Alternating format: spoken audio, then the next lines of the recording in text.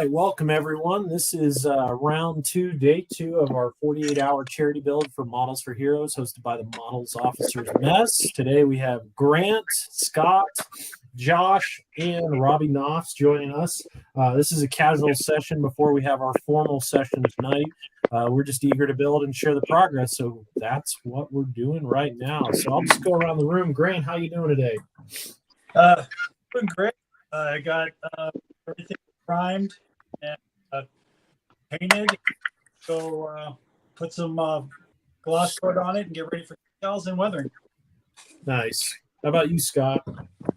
Yeah, just priming. Finished the droids early this morning and using my go-to Mr. Surfacer Fine Black Surface Primer. Nice. And getting everything ready for paint. Nice. Josh, how about yourself? You're going crazy with paints over there. Yes, sir. Yeah, everything's going pretty well. I've gotten the Clone Rider attached with the handlebar there. I had a little bit of trouble with the fitment issue, but I managed to get some super glue dabbed on there and dried up. So I'm just kind of tying everything together with some paint chipping and a little bit of more earth washes. And then after that, I'm moving on to the base. Nice. Robbie, I see some stabs there. What are you working on?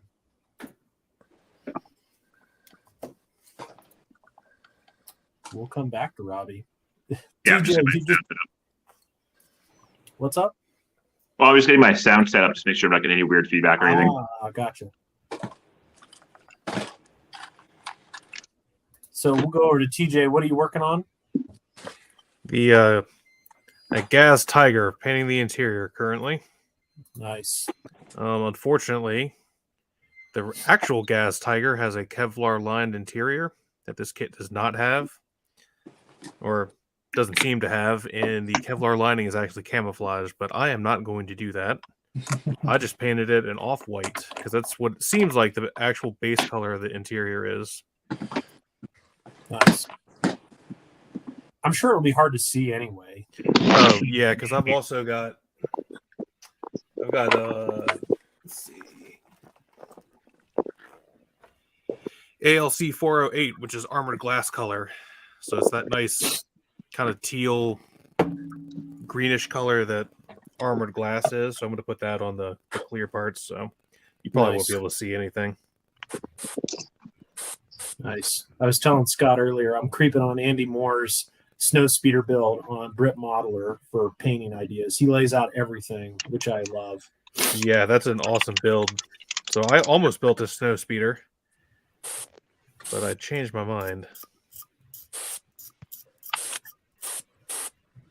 Because I have the original Fine Molds one, which is really good. Nice. And the Bandai one. Scott, I'm muting you because of your airbrushing. So if you're silenced, you can unsilence when you're done.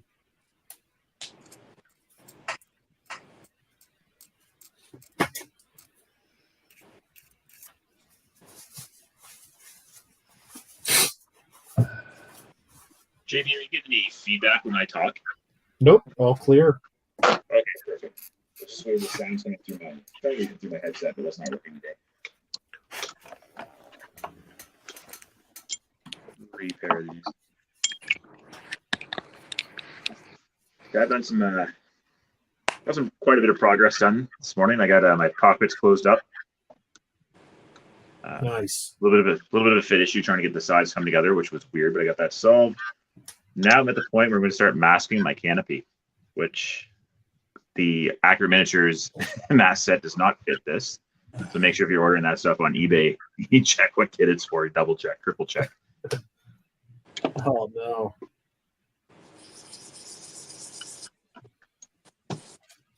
I'm just going around and filling up some seams on this bad boy.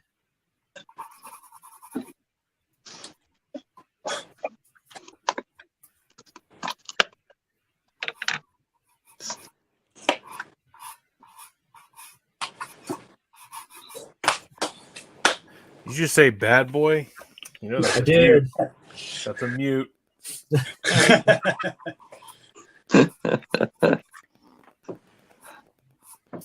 We just got started and JB's already being muted. Yeah.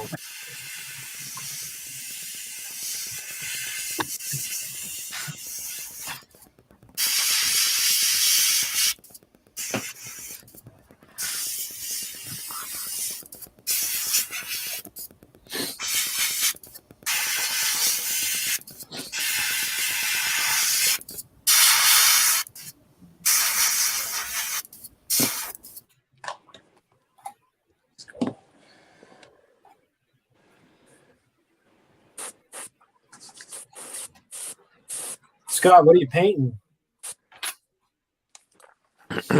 Am I still muted? No, I unmuted you. Oh, okay. I'm just priming all the parts. So I'm not actually to paint yet, just black basing everything. Oh.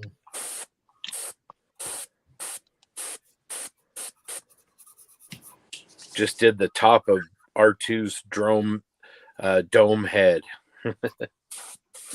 Hey, Scott. Yeah. I looked at your build this morning. That is a nice little kit, man. The detail in there is fantastic.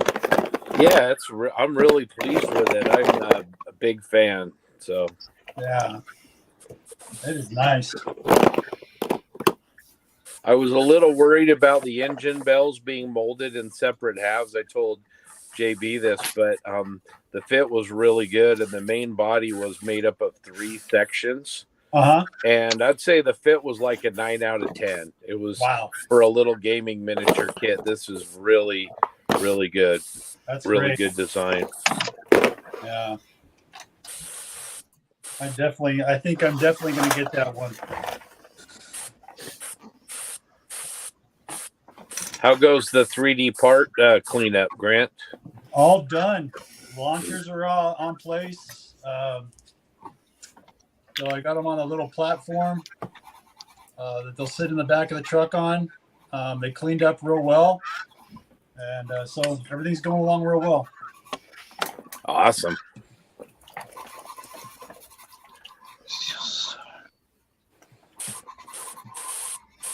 Josh, you get your instructions figured out? Yeah. Last night I had to go back and forth looking at the digital instructions, which for some reason was interfering with my mic part of the time yesterday. I don't know why, but like, thankfully I don't need to worry about that anymore since I already got this build put together. Thankfully I won't run into that issue with the bark speeder. That actually has its own set of instructions included, so that'll be nice. That's good. TJ, how's the fit on that Siyata kit? Pretty good. So far. But I will caveat that with I have not assembled the hull yet. So hopefully I kind of dry fit a little bit, but it's kind of hard to hold everything in place. So hopefully it goes together well. Well, I have one of those kits because somebody on this call is very generous and sent one to me. I wonder who that could be. Yeah. Probably a loser. Oh, I guarantee it. Nah, man. Grant, your generosity is beyond measure. Nah. Pay it forward, guys. Pay it forward. I'll never forget being in Iraq the first time and watching the boxes and boxes of models and books come in for us. And I'll when anybody needs anything nowadays, all they got to do is ask, and I'll get what I can for them.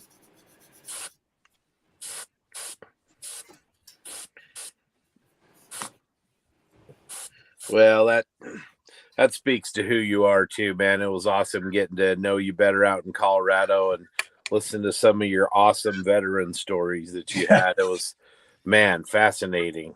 I hope I didn't bore you. Oh, geez. Are you kidding me?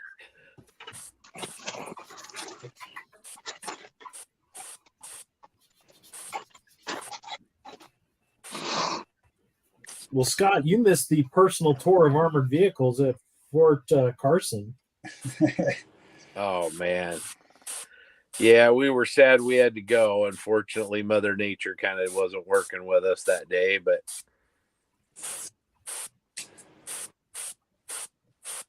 I'm just saying, TJ's got a nice picture on his Facebook page now of him sitting on an E8. Yep. I don't know what you're talking about. I didn't do that. You're I not don't- supposed I to don't do. know where You're not that supposed to came do from. that. Must be photoshopped. Fake news. Expressly forbidden.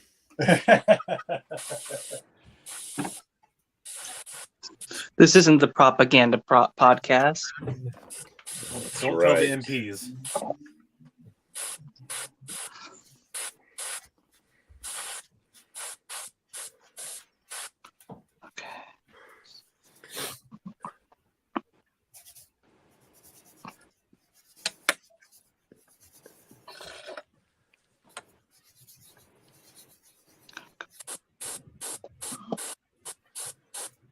Man, MRP surface primer is the bomb.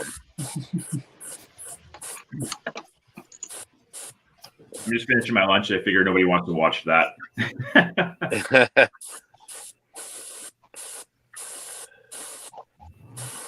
Man, I'm so bummed about that news you gave us, Robbie, last night. Oh my gosh.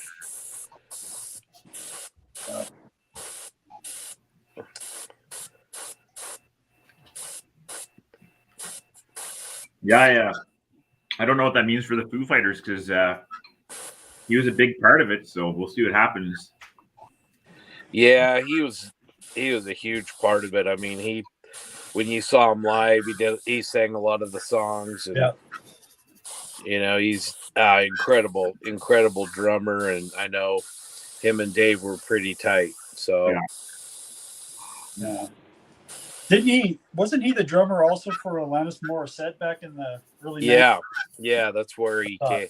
Yeah, I think that was his first kind of big gig, and then he went into the Foos. But I think it's more than booze. I think he was close to ODing once too when they were in London. I think it was a while back. yeah, My oldest son loves the Foo Fighters, and I have tickets to see them in Calgary. So hopefully, well, I shouldn't say hopefully. That's not fair to those guys, but we'll see what happens. Yeah, still one of the most amazing. I've seen hundreds of rock shows, and the Foos is still one of the most amazing shows I've ever seen. I mean, they played for over 4 hours the night I saw them. It was just unbelievable, just incredible. It was funny when they were in Calgary a couple of years ago before COVID. They actually opened for Imagine Dragons. They swapped the set. What? Yeah, they played like a 3-hour open show. Oh my gosh! A reverse gig, huh? Yeah. Yeah. Hey, Josh, we got a question. If you want to look on the screen. So I'm adding an equivalent to texture building on a base. I actually don't have any of those fancy products, but I'm trying this stuff that I bought for another project. It's Pro Bond wood filler. So you're supposed to like apply it when stuff is damaged, like on your porch or whatever. So I thought, well, it kind of gives that nice little consistency, and we're gonna try it out. Nice. And then Eric asks, what's our primer of choice? Scott, I'll go with you first. Yeah, so I use 2 primers. My favorite is, let's see if I can get it in the camera right here. It's the MRP Fine Surface Primer. I have black, white, and gray. Mostly use black because I'm a black baser. It's really good, but it doesn't have any body to it. It's similar to Mr. Surfacer 1500. It just goes down like if you look at the pieces here, I don't know if you can see them, but it just goes down like incredibly smooth, just really, really nice. And then obviously Mr. Surfacer, I use different grades of that. I really like the mahogany for armor builds. I've kind of moved over to that from black. It's a nice steel base, I think, and really like that. But anyway, yeah, that's what I use.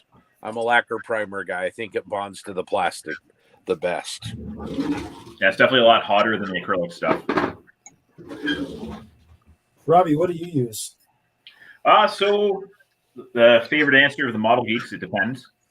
If I've done a lot of body work on the kit, like there's a lot of sanding and filling, I'll usually, the last primer layer I'll use is probably Mr. Circle 1200 Gray, just because there's a little bit of build volume to that and it lets you sand out any last imperfections you find.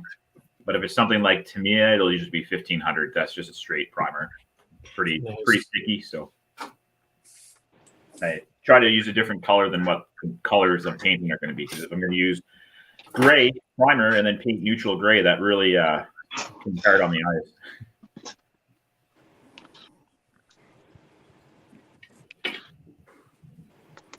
Josh, are you using some special Chinese paint that we've never heard of? Yeah, it's called Moto HK paint, Surfacer. It's a lacquer paint based paint. I did like a 2-in-1 mix ratio with a thinner and retardant mixture along with it, so it works pretty well. So I would definitely highly recommend trying it out if you're looking for just new lacquer paints. Like this stuff, the Moto stuff, like dries really fast. I can't say any more good things about than it's just a solid lacquer paint and really easy to work with, and especially when you're mixing the paints together. I've had nothing but good things to say on it. All rise. Sir Ivan Jensen Taylor has arrived. His lordship.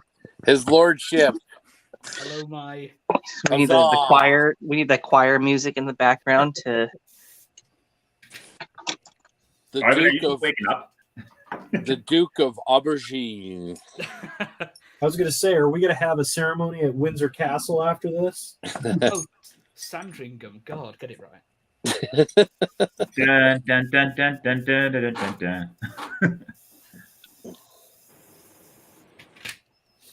So how is the Queen Mum these days? Yes, still dead.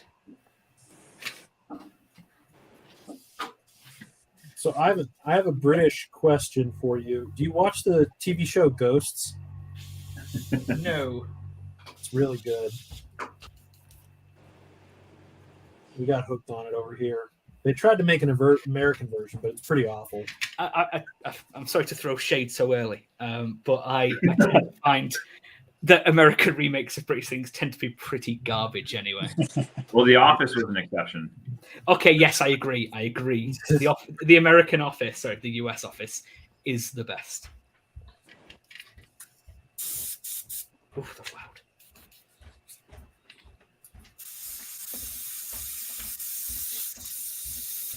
I'll mute. That's going to be annoying. I'm annoyed myself with that.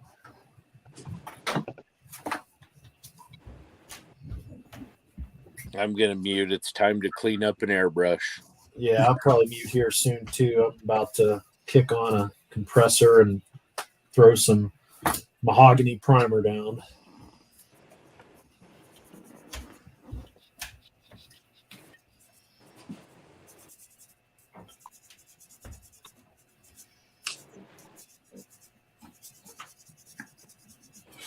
A little tip for anybody that's watching that does aircraft models: when you're cutting your clear parts, this is probably well known, but if you don't know, razor saw. Yeah. Side cutters put stress on the plastic, and you'll end up with micro cracks and stuff, and those are not fun to clean out. The tank guys, I don't think have to worry about that.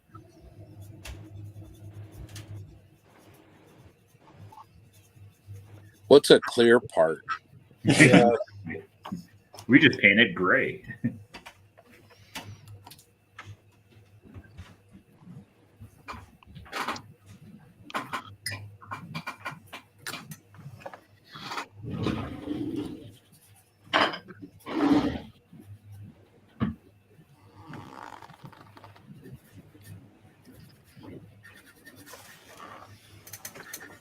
I can kind of film my bench too here.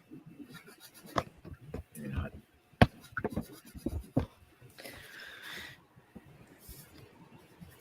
Oh, So somebody's with- got a model at their model bench. Is that TJ? Yeah. Oh, yes. I hope that's not his daughter. That would have been awkward. So one thing I've noticed, I don't know if you guys have, I just sprayed the AK Real Colors 4BO, and it seems very light, very desaturated. I think that's the right word. It is desaturated. It's not Yeah. as rich as some 4BOs. That's going to require a filter. It's funny you mentioned that because I have 2 bottles of AK's 4BO, and they're both different shades. Like very notable different shades. And it's supposed to be the same color. That was like the Dunkel Gelb for me. You know, you get halfway through painting a 1/16 scale tank, and you're like, oh, these are different colors. Yeah.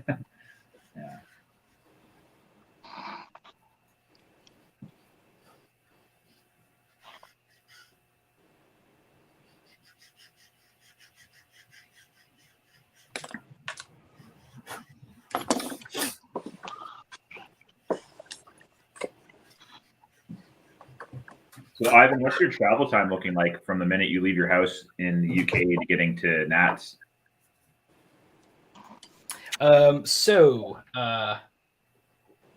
Leaving the right. So I'm going to take you through the entire itinerary now. Yeah, let's get your turn go. What are you doing? So leave my house at 3 a.m. No, well, actually, we'll be leaving much before 3, probably 2 a.m. Get to Manchester Airport, and then first flight. No, sorry, it will be 5 a.m. First flight's at 7 a.m. And then we arrive in Heathrow at 8 a.m.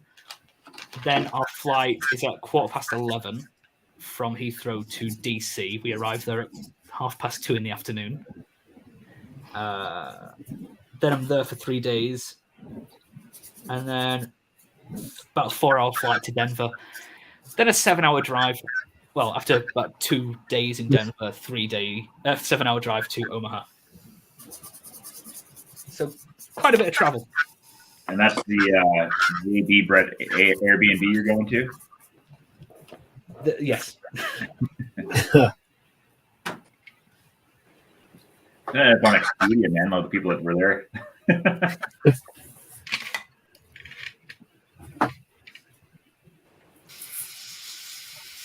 Ivan, I think we'll go up to the top of Pikes Peak. So you're going to go from sea level to 14,000 feet in like a day. Yeah, I fully expect a really bad headache. Paul Hayward wants to know, what are our worst builds? Oh, that's a question. You want to start that? Start us off, Robbie. Okay, I guess I noticed it. One of my worst builds that ended up getting put aside and never to be returned to was the Revel D17 and 172. I don't know if that was just an off kit, but nothing wanted to fit. There was bad part alignment. There was so much cleanup. It was almost easier to do a block of wood. It wasn't you. Yeah, that's what I've heard from other people, but I don't want to slam the brand until I've heard it from a few people. So that was the worst build, and it unfortunately never got completed. It just got to a point where I kind of just said, I'm burning too much time on this, and I'm not enjoying it. So away it goes. Here you go, kids.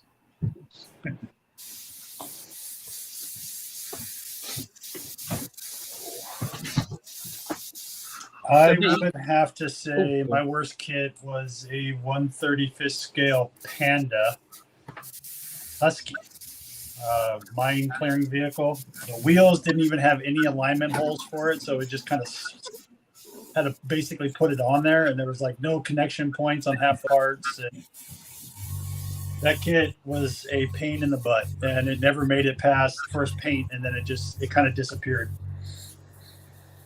Yeah, that's kind of my benchmark. If I can get it to paint, it'll survive. Yeah.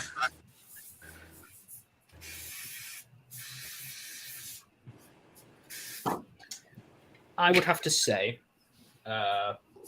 the Special Hobby 148 Ferry Firefly.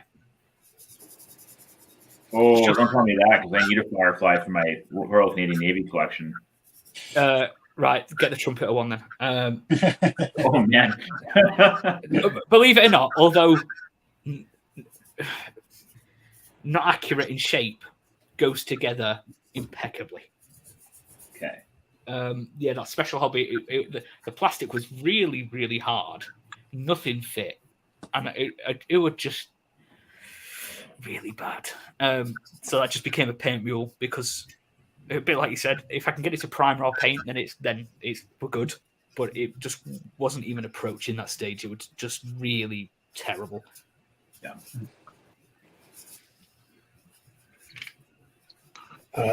Mine would be the 8-wheeled armored car from Bronco, the SD kit, the Stummel one. That's from the Africa Corps. What a terrible kit. All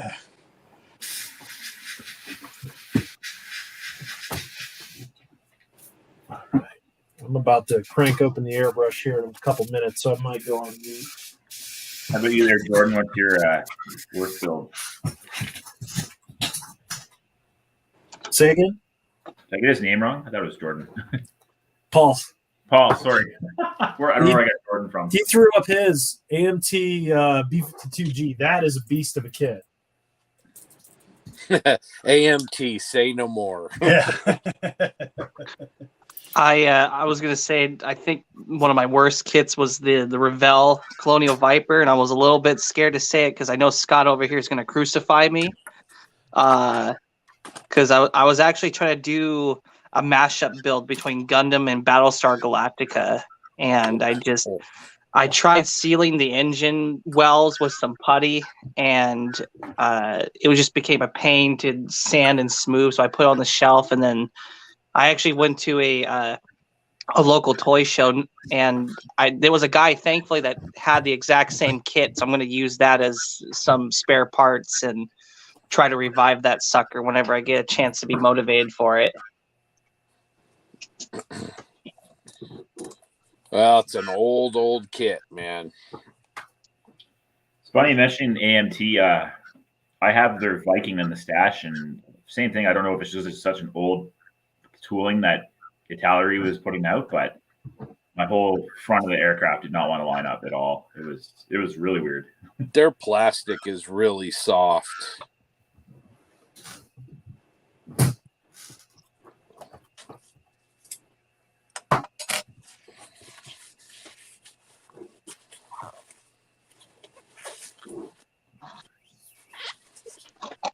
What about you, TJ? What was your worst one?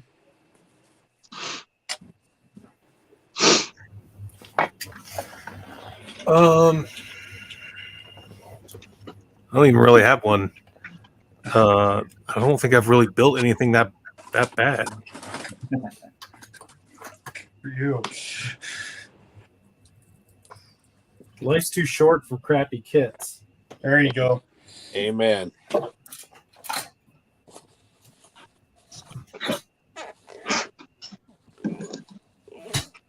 I'm going to say an underrated tool at the workbench, latex gloves. I always wear one on my left hand when painting.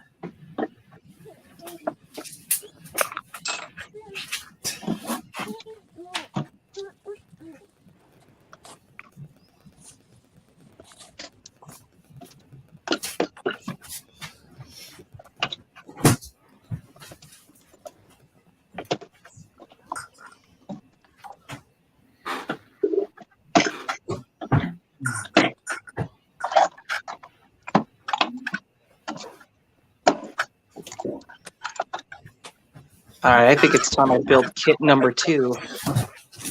I'm going to go on mute because I'm going to be doing some painting here.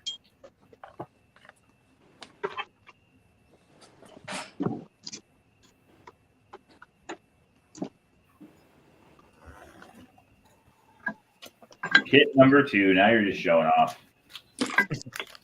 Well, I can't really do anything else with the first one because I got to let that wood filler stuff dry.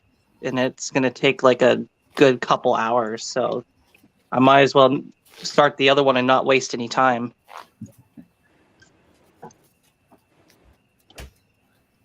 Which one are you building this time? I'm going to be pulling up the Republic Bark Speeder from Legion, the Star Wars Legion game. Yeah. Thankfully, I'll actually have an instruction sheet this time on hand. So it comes in this tiny little like Tupperware box and with a bunch of little parts. So This will be fun.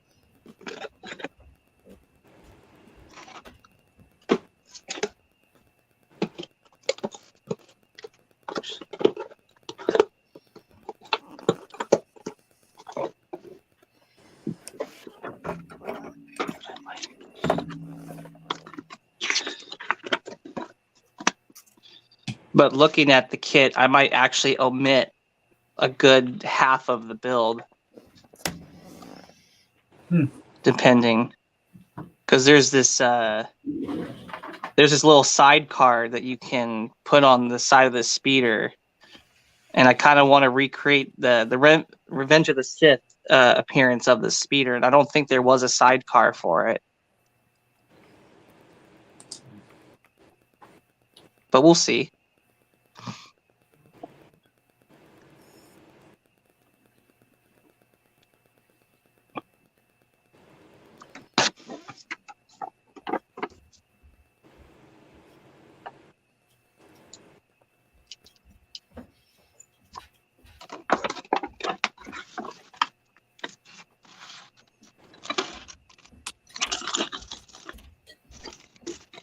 The other weird thing about this kit is it doesn't come in a sprue. So I gotta basically match the picture on this one. It's all pre-cut out. And I gotta check to see if there's any spots that need to be cleaned up too. So that's gonna be fun.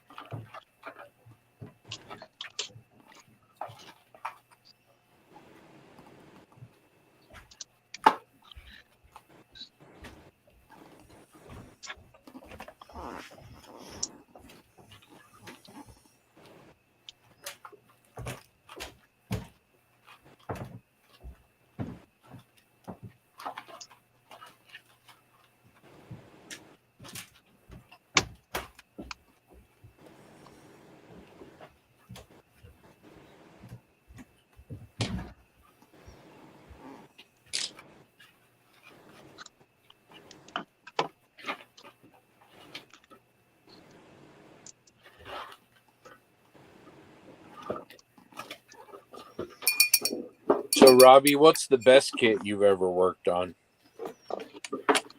Ooh, best kit. That's a good question. I think that Edward Zero that I've just done, that one takes the cake. There was no speed bumps at all. It went together really well, lots of detail, and yeah, it's kind of a boring build to talk about, really, because it was a matter of gluing, cutting, painting.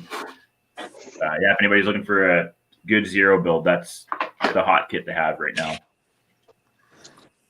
A lot of those Edward kits I hear are really good, but they have a little bit of character to them. That one didn't have any of that.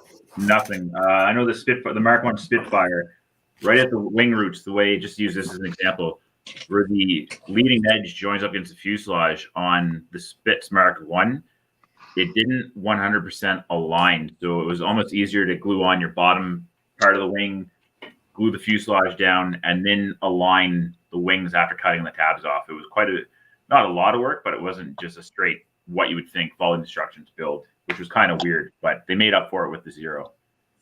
Oh, okay. Nice. So what build gave you the most confidence? That's Eric's next question.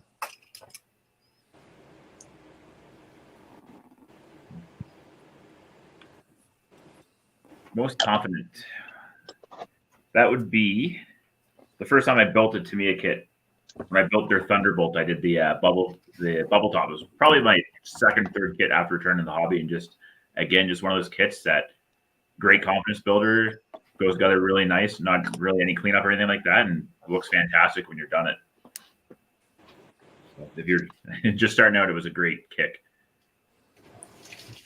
Yeah, years ago I built the Tamiya Merkava. It was and back then I had never built a model that was that well engineered. It kind of opened my eyes to the hobby a little bit. I kind of thought that the hobby was Revell and Monogram, and that was kind of what it was. And building that tank, and then shortly thereafter building a Hasegawa F-16 kind of really opened my eyes to what the hobby could offer. Yeah, there needs to be some type of ethereal music or ethereal when you first discover a Tamiya kit. When you first build it, it's just like, oh, this is how it's enjoyable. Because you get the choruses of angels singing in the background.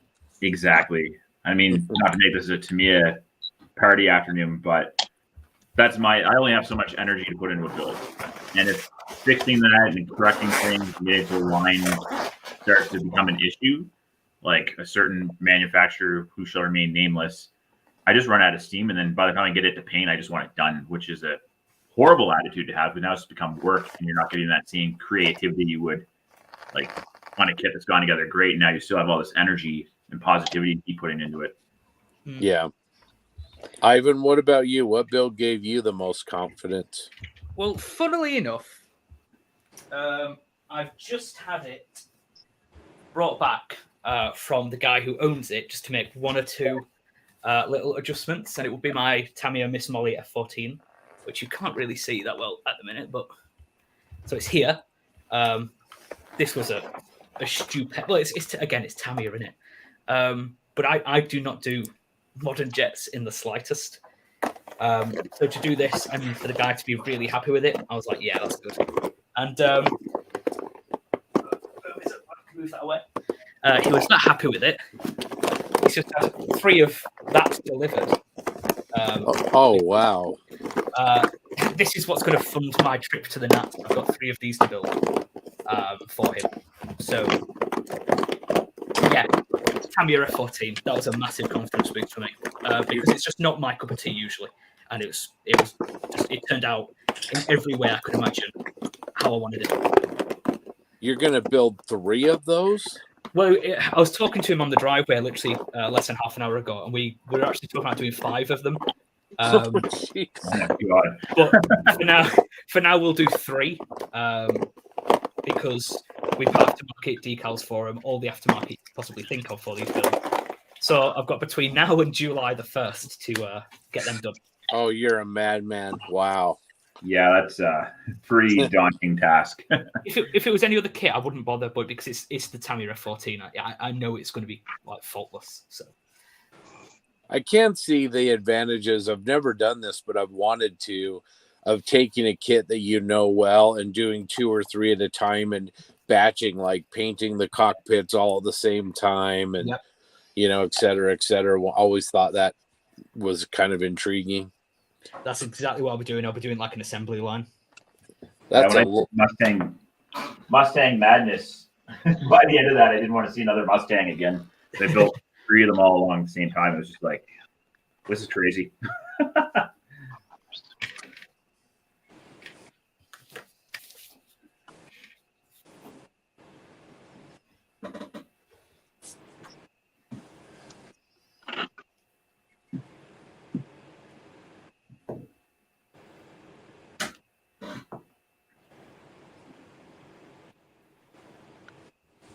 Grant, what was the kit that gave you the most confidence? I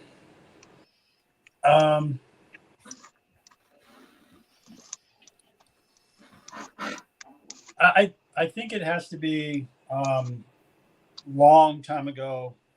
I built a Tamiya Flak 88. And Yeah. that was a fun kit. I was younger and a lot younger, and when I was a kid and stuff like that. So it was that was the first big hard kit I ever built, and of course it went together perfectly, and I painted it like bad, but it was a great kit, and that was a fun kit to build, and for that first big kit you ever build, that was a blast. Did you build any kits when you were deployed? Yeah, did all the time. Yeah. Yeah, that was fun. I mean, there was a group of, it would rotate between 20 or 30 guys that would come in like on 2 or 3 times a night when we were off duty or off patrol or something like that. And we would sit in the cafeteria or the chow hall or whatever, or in one of the areas and just work on stuff, and never painted, but we just worked on it because we really didn't have airbrushes or anything like that. But we had fun. It was a nice, relaxing kind of thing to do. Awesome. Do you still have any of those builds with you? Did you ever bring them back and finish them? Yeah, they never made them back. They were just, you're packing so much stuff and trying to get it into such a small place, a duffel bag or a box or something like that. They just never would have lasted. We gave a lot of our stuff to the kids that were out by the front gates, and gave kits out to guys out there and stuff like that. So that's cool. Josh, what build gave you the most confidence? So I want to say probably the Master Grade Full Armor 78-1 Gundam. Actually, Scott, you saw that with JB at the show. It was that blue one with the shoulder cannon, and it's all beefed up in armor. Yeah, beautiful. Yeah, I recently did that. I think that towards the end of last year. I'm still pretty fresh. I don't want to say fresh in the hobby, but I've been mostly doing a lot of Gundam stuff, and I'm slowly just trying to add on to just my palette of expertise and stuff. So I think when I did that build, either that or that goof that you saw too. Yeah. I actually did that when I had to stay home. I got sick for a good couple of weeks, actually in this last January. So I was like, all right, I'm gonna sit here and just start grinding it out, and hopefully it looks good. So I guess those are one of the two by far that I've really enjoyed doing, and I think I can keep hopefully bringing that same style of consistency. But who knows, after getting my first Tamiya tank done, hopefully in the near future, that might be another one on the list, because yeah, that kit you're building, it's solid for sure, but that's an old one, man. The new Tamiya stuff would blow your mind. Oh, it's crazy. Like even that new Panzer IV Tamiya updated, that's a fantastic kit. If you've never built a tank before, grab that kit. Yeah, I was going to say the Walker Bulldog, that's like my very first armor tank period. Because I think, I was telling JB like at the show, I was like, yeah, I kind of want to get into armor. And he's like, just buy Tamiya. I'm like, okay. And I happened to just be strolling in Hobby Lobby, and and they had that 40% off sale. And I was looking at it, I'm like, you know what? I'll pick this up, $11. Like, where can I go wrong, even if I mess this up? Yeah, from listening to the podcast, it seems like JB is really good at spending your money for you.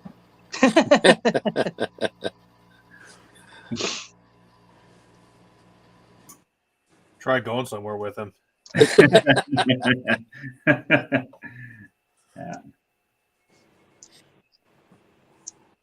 Well, that goof that you built, that was one of my favorites of yours, Josh. That I really like the color palette that you used, and it's good to see the progression in your skill, starting to use the airbrush more, and really your style is kind of evolving, and you can really see it on the goof.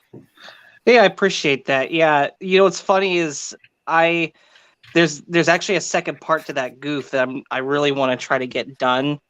You guys probably have never seen the original Gundam, but there's like a shot where it's that specific goof flying on like a giant red like platform, and I actually got my hands on that kit coincidentally from Skyway Hobbies, and for like $30, and it's like a really old dated kit and stuff. So I'm glad, and it's in the same scale. So I'm hoping to get that painted up. I have magnets installed inside the platform and even in the goof's feet, so they actually do attach together.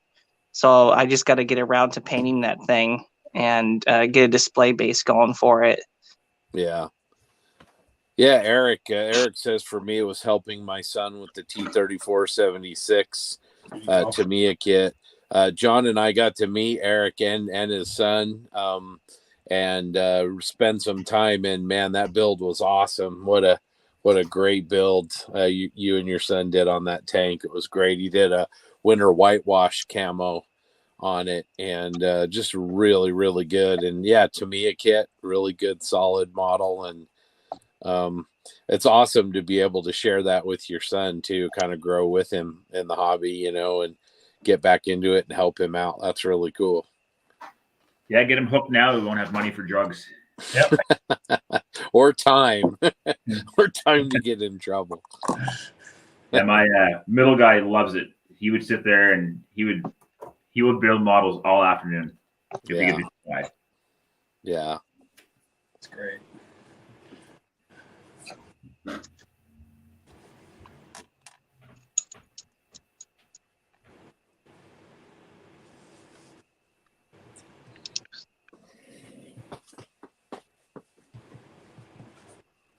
So, Ivan, did anybody else in your family build models, or is that something you've kind of stumbled into on your own? Funnily enough, when I was really, really, really young, my older brother used to build biplanes and triplanes. Okay. I remember them because they were just on display in the living room on a shelf. I would pick them up and break them. But then after that, he just stopped and then never, ever got back into it. No. I wouldn't say that influenced me to get into it because I was too young to even kind of think about that. I kind of just got into this on my own. I've always been like the nerdy, boring one of the family. And the PSA here is don't build biplanes or you'll quit. Oh. I think now we can get CRTC funding because we have 2 Canadians in here. We're eligible for Canadian content. Well, I hate to say it, Robbie. I'm the Brian Adams of Canadian modeling because I don't do any of my modeling in Canada. Yeah, I heard you're not allowed back until you can skate without the chair. True.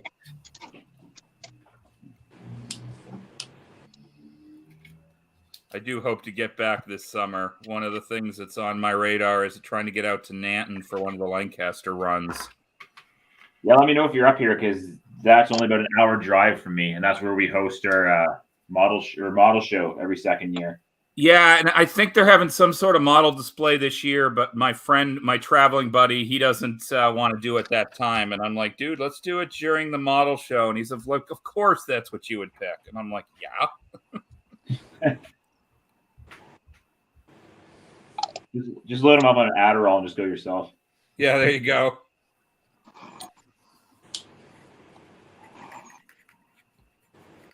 Yeah, that's quite the museum. The Lank run up is awesome to see. They've got a mosquito they're rebuilding there right now, but they're doing it as the civilian surveillance one. They did all the surveying up north, so it's not going to be in RAF colors or anything, which is kind of sad, but it is what it is. They're the ones spending the money. Well, I actually, and I got to be careful how I say this, I've got part of the wood of that mosquito in my display case. So do I. I took my wife a couple summers. I think it was like 3 summers ago now. Yeah. And she started talking to one of the guys, like one of the head guys, and he's also from Scotland. So of course they got talking, and he just goes over and is like, "Oh, do you want to take this with you?" I was like, "Yes." You better take that, or we're getting divorced. So, I'm trying to find a way to incorporate that into a mosquito build, like as part of a diorama or something. So. Yeah, that's what I want to do too. Richard, who runs it, and Andy, who's kind of second in command, I know them. I kind of got involved with their hurricane project because they were looking for pictures of their airplane, and I was able to find one in the Canadian Archives. And, yeah, I think it was 2 years ago we finished that. Yeah, and I still haven't seen it, so I'd like to get up to where, because it's in Calgary in the museum now, right? Yeah, it's in the Air Museum right by the airport. Okay. So I want to get up there. I want to get to Museum of the Regiments and all the stuff in Calgary because you guys, there's a lot of cool stuff there. Yeah, let me know when you're coming because I'll come meet up with you. I can use my military ID and get you in all those places for free. Oh, cool. You'll just have to tell everybody you're my lover, and it'll be fine. Yeah. We'll use the family discount.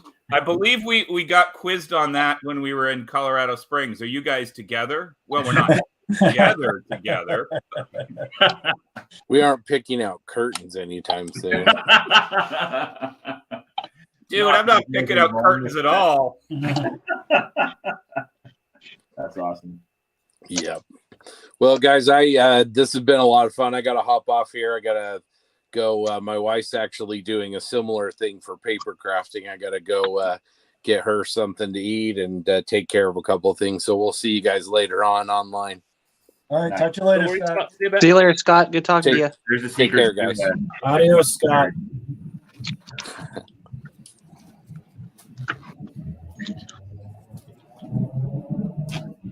Yeah, that's kind of worked out. My wife and kids are at a reptile show in Calgary, so. Don't tell Doug. I was going to say, yeah, that's up Doug's alley. Go mute again. I'm going to use a hairdryer. So I'm starting to freak out. I'm behind. I shouldn't have slept in as late as I did. Yeah, I didn't sleep that well last night either. I was like, I'm trouble getting to sleep. I'm like, oh, I gotta make sure I'm up early, and the kids were in at like 7, so like, okay, I'm good to go. Yeah, I think I woke up at like around 8:30. I was trying to wake up at 7:30. Ended up sleeping in an extra hour, and then right as I was trying to wake up, I saw JB's message like, "Oh yeah, I'm about to get on about 90 minutes." I'm like, "Oh, well, it's a good thing I'm awake when I am. Now I gotta get up and get breakfast and get ready to rock and roll." Yeah, when you have kids that are young, you don't really get to sleep in too much. Right. They don't care. I'm free of kids this weekend, so I had the opportunity to sleep in, and I shouldn't have taken it.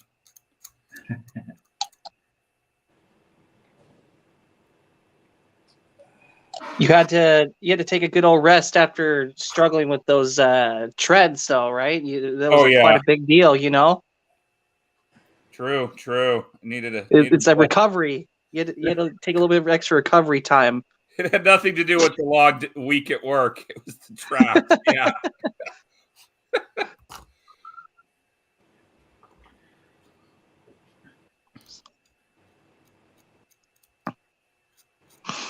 JB Jackson wants to know what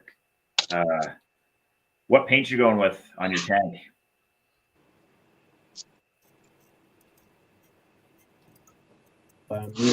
I'm going standard Trade Federation, that tan scheme. I think that's what I'm going to do. I'm almost done priming it. I layered up a lot of Mr. Mahogany on this beast to cover up some seam lines. There's one more area I need to address, but otherwise she's going pretty good. Yeah, I thought about doing that tan color or heck, even the Clone Wars version with all that blue tones on it. But I got to try to find some decals for it before I even want to go that route. Because trying to hand paint all those Trade Federation logos is not going to be fun. Yeah, I thought about looking some up and cutting them on my vinyl cutter. The only area that I'm struggling with is there's this back seam on this back plate here. And I think what I'm going to do is I'm going to use a little Shep Payne gizmology and just pick something that looks hemispherical and then put it on there to cover it up. I just can't tell you how happy I am that Mr. Josh has learned they're decals, not decals. Ha! Oh, man. Hey, I swing both ways when it comes to the decals term. So, you know. I get a lot of heat for it on my channel. Oh, really? Yeah. Oh, yeah. And people like, I don't know what it is. Like, it's just those are the type of people that are that arrogant that they think they're the only ones in the world that speak English. So, Right. it's probably the worst place in Canada to learn how to speak English. No, I actually Is learned that on here because I think he's arrogant enough to think he knows how to speak English better than the rest of us. But I am wearing my lounge trousers. Right. I'm also wearing lounge trousers. Deck 10 D to remove or undo. Decal. Roof is another one I hear Americans say quite different than Canadians. Some Americans.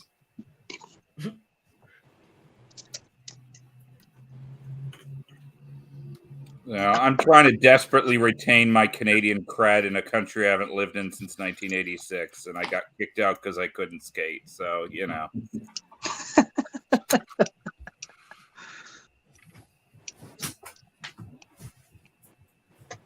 Jim, what's your favorite hockey team, though? Well, that's becoming a problem because it used to be the Montreal Canadiens, and now I'm becoming a little bit of a Seattle Kraken fan, even though they suck. So both my teams are really bad right now. Now you know what it's like being a Flames fan. Yeah, it sounds like the Flames are doing well, but I'm still laughing at Edmonton. You've got two of the best players in the league, and you can barely pull it together. They're like the West Coast Leafs. Oh, did I say that? I shouldn't badmouth Toronto. The first year I moved to Calgary, it was the year they went on that big playoff run. Oh, okay. So crazy to live in a franchise city with that going on. Like, it was phenomenal. Like, I don't really follow the Flames enough, but our work, we get box seats every so often. Like, when the company that owns them, they don't want to use them, so we'll get the seats and we're right down at the other team's net at ice level on those. Oh, cool. I'm not going to say no to that, but yeah, just being in a bar when they would score was crazy. Well, being a guy from the Maritimes, what was the hockey allegiance out there? Because nobody's got a team. Is it lots of Habs fans, or is it just whatever? So the general mix is between Montreal, Toronto, and because of Crosby, Pittsburgh, and they get like a battering of Oilers, or not Oilers, Ottawa fans. Myself, I'm a Boston fan, which my dad just owns me from mid-March till June when the playoffs are over. He's a big Habs fan. Okay. And my grandparents were big Toronto fans, so it was really interesting at the barbecues.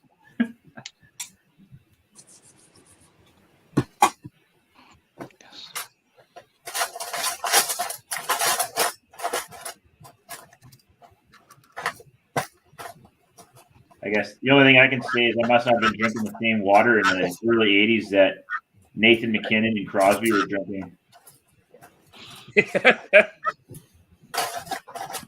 Yeah, that Crosby guy, he's not a bad hockey player, even if he is a Penguin. Yeah.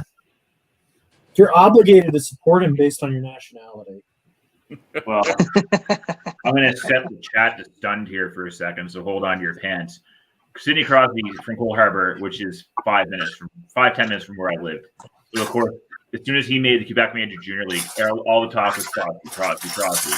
And when he played the Quebec Major Junior, and you would have seen it his first year at the Penguins, all he did was dive to take penalties.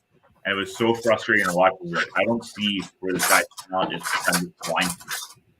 So whenever he was talking him up, I'm just like, I can't stand the guy. Even Don Cherry made some disparaging comments about him, and he got flamed by Maritime.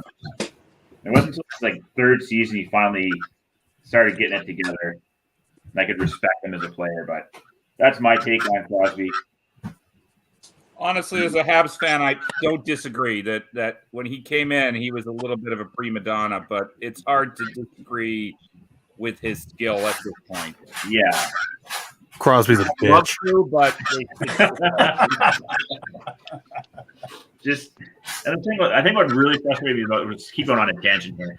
The thing what frustrated me the most about him was he would start shit in front of the crease with other players, get them riled up to get a fight going, and then somebody else would jump in.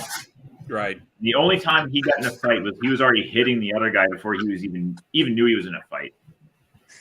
Like, come on. You're in the National Hockey. I'll just stop now. I could be on this for a while. Robbie is very clearly a believer in the code. Yeah. Yeah, hockey's definitely changed over the last 20 years.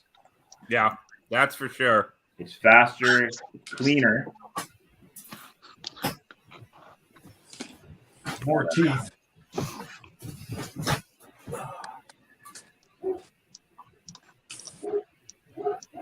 So I like that Subban Marchand rivalry that was going a couple of years ago. That was really good.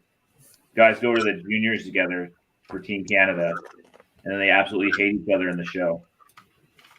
Well, I always, I'm biased because I'm a Habs guy, but I always thought it was frustrating a lot of the flack Subban got for being too flashy. And I'm like, this is what the league needs. We need some guys with personality. Yeah. I don't know what happened. Once he left Montreal, he kind of started falling apart. Yeah. I'm sorry if people in the chat aren't really hockey fans. So this is where we're kind of going for a couple minutes here. But yeah, as soon as they moved him out of there, he wasn't himself. He was doing a lot of work with the city of Montreal, like with the charities and that. And he just, I don't know if he lost his fire or just lost the comradeship he had with other guys. Yeah, it is interesting. Because he would reliably put up points. Oh, yeah. The goal scorers, right? Now he's kind of like just out there for a skate.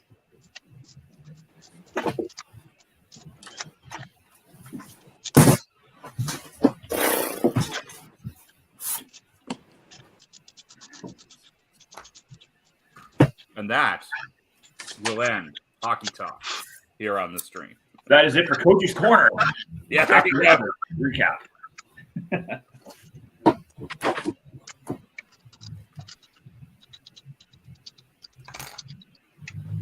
So you missed some of the questions earlier there, Jim. Somebody was asking what were the worst kits we've run into build-wise. We'll let you catch up with that if you'd like. Probably the worst kit I've built-wise is the Airbus A310 that's sitting on my desk. I hate it with all of my being.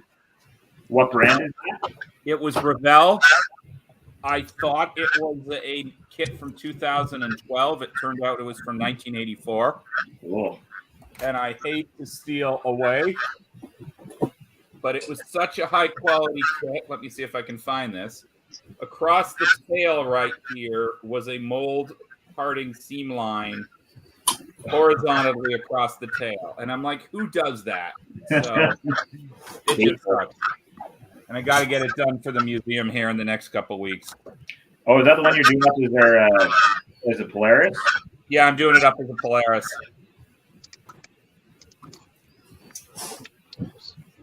All right. As I like to call it, the Trudeau bus. Yeah. And then I've actually got a small, this one's a better kit. This is a Challenger that's going to be done as Chrétien. I think that's who flew these back then. And it is a 2000 Revell kit, and it's way better. And I hear when I came on, you guys were talking about best. I am going to be equally original and say the Tamiya Mosquito. Oh, yeah? What about that kit made it your best kit? It just went together. It's just easy and fun. I know, Robbie, you're a huge Airfix fan. And after doing the some of the Airfix kits, it really just was a pleasure. Now, I am starting to have a theory that you hate Airfix so much because the 48 scale kits are just up. I don't want to say they're not up to the quality of the 72, but their 72 kits fit their style better. And like I've got their new Saber, and it's just it doesn't even come close to meeting the quality of the Academy and Hasegawa kits from 20 years ago. Yeah. And it's not cheap. Red Beach One Studios. Hey guys, just want to check in real quick. We got a former Marine here. That's awesome to hear. Thank you for your service. That's probably one of the hardest roles to be in the military with. I've been working with some Marines. It's when you guys make your way north.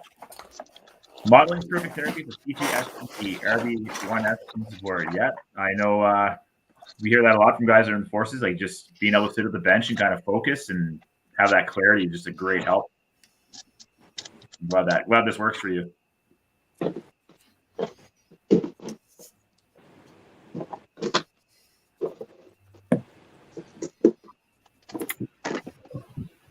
Larry's got us swinging back to hockey here. He grew up in Pittsburgh and he's a fan. He'll take 3 cups Crosby's game in his book. I like his style. Goal for Canada. So this is where I would love to use the Patrick Waugh quote. I can't hear you from the 2 Stanley Cup rings in my ears, but yeah, Crosby beats him. Yeah. Actually, I think Patrick ended up with 3 in the end, but I can't remember. I know he got 2 in Montreal and 1 in Colorado, I think, if not 2 in Colorado. Did he get one as a coach? No, I don't think he made the. I don't think so. No. Okay. Because his coaching tenure was short. Yeah, he came down to the Quebec Major Junior League out east, and his son was quite the character. Yeah. Like Ron Hextall. Part Waugh. Well, wasn't there at least one game in the Quebec Junior League that both Patrick and his son were involved in fights? Yeah, he got thrown out. You know, there was a lot of talk. People wanted him as coach in Montreal. And I'm a Patrick Waugh fan, but I don't think he would survive very long as a coach of the Habs. Oh, shit. Well, I know if you're looking at a hockey job, I think the Panthers were hiring anybody. They took somebody with no coaching experience. I was going to put my name in. I was like, I coach kids hockey. I've always held the dream, and I'm 49, so I'm going to have to give up next May when I turn 50. But I've always held the dream that I'll be the guy who the backup goalie who gets called in for the Kraken, like that dude in Chicago a few years ago.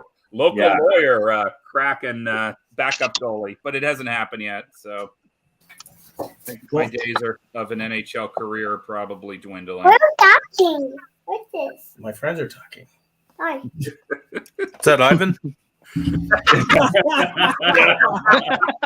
say hi. Nailed it. Say That's hi. it. Podcast is over. We're not going to stop that. Yeah, TJ for the win. Was Ivan even here to hear that? Yes. Yes, I was. Love you, buddy. It's but a flesh wound for Ivan. I mean, I might have the height of a child, but come on. I thought that was like the average height over there, though. Like my wife's parents come over here, and I feel like I'm a giant. Like, I was gonna say, did Ivan send you guys some chocolate too? No, we're not cool like JB. Only JB gets the free stuff.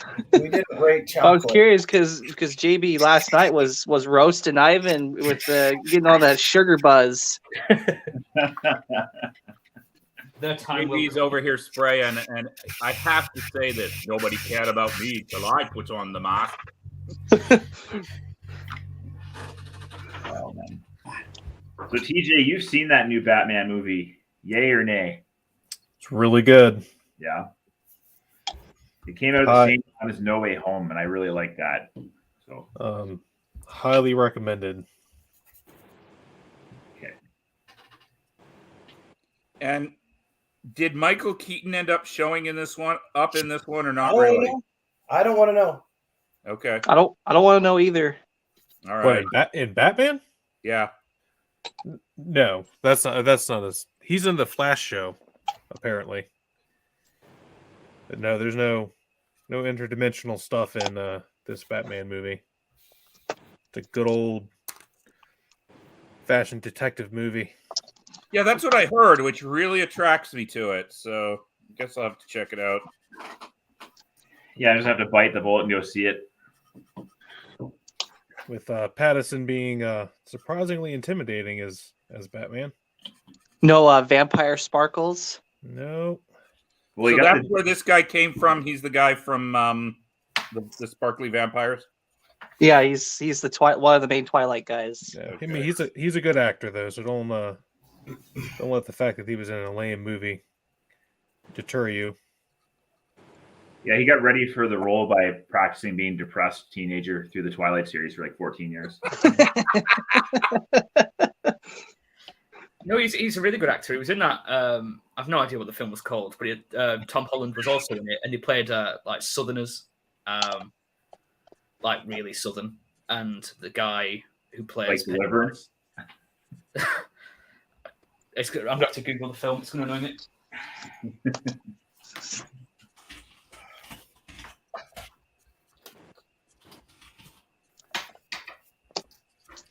Look at the Mustang. Yeah. Those little clamshell windows on the Mustang. Wow, those little tabs there you gotta get around too. Oh wow! So, See that? Yeah, I agree that's a with you. pain. That is the best looking version of a Mustang. Malcolm Hood or Greenhouse? Malcolm. Oh, see, this is where I'm going to take unpopular opinion. The best looking version of the Mustang is the Allison Mustang. Really, it just looks like the love child of a P40. Yeah. Just didn't Might get be the why, love and might be attention. why I like it a little bit, but Robbie, if you do enjoy the Arma Hurricane, the Arma P51B that just came out is beautiful. Yeah, the detail they've done in 172 is mind blowing. Yeah, They have Christopher Penn lines. unfortunately, it's got some sink marks on the fuselage where the internal detail is, but other than that, it's just a beautiful kit. Yeah, it blows me away that they have crisper and finer detail in 172 than the brand that shall not be mentioned can do in 148. I completely agree. And what's more impressive is the brand that shall not be mentioned sometimes, and I am one of these, the Airfix apologists say, well, it's a whole new company. It doesn't have any history with the old company. And I'm like, okay, that's fair. But Arma's made like 10 kits in their life, and they've smoked them. Yeah, they And come like- out of the boot swinging. It sounds like IGB is in the same thing. They've only done a few kits, and their kits are impressive. So clearly, now I am going to become less of an Airfix apologist because I struggle with the fact where their prices are going. Because, if you've got a cheap kit, I can take some lesser quality. But Yeah, when your kits are starting to hit Tamiya prices and they're nowhere near Tamiya quality, Yeah, you need to look at what's going on. they're releasing the Buccaneer in 48. From what's that? That's nearly 80 quid. Right. That's I just bought the Vampire, and here it was $40 for a 48 Yeah, that's kilo about right. Vampire. That's too much. That's a nice $20 kit. yeah, but Like- yeah, that's Tamiya brand new F4 Phantom price. Right. And I hate to badmouth Airfix, but it won't be Tamiya quality. No, it won't. I mean, I'm gonna get one because I do like the Buccaneer, but it's gonna be really begrudging to pay that money for it.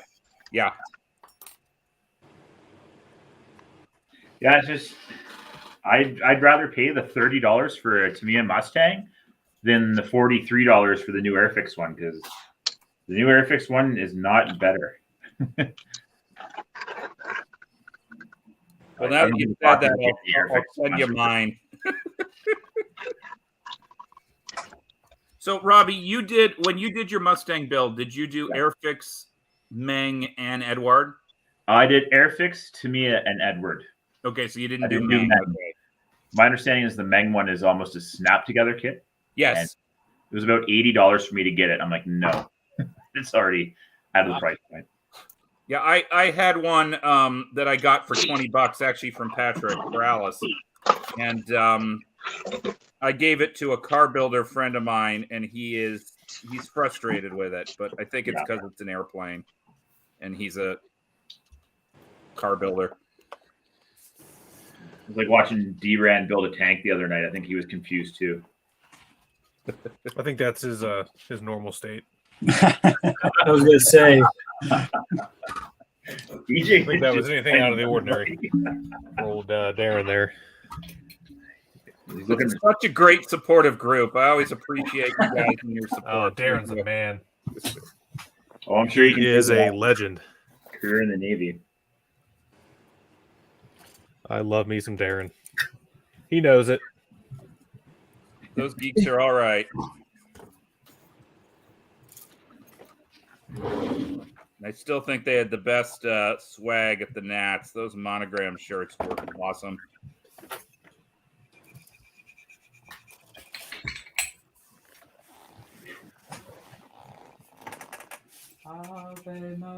I love Mr. Surfacer Primer.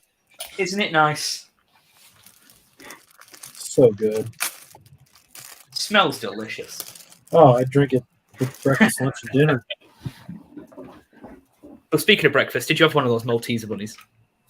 I did. It was good. I have a pizza in the oven now, too. That's why I just walked away. Nice. Wow, you are living the dream over there, JB. Well, some people eat to live. I live to eat. Oh, I'm right there with you. Life's too short for crappy kits and crappy food. The lawyer friend of mine, we were co-counseling on a case, and the client was a friend of hers, and they went out to dinner, and she calls me the next day to talk about the case, and I said, I'm just mad at you. You're not telling me about the restaurant. That's what's important. As I look back at nationals, Chattanooga had fantastic food nearby. There was a bakery. There was like a diner on the corner that gave you enough breakfast for the whole week. And then they had cakes in this display cabinet. Oh my gosh. I'd rather spend money on their cakes than at the vendor room. I'll take the opposite. I thought the food at Vegas was pretty weak for the most part. Oh, in Vegas, yeah. The Mexican place was good but pricey, and I would say the same thing about the Asian place. But yeah, it did not live up to my previous Vegas trips when it comes to food. I mean, I ate more at the Denny's across the street than I think anywhere else. I also can't believe I got to Vegas and didn't go to Bobby's Burger Palace. Like, I need to have my burger fan card revoked for that BS. No, I will say I went to a Italian joint near the Strip. It was really good. Well, my favorite is Bobby's Burger Palace, and I don't know if it's not there anymore.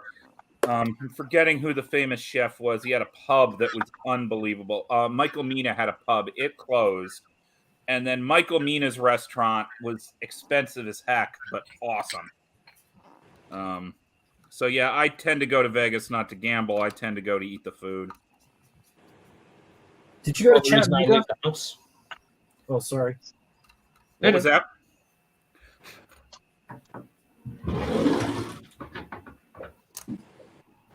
Did someone mention McDonald's? No, I just said the food. It's the only reason I leave the house. Yeah, that's about right. Well, I tell you what, we mentioned McDonald's. I remember for some odd reason, McDonald's, when I used to go to the AMP show in Harvard de Grace, I remember going to the McDonald's in that downtown, and they had chicken select strips. And I just remember that for some reason. I love them. They're on our menu every single day. Oh, you can't get them in the States, so sorry. We have a pretty premium. At the minute, our special things, the big tasty. Oh, Did I hear Ivan said they have a premium McDonald's? Those words can't be used together. I'm not gonna lie. Our McDonald's over here, I'd say, is pretty like Michelin star. I don't know if you go that far. I mean, let's calm down there. Okay. By that I mean it's never made me ill. Hey, you Guess can't the go wrong Royale with with McDouble. cheese is real. Well, Ivan, I'm just excited to take you to Costco for their pizza, $1.50 a slice. Oh, I mean, it looks amazing, but like I say, that just gives me stomach cramps thinking of that. You guys get the poutines at Costco down there? No, We do not. This is America. Sorry. no, and that's something my son misses about it. When he was in Calgary, he said that was the best. Yeah. I'm going to go on mute here for a second. So, Robbie, I get a lot of questions about that, and my answer is I don't think we had Costco in Toronto in 1976 or 1986. Like, I didn't know there was poutine. Yeah, I think it was like 2000 when it started really getting up here. I know they didn't have one in Halifax for the longest time. Oh, okay. And then here in Alberta, they seem like they're everywhere. Well, I feel like when I left Canada, it was The best time to leave. not what was that? The best time to leave. Yeah. No, it was very much still a lot of mom and pop, and the American chains hadn't taken over. And I feel like in many ways, the American chains have now taken over. There's still some Canadian stuff, but it's much more corporate like it is down here, which I can't stand.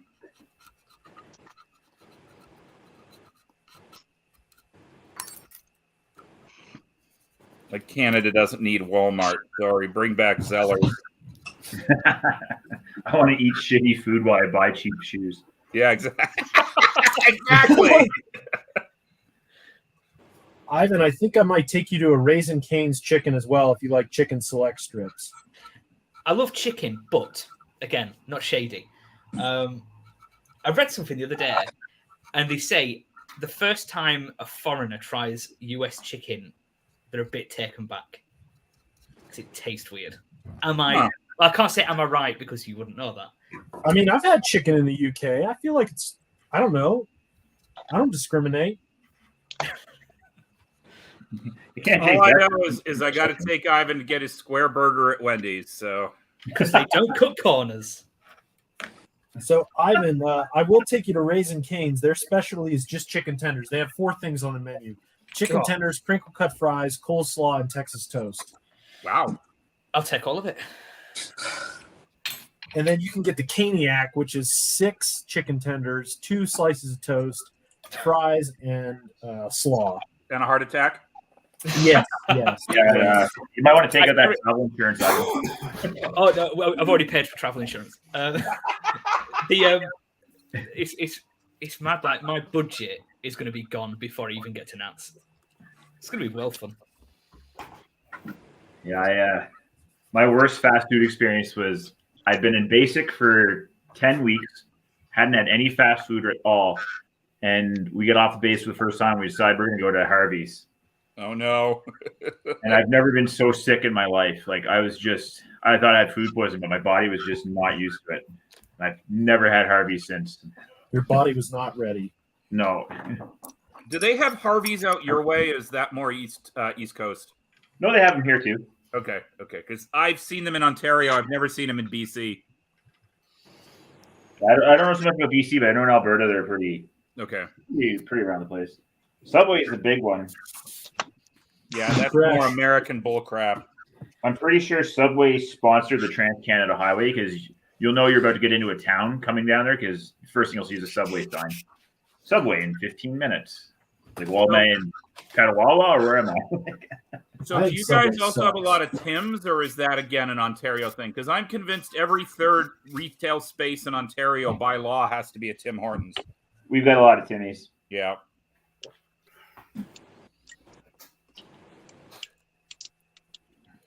I will be taking Ivan to get crabs. Well, Food. boil them and stuff. You got to pay for the higher end lot lizards. You won't get crabs. Yep. I'm genuinely looking forward to that because I've actually never had crab. Not Not that bullshit king crab stuff. I'm talking about real crabs. Maine crab. Is Maryland crab. seafood not a big thing in the UK, or is it just crab? Is it? It's if you have it, you have to go to a pretty specialist for it. Otherwise, I'm a bit weird. I don't have seafood when I'm out. Yeah, that says a lot about our local cuisine. That's what I miss most about the East Coast. Oh, yeah. I have a small little fishing town, and we go down there Friday night as the boats are coming in. And you're buying lobster right off the boat, dirt cheap. Nice. And then you get half cut, and you let them fight on the floor before you cook them. Let them run around and freak out the dogs.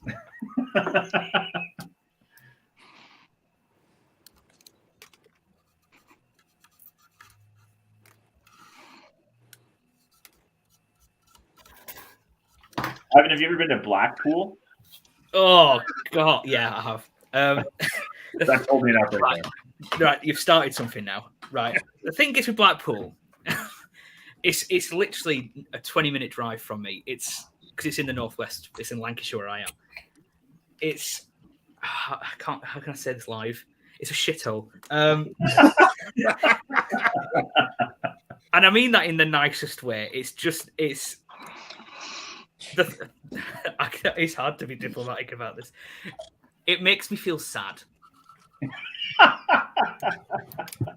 It makes me feel sad. It's due a refurbishment with an atomic bomb. It just needs a big do up. And I think it just because it reminds me of when I was younger, but I'm not a fan of Blackpool because it's very much hotels, B&Bs, and penny arcades and clubs. It's good if you want to get drunk and go on a night out, but it's not for me. Yeah, my wife, she always tells me at the time she spent there as a kid and that, like, how much she enjoyed it. So I decided I'd ask somebody else's opinion. Yeah, when I was younger, it used to be really good fun because when I was younger, it was a bit more innocent. You'd go there when it was like sunny, ice cream, donkey ride, penny arcades, all that fun stuff. Now, it's a bit more like late teenagers, 20-year-olds going out having a drink, getting a bit rowdy. So that sounds like mostly every bar in Halifax, including the donkey riding. Yeah, it's not one of my favorite places.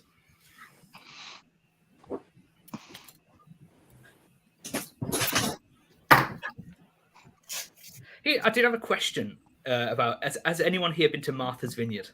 Yes. Yes, I have. What is it? Because I've heard it a lot.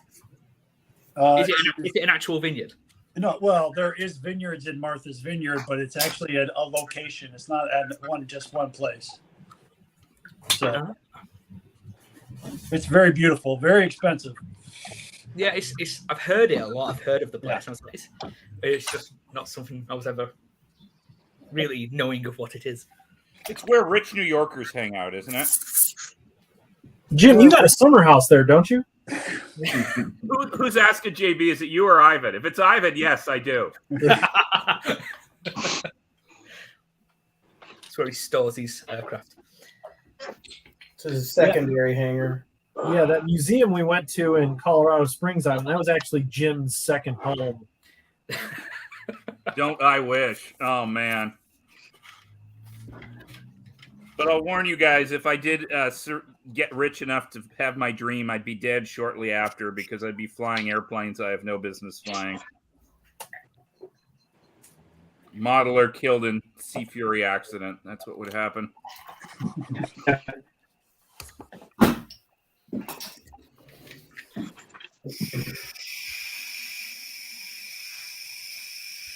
Love the Sea Fury. It's one of the best looking prop planes.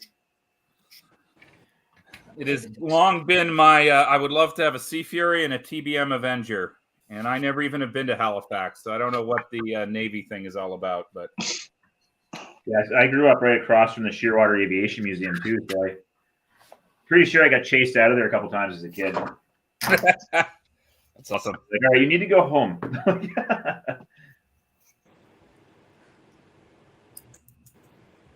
Remember one year I got over there, they were moving all the artifacts around, all the exhibits, and they're moving the tracker. Yeah. And I got to sit up front while they were doing the brake stuff. That was a thrill. Well, this is where I remind you, you're wasting all your time on growlers and rockets and Mustangs when you should be building trackers. Yeah, that tracker's gonna be a big project. It is. Yeah, it's not an awesome kit. I don't know if it's terrible, but it'll take some work. And I love the tracker because I lived in Shearwater when they were still flying overhead. Right, they would fly there to Summerside and back. Yeah, hearing 2 radial engines overhead just pounding was amazing. So I have all the aftermarket for that, and I just want to have my backlog cleared first. I want to have that B-17 done and the MiG done. That way I can come in fresh slate, nothing overhanging. Yeah. I just want to see somebody actually finish one of those 17s, because everybody I know has started it, and it seems to have killed most people. Yeah. Mojo. I think the last time I had it on the bench was back in December when I had COVID, or February, whenever that was, and I put 20 hours into it. 20, 25 hours into all the body work, and it doesn't look like it's any further along. There's still window gaps that need to be fixed up and some stuff. Wow. Do a big chunk of it and then go on to another kit for a while. Yeah, Chris Wallace, model airplane maker, he started one as well and didn't get much further, and it's up on his shelf. So I do have a friend who built the 32nd scale one as a commission, and he got it done, but I think the only reason he got it done is it went to another house. Yeah. Yeah, I make sure I point that out to Chris Becker every time he's on his channel. You can see it in the background when he's talking. Yeah. He's sitting there. Well, this is interesting. The Malcolm hood doesn't fit on the Mustang. That's very un-Tamiya-like. What have I messed up here? Yeah, that's the first question you need to ask. What have you done? What I do. Because I used the other canopy as kind of a template to trace all my masks, because I figured that it would just fit. Oh, there it goes. Now it's fitting. Typical to me, just a little click and it's on. It just looks so weird. It's like it just takes away the line of the plane. Well, if you think that's weird, there were a few Hellcats fitted with Malcolm hoods. That is weird looking. You know, we almost bought those for the Canadian Navy. Yeah. We were very close. The Americans were almost giving them to us for free. Just get rid of them. And I think we would have done better with the Hellcats than the Seafires, even though I'm a huge Seafire fan, but I don't think that's a real usable naval aircraft. No. I mean, the later Marks, I want to say Mark 9s would have been. They've been tamed quite a bit, but the ones we had were not ready for shipboard use. Yep. Hellcat is my all-time favorite aircraft. I love that thing. Really? Cool. I love that airplane. I like anything that looks pugnacious like that, like the P-47, the Sea Fury, Hellcat. I mean, the Sea Fury, I don't know. I kind of edged that one. That's got some very sexy lines on it. But the Hellcat just looks like it's going to go up and just beat everybody up and then go up for afterwards.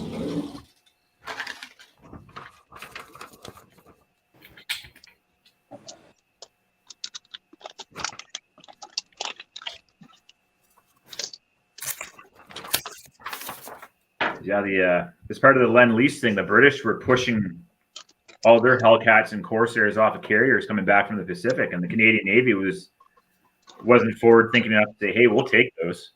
Yeah. Well, there's also a Canadian Navy ace who flew Hellcats that most people don't know about. Oh, who is that?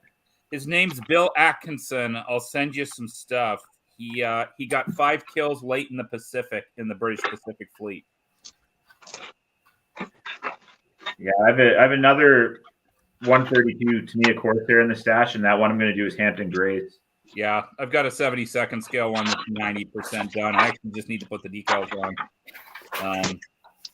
But Hampton Grays Corsair, the CWH Corsair, is probably directly responsible for me being into this, because we used to see those as a kid all the time. And the Lancaster that's now in Duxford was at my local airport in Oshawa. So there's another Lancaster in Quebec. And it's funny, when I was driving out here to Alberta,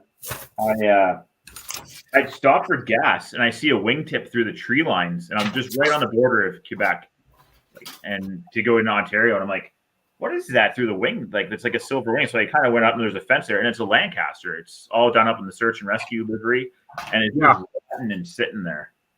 Yeah, that airplane moved to Trenton. It's in Trenton now. Oh, okay, that's good. At least somewhat of a life. And we've got one that just moved out to Comox, but because of COVID, I haven't been able to cross the border. So that's high on my list of things to go see, that we finally have a West Coast Lanc. Nice. They have a really nice Spitfire flying out of Abbotsford. Is that the one that was out of Ottawa? I'm not sure. The other thing is a guy up in talking about cool pugnacious fighters. Kelowna Flightcraft just bought a Mosquito, and they're also restoring a Hawker Tempest. And, I've seen that Tempest. And I would like to build a Tempest at some point because that Edward kit looks nice. Yeah, I would. Other than, I mean, that's the later Tempest, right? That's the one with the radial engine. Yeah, the one that sort of looks like the Sea Fury. Yeah, because the Edward one with the inline engine, that was a little bit of a disappointing kit. Like, what killed that for me was rescrubbing the entire underside because the line for the segment went right through the flaps. Oh, geez. I was like, oh, why would you do that? I'm sure it's some molding thing I don't understand, but.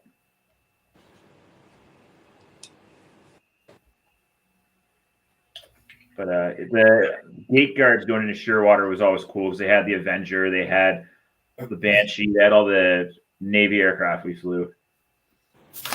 What cracks me up, the best collection still is in Calgary with the Seafire, the Sea Fury, and the Banshee. Like, how did those end up there? I know the Seafire used to be a gate guard at Tecumseh. I think all of them were gate guards. That's how they all ended up there. A couple questions coming up here. Did the Canadians use the A-20 Havoc / Boston? That would be a Jim question. He might know that. I do not know. They sure did. There were one or two in Canada that were mostly there for who knows why. And 418 Squadron flew them in Europe. And they were very cool because like they would have code O would be Ottawa, and code T would be Toronto, and C would be Calgary. So they were all named after towns. There you go, Eric. That answers your question. It was very fortunate when I was doing my Sea Fury that Jim had more than enough photos on hand. You can never have more than enough, Robbie. Come on. It was only 100. When you ask for images and someone says, I have a folder you can download, and it's like almost a gigabyte of stuff. Like, all right. I think that was every photo known of the Sea Fury in there. If you ever decide to do a hurricane again, which I know you won't, and you want to do a Canadian hurricane, I can hook you up. Well, I have that Arma one. Yeah, is that did you get the Mark 1 or the Mark 2? I got the Mark 1. Okay. And it's got the all-metal wings, so it wouldn't be the Canadian-built one. Because I think when we first went to England, we had to upgrade all of our Hurricanes because they didn't meet the standard one they were using. And that's why the Canadian squadron didn't really serve in the Battle of Britain. Because they were still upgrading. That is true.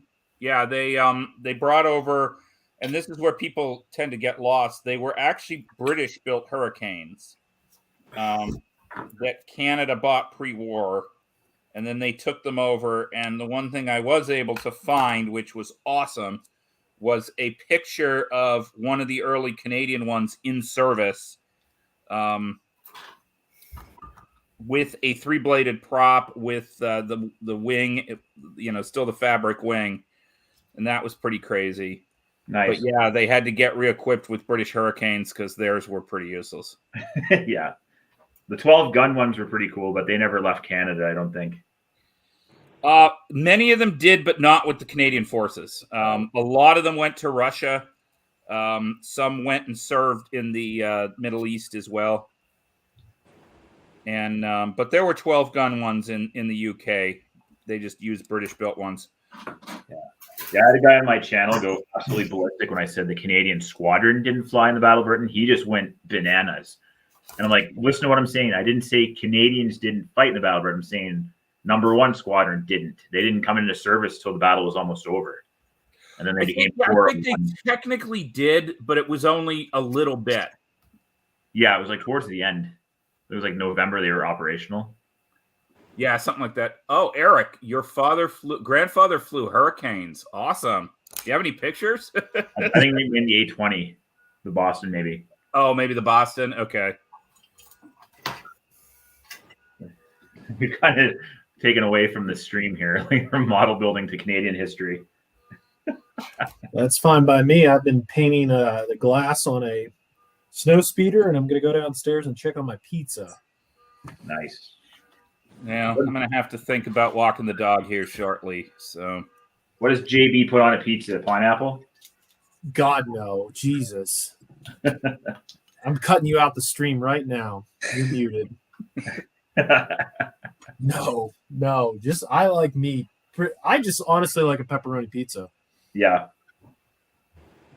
I'm with you with a lot of cheese. But I do have to say, JB, Jet Pizza was good. I like that. Jets is good. That was Detroit good style pizza. from Jets. It's solid. I like meat lovers. For sure. All right, I'll be right back. Anything that's going to give me heart issues in 20 years, sign me up.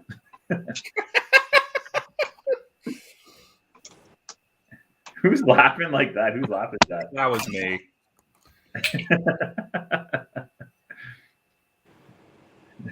When I joke, what's your retirement plan, Jim? Die? That's mine. They're going to find me in my car Friday afternoon in the parking lot after I've worked the whole week. But you've got a wife and kids. They'll notice you missing. I live alone. I'm just going to be dead here for a week. Nobody's going to know. We'll be coming in for the, what do they call it? The welfare check? Welfare check, yeah. Really bad smell coming out of apartment 301. It's not the normal Tamiya extra thin and Mr. Color. Something's wrong. Smells like bad life choices. Yeah.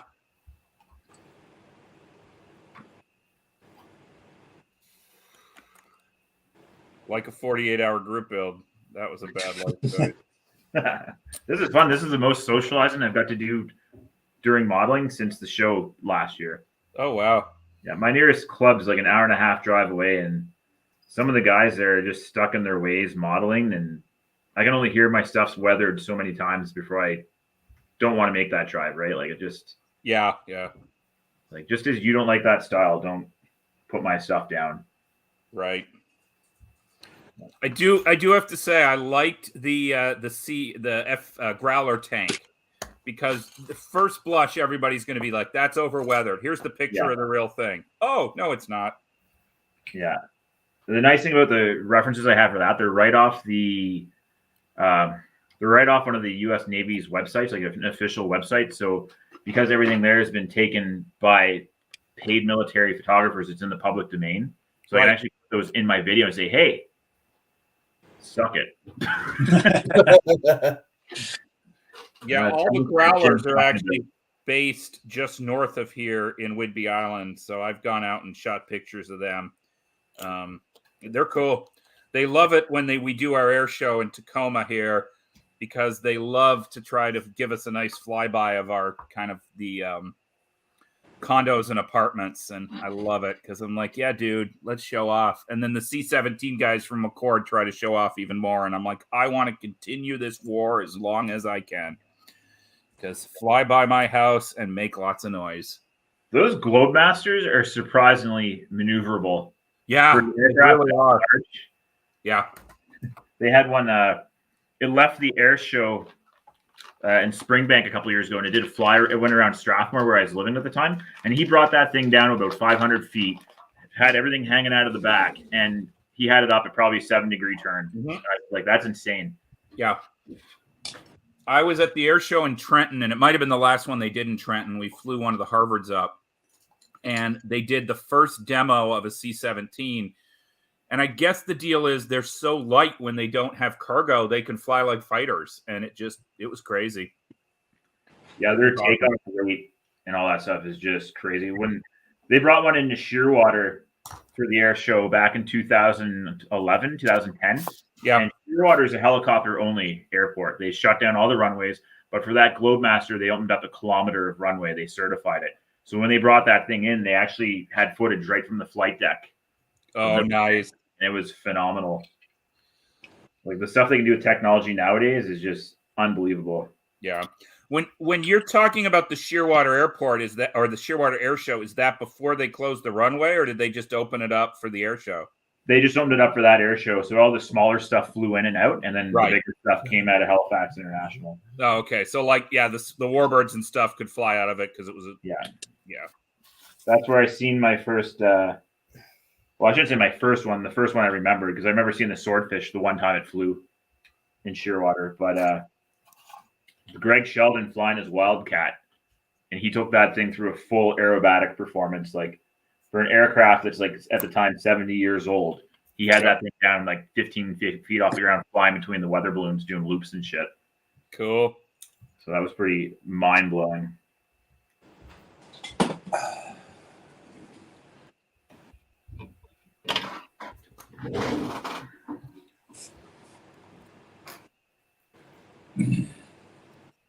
If we can go into Canadian history a little bit too much, there were actually a couple Canadians who flew Martlets with the Fleet Air Arm. So if you're ever looking to do another Wildcat, Yeah, I'm waiting to see how that Tamiya one, or not Tamiya, sorry, Edward, because they announced it and then it kind of went quiet. yeah, I think yeah, it was like a May release, and then just nothing happened. It was, oh, here's our new crop duster or whatever. Well, since you get hooked up by Edward, maybe you can get me a Wildcat when they come. See what I can do. I gave my We don't have JB here to give him shit about free stuff, and I could pick on TJ, but he would just tell me to F off. So, you know, shut up here. TJ's got that quick reply, man. He's sharp. I don't get that much free stuff. I'm not going to say I don't.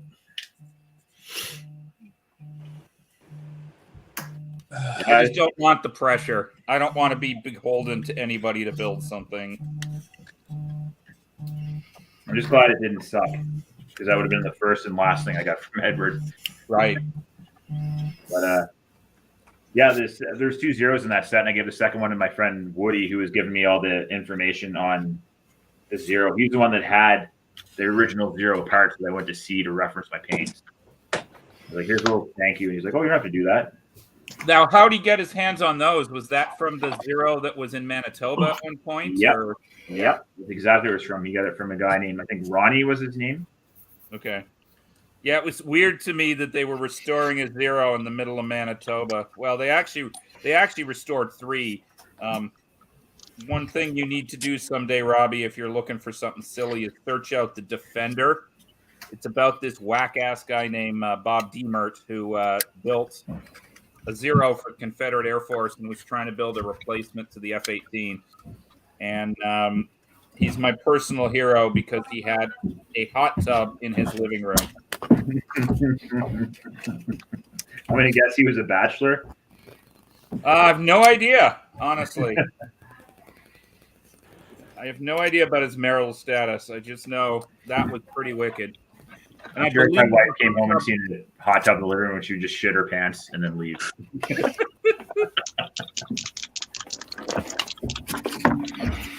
You'd be like, I don't know what you have planned for later, but I'm out. Like, don't count me in here.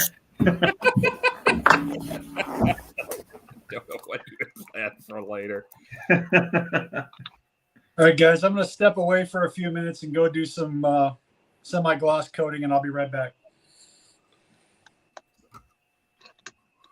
All right, good luck. Yeah. Remember, the fumes don't do as much damage if you hold them in.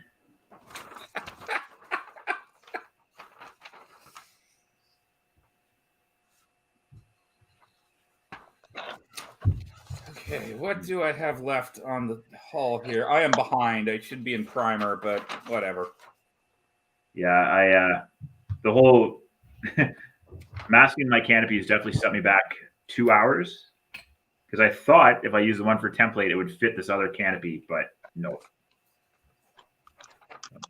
Okay, B17 and D10.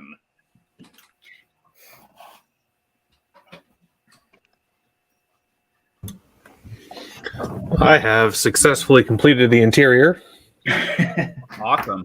and weathered. Oh, I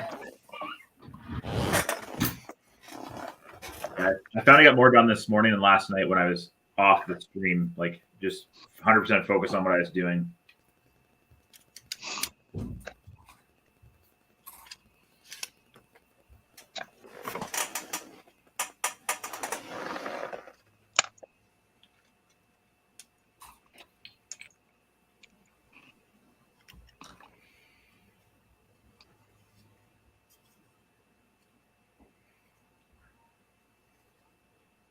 All right. All ready for paint again.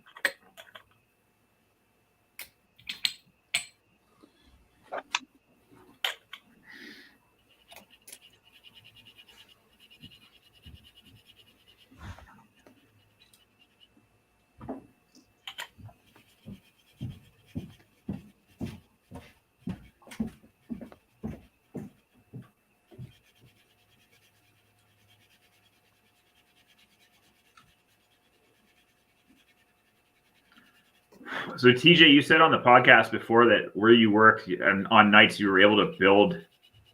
What was that? What were you doing? If it's not the same company, you'll get in trouble. No, I no longer work there. I worked in a data center. Okay. For anyone that lives on the East Coast or in the Northern Virginia area, would sure is aware, we are one of the major data hubs for really the world. So like 75% of the internet traffic in the world comes through Ashburn, Virginia. And I worked in what we call a hyperscale data center. So they're massive. At one time, it was the largest one in the world. It no longer is. Right. It's like 24-hour uptime. They can never lose load. It's a big deal. So they're manned 24/7. So I worked a rotating shift, 12 hours, 4 days on, 4 days off, switching between days and nights. So when I was there during the nighttime, I was there by myself, other than the security guard that worked at the front desk. So to keep myself awake, I would bring stuff to build. Nice. Because even, we had stuff to do, but you do that work and then you don't have anything to do for the rest of the time. You get up and walk around and check on stuff. But yeah, for the most part, it's pretty boring. Yeah. So the internet, you run out of the internet. So I've found everything that there is to find on the internet, probably in my second night shift. And yeah, just so I decided I'll just start bringing models. Nice. As long as the building didn't burn down and things didn't explode, you're kind of free to do whatever you wanted. Nice. Yeah, I don't really have that kind of downtime at work. Usually, by the time I get one truck fixed, they've already broken two more. Yeah, I don't have that luxury anymore. I don't work there anymore. I don't do that anymore. So I miss it sometimes, but it did get pretty boring. So I'm not gonna lie and act like it was the best job ever.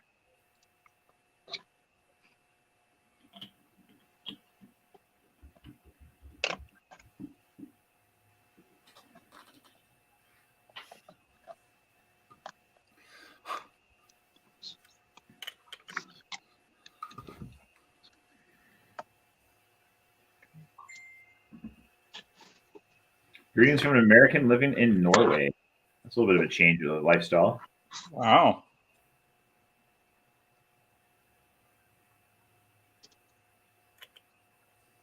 I do remember reading a stat a while ago, which is going to be your random fact of the day, that your average 60-year-old Swede was in better shape than your average 16-year-old Canadian.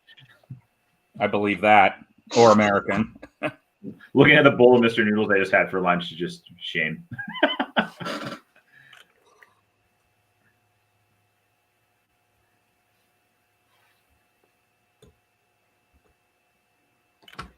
Did Ivan leave us for a minute? I don't believe so.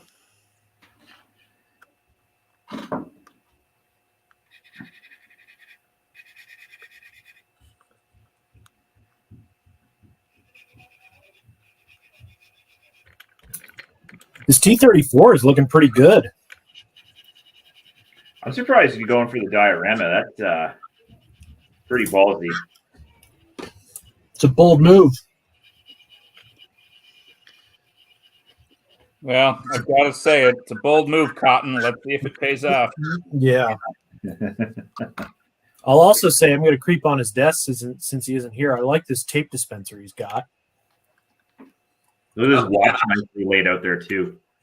Has he painted that T-34? Yeah, it looks like it's got shading on it already. Yeah. Yeah, Oh, it's all modulated.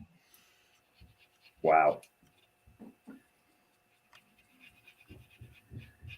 That's the one difference I find between aircraft modeling and armor modeling is with the armor stuff, you're into the paint so much faster. For sure. Like I'm here getting rid of the center line seam now.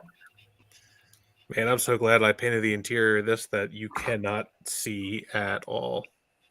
That's disappointing.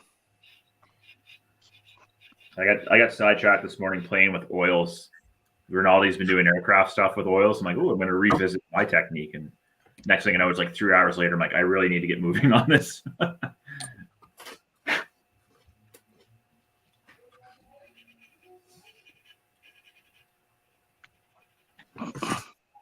Grant, you just come back from painting. Yeah, I was doing some gloss coating. Nice. Get ready for some weathering.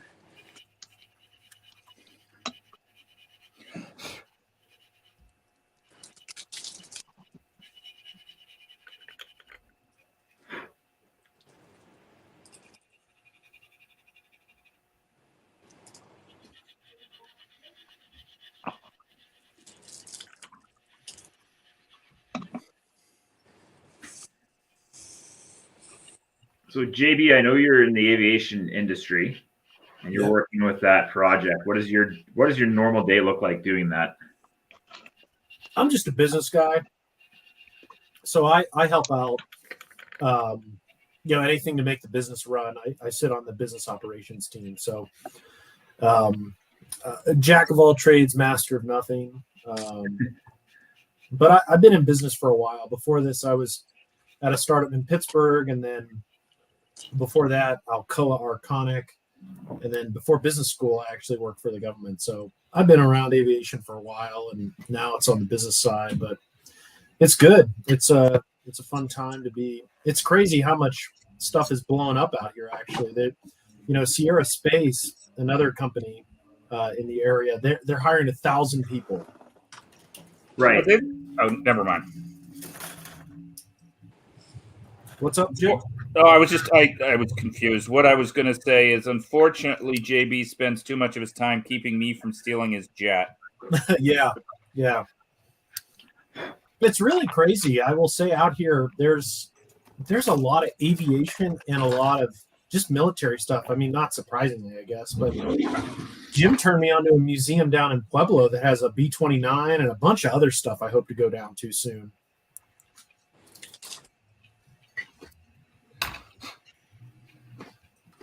I don't know if I've ever told you guys this, but my goal in life is to visit every aviation museum in the world, or in America at least. I don't know if the world's doable, but How many you have checked off? I've been to a lot, but there's also a lot I have not been to. Like, I've not been to Hazy yet. I have been to Silver Hill, but I haven't been to Hazy. And I haven't been to the new Marine Corps museum either. I haven't been to that. I think been to the Ivan's old going to one. beat you for Hazy. Yeah. Speaking of Ivan, I've returned. All right, we better behave. You're right. Feel bad for him. Go to the U.S. and especially Vegas as the first trip. So I've just put an acrylic filter on the modulation. Wow. What a difference. Really good. And I used TJ's trick of airbrushing it on, and it works really well. You're welcome. Thank you.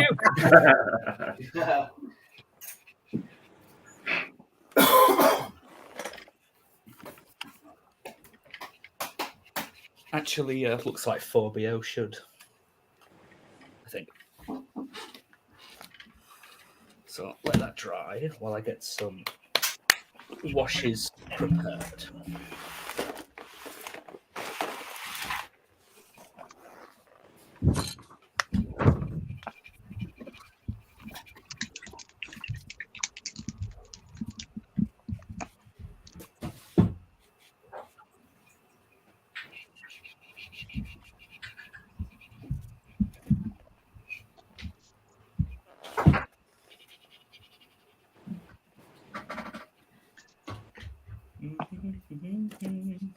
Ivan, they want to know. Paul wants to know what T-34 kit you're building. The Tamiya 148 T-34-85. So good. It really is. I'm gonna have to get another one so I can do like a proper job on it because it's sexy.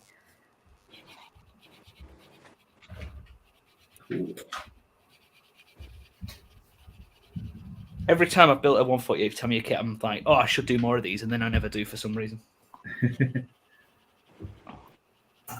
They're all pretty good. They are. For some reason, I decided to then pick kits that I know I'm going to stall on and take me 7 months to finish.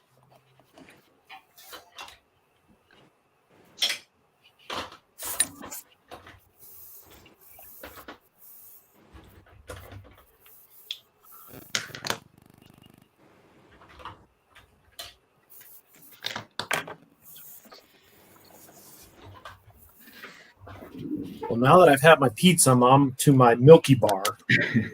Ooh, he's got Lunch a champion. Prepare for a sugar headache. Mm. It's really good. Like, I say it jokingly, but I'm semi not. Like, my suitcase, because I get 2 of them, one of them is just going to be supplies for you guys. It's going to be a lot of sweets.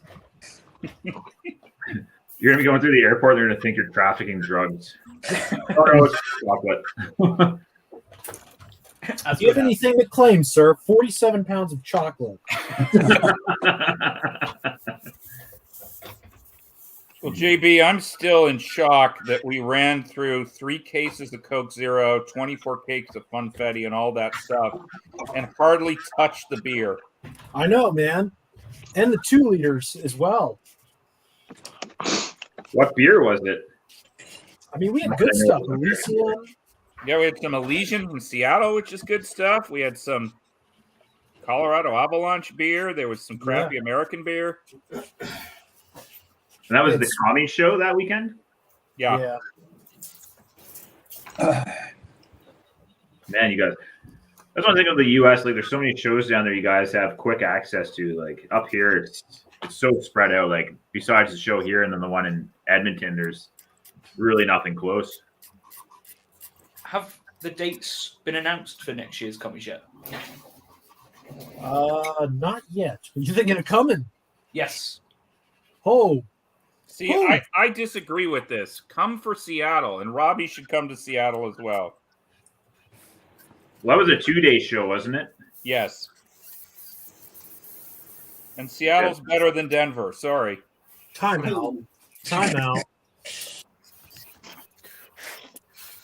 You gotta remember, I've been living in a small town, Alberta now for like 6 years. I mean, everything's going to seem better. Like, I go to the Walmart in town, I'm like, what is this craziness?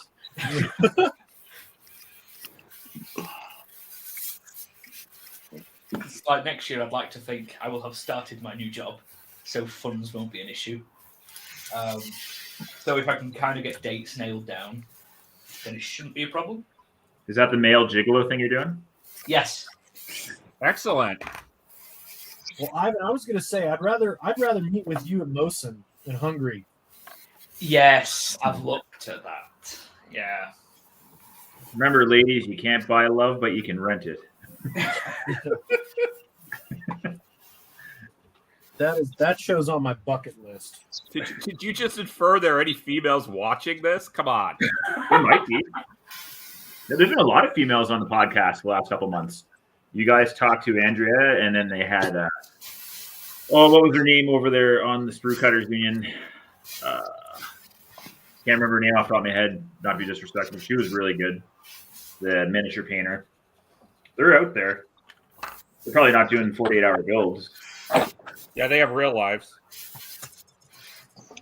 But, yeah. I know it wouldn't take much to get my wife into figure painting. She painted a little Groot I 3D printed last year. Her background's in art. She did graphic design and everything too. So,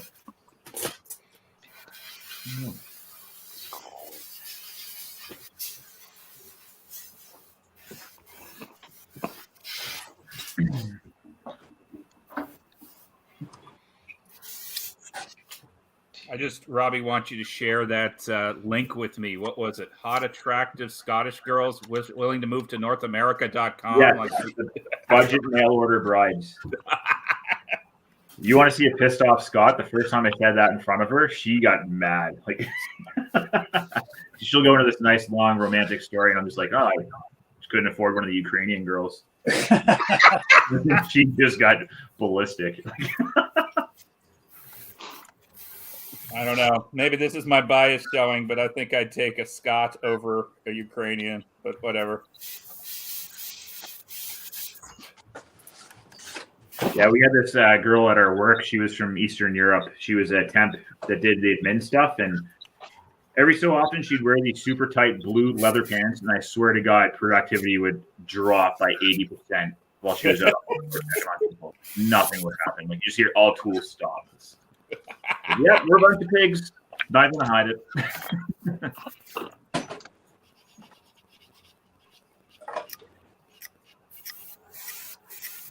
TJ, what is Stefan Ezra Bridal's YouTube channel? Warhammer adjacent. Okay. I I'm think, looking it up, but I can't find it. but that's what I mean. He has a blog. That's what it's called. I don't know if he has a YouTube channel. Does it? Then who am I thinking of? Mark Ewing. Somebody did a tank, and I forget. I swear they did a video on it, and I thought I just got to look through all my subscriptions.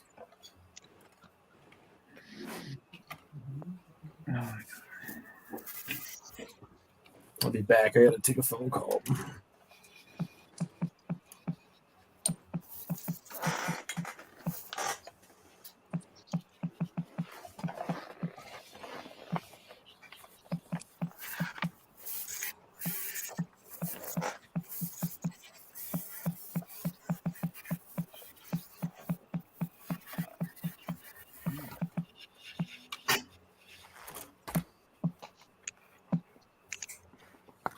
Yeah, the armor guys might not be familiar with this, but I'm now sanding all my seams on the Mustang. Hey, we get seams every once in a while. Seems legit. Ah, That's what mud's for. That was a quite terrible joke. My apologies. oh, it's still early. See someone. Oh, Pint Snob. ATRT looks great. Thank you, Pint Snob. What? Oh, I was just reading a comment. Pint Snob was complimenting on my ATRT. Oh, okay. Yeah, I seen that earlier. I just saw it. Rando thing you're saying. I need some cardboard. And I think to be correct, I think that's Pint Snob, but I actually know who that is. okay.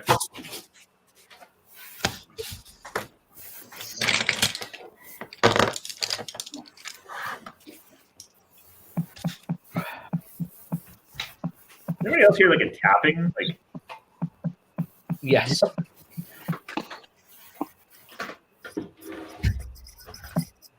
Sepia, you will do.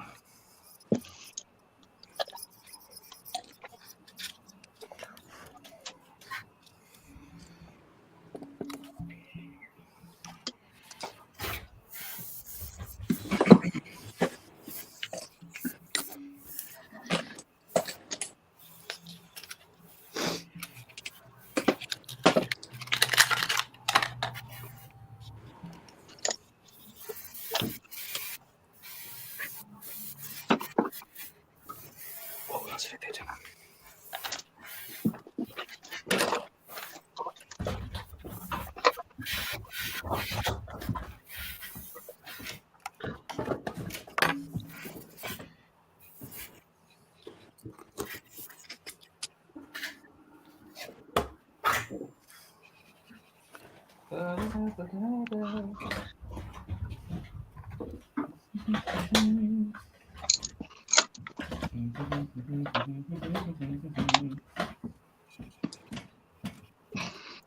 Looks like Ivan's setting up his oils. Indeedy, I should have done this last night.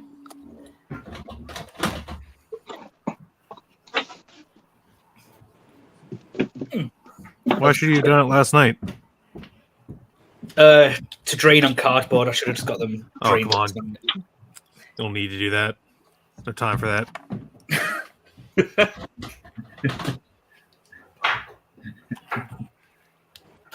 We've been over this, Ivan. You know why I get so many kits done? I don't worry about that stuff. Because you don't piss fart about. I don't care. I'm not waiting 24 hours after a gloss to put on decals.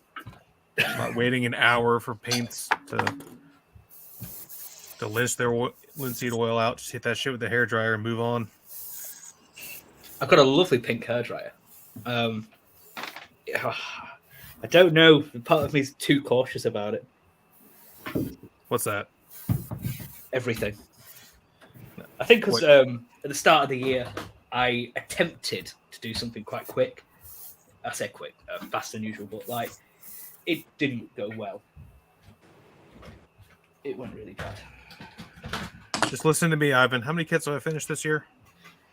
9? No, not that many. 5. 5. That's good going. Well, I tried to do the math for the 2 weeks. The plastic or the Model Geeks you were on with them. Here's number 6 right here. About That's going really. I'm really 70% done.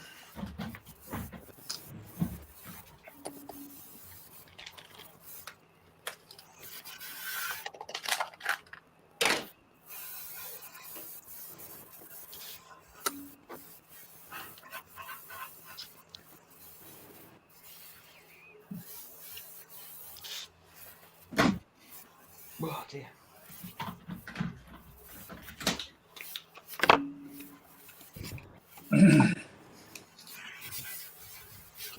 Great. Wow, great.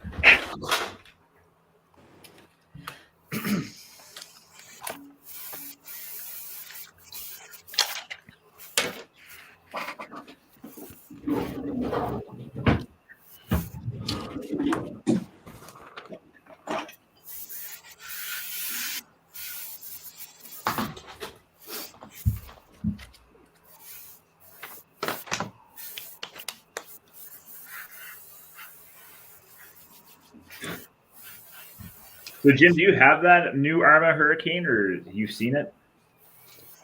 Which one? The 72nd one? Yeah. Yeah, I've got a bunch of them. Oh, okay. Why, do you need one? No, I was just asking because you said you'd already seen it. I think it should be up here in the stores already. So I think the Mark 1 is really nice.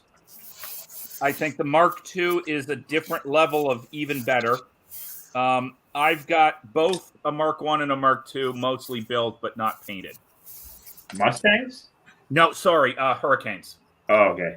Yeah, the Mustang is beautiful. I do have one. I don't know if you've heard on the Mojo Dr. Strange brush. He lives down the street from me, and he gets some of the Arma stuff in. So I just show up at his house, and there's an Arma kit waiting for me. So that's always fun. Nice. Yeah, I don't get that out here. I'll go get like a loaf of bread, which is pretty cool. If you were still in Halifax, I would hook up you with my buddies at the Atlanta Canada Aviation Museum who use the gift shop as an excuse to get cheaper kits. And the Atlanta Canada Aviation Museum has one of the best model shops in the East Coast, I think, at this point. Yeah, I see them on that on the Canadian buy sell group on Facebook. Yeah. There once in a while. Yeah, it's huge.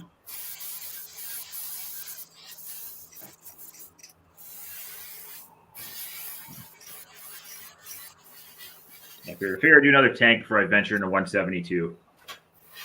Robbie, did you ever finish that Sherman you were working on? So the Sherman, funny story. I bought Scott's tracks from his Meng kit and ran into a problem that I didn't have the jig to put them together. So I'm like, all right, not a huge deal. I'll go on eBay, and a guy sent me a set of 3D printed ones, and those did not fit the Tamiya kit. So at this point, I just asked for Tamiya to send some replacement rubber bands. I was waiting on those, and we'll be done. Okay. Which Sherman? Is an M4 A3, and it's got the 105 howitzer on it. Cool. Okay. In a whitewash. Yeah. A killer whitewash. Really, really good.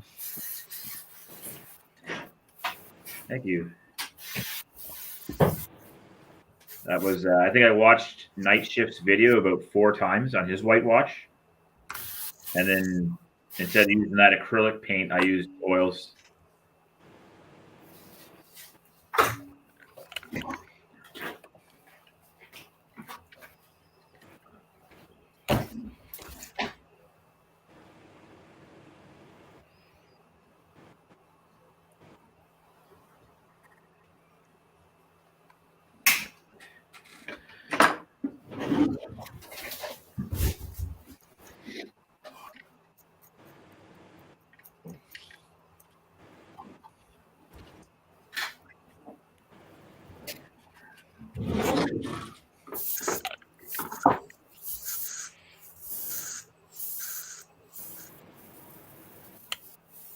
I'm not sending my Skyhawk to the geeks until that Sherman's done. That way it's fair. I don't want you guys to get to Nats and there's one less Sherman. I'm going to object to that. You need to come join us. Yeah, it's probably won't happen this year. Well, it won't happen this year just because we're saving up for the down payment on this house. Ah, okay. And airfare from Canada is not cheap. Yeah, that's what I understand. Like, Yeah, all of these are really awesome. it's Ivan, mute yourself. What are these shoes? When was this die? it's funny. I was actually looking at airfare. It was cheaper to fly with a U.S. carrier out of Calgary to come down than it was to fly with WestJet. Like $350. I was considering going up to Heritage Con, and I would have flown Seattle, Buffalo, Seattle, Detroit, and rented a car. It would have been way easier than messing around with. Yeah, we just don't have that infrastructure, man. Like down in the U.S., like your guys' airfare, completely different story.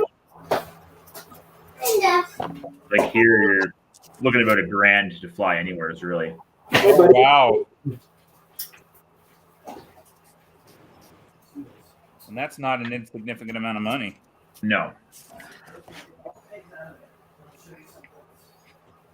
And the thing is, I can't really go for a trip to the U.S. and not take the wife and kids. So then everything grows exponentially. Right, right.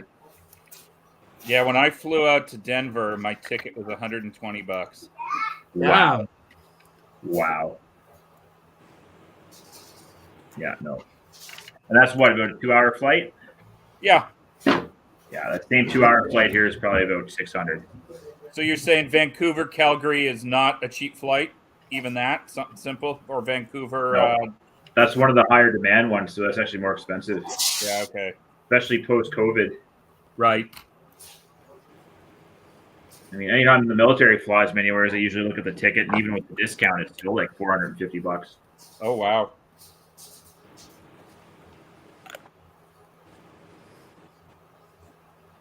There hasn't been any training for 2 years, so.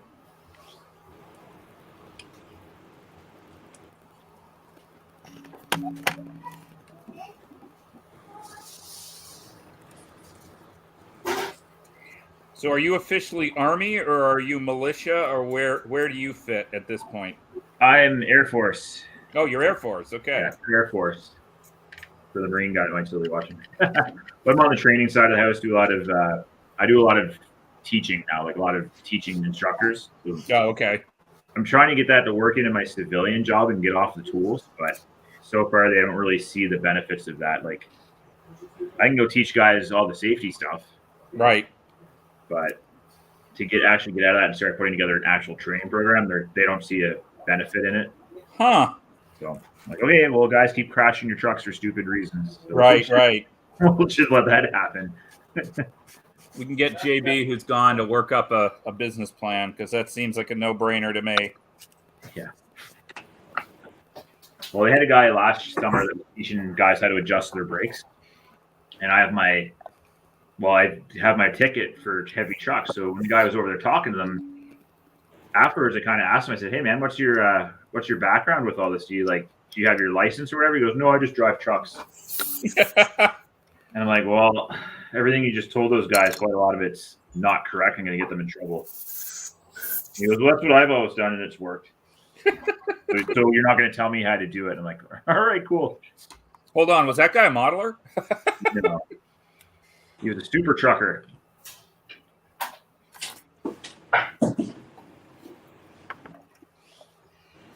I like when guys who have destroyed 2 trucks tell me how to do my job. Oh yeah. No, man, you do this. Okay, champ. You let me know how that plays out. Because I'll see the work order later. Yeah. All right, I'm gonna grab a drink and start some painting. Again.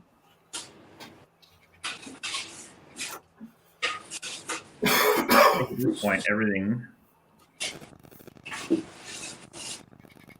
looking pretty good.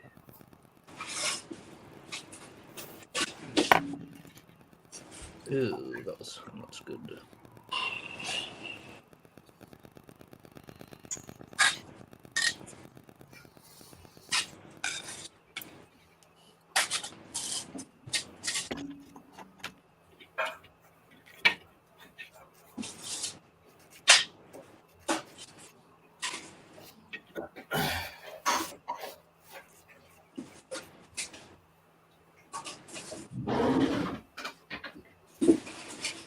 Or Swift drivers giving you advice. Oh man.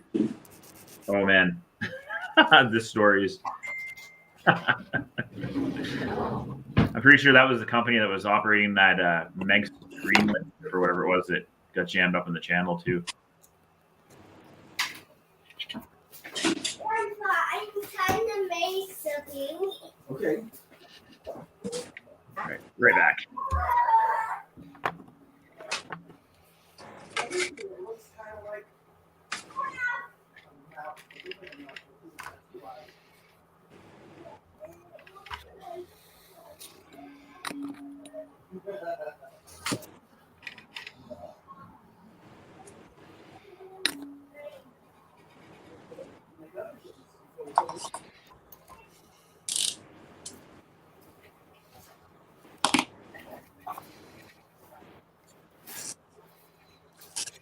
Are we supposed to be running ads? Since Scott left, we haven't done anything. Are we gonna get fired here? This isn't an official 48-hour stream. This is just Plastic Posse, I think. Oh, okay. The official one's like 1930 hours, I think. Oh, okay.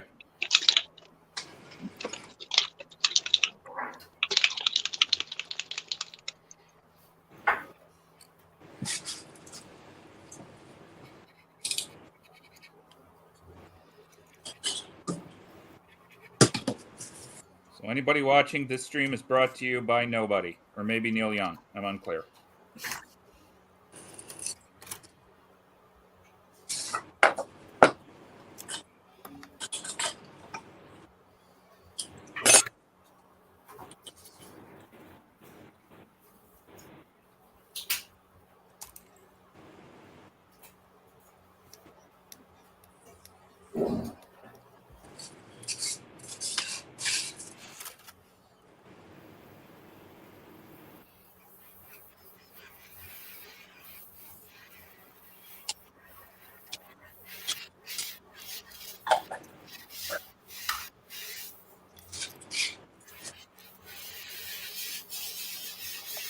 All right, guys, I'm going to check out for a minute. I'll be.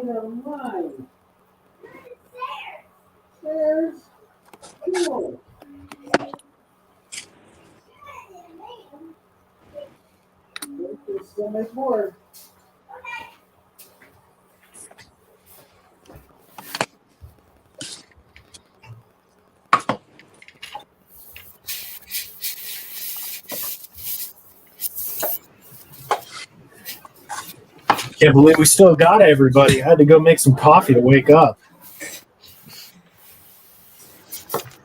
Are you thoroughly stimulated?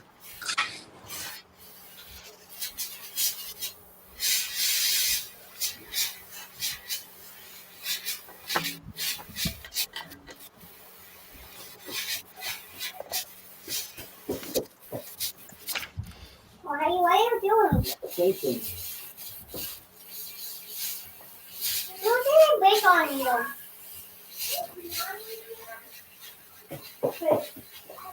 Let's go upstairs, buddy.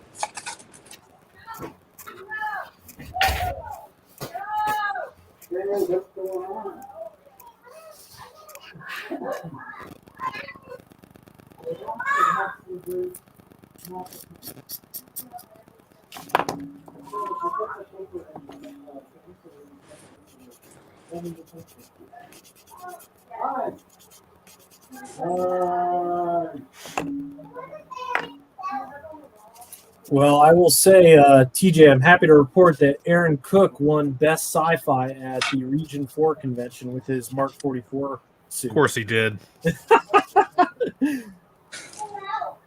He tries to act like he's not a world-class modeler. I know, right? I'm not that good. Yeah, I'm not that good. I only just win Best of Show and you know all these gold medals at all these amp shows I go to, but you know I suck.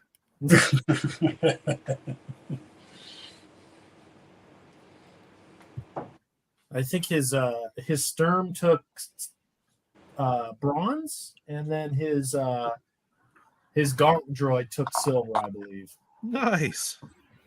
So he cleaned up. Per usual? Yeah, for sure. Oh, I don't know if my stuff's that good.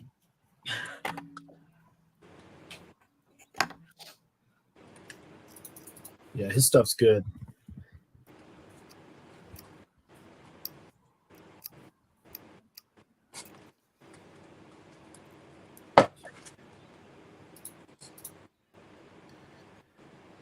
Ah, the race for Terra. That's what I was thinking. Oh yeah, Enrique. Yep. Yeah, good dude. Yeah, he built a droid tank that's really inspiring. Trying to creep on his build right now and get an idea what he did.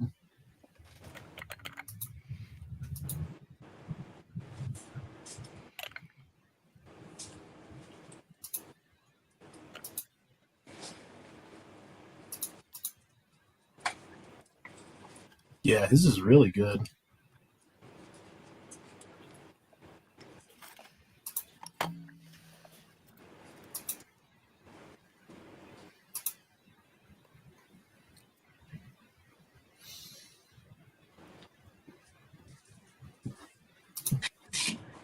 I think, what is that? Every oil brusher in the arsenal is out on Ivan's bench right now.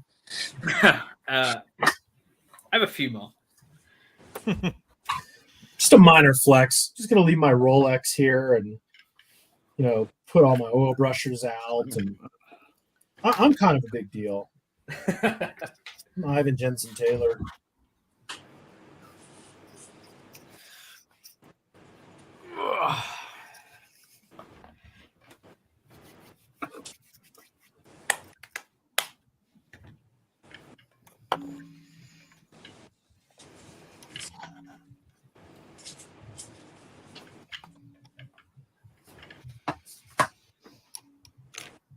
This thing is so tail heavy. She doesn't sit right, and it bothers me.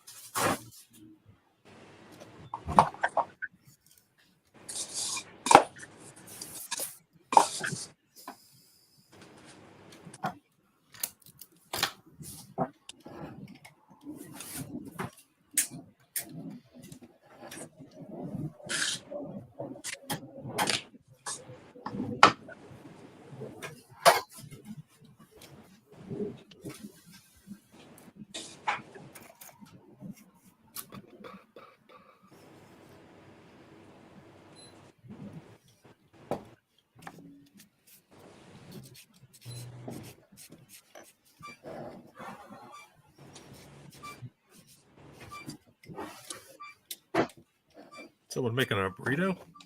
Oh, that brush will have to do. Jeez.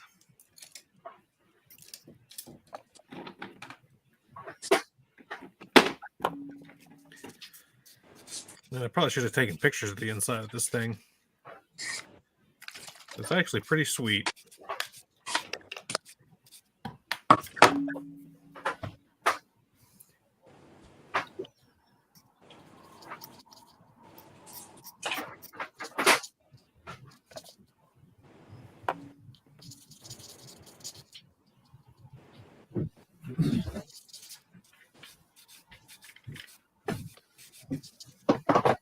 TJ, I saw somebody online complaining about it.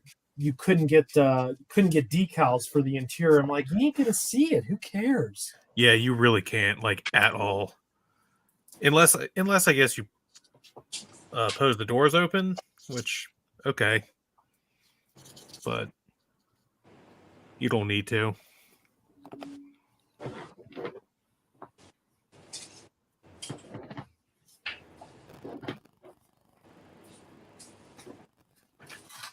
It's a pretty good kit. I'm not gonna lie. It's nice. It looks nice.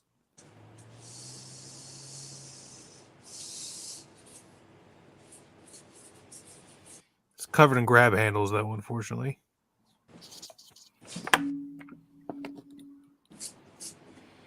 Did he sell that kit standalone? They do not, as far as I know. Yeah. Ooh.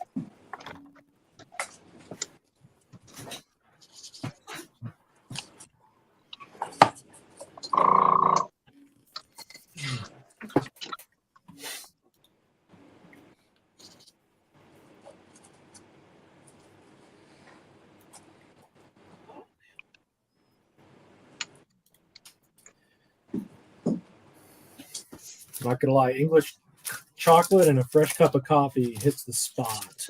Oh yeah.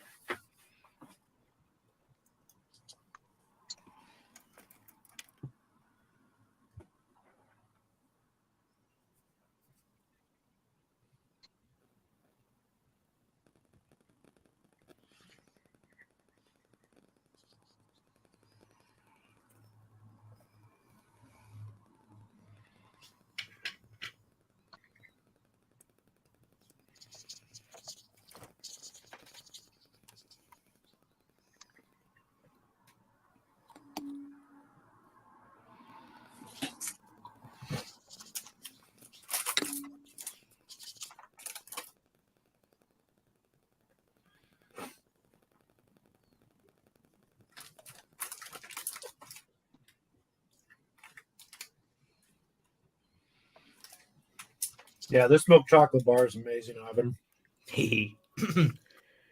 Yeah, they're a bit too good. That's the problem. Oh my god, so good. My wife doesn't like white chocolate, so I can't wait to eat the other one. Yeah, a couple of weeks before Nats, I'll be putting a acquisition list together for everyone. We should just have a chocolate party at Nats. Come by the Triple P for the best party there is at Nats.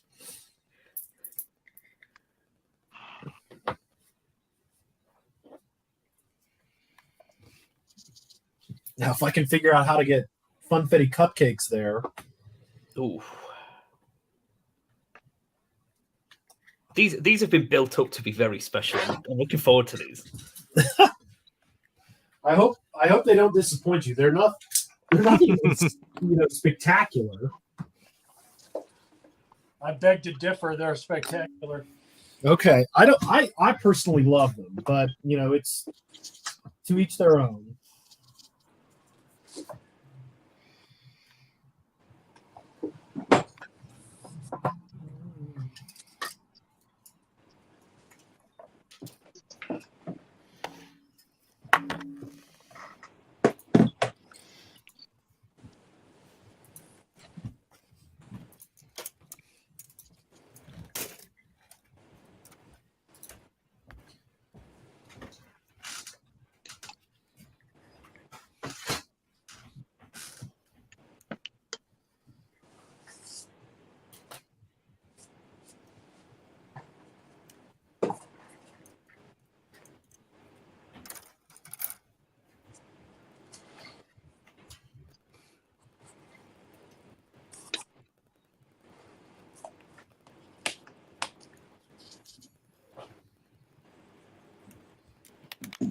Josh, how you coming over there?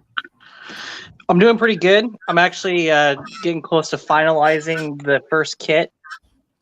I'm just adding in this oil stain to kind of give it a wet ground kind of texture like mud. And then I think after that, I'm just going to start priming the other kit. Nice.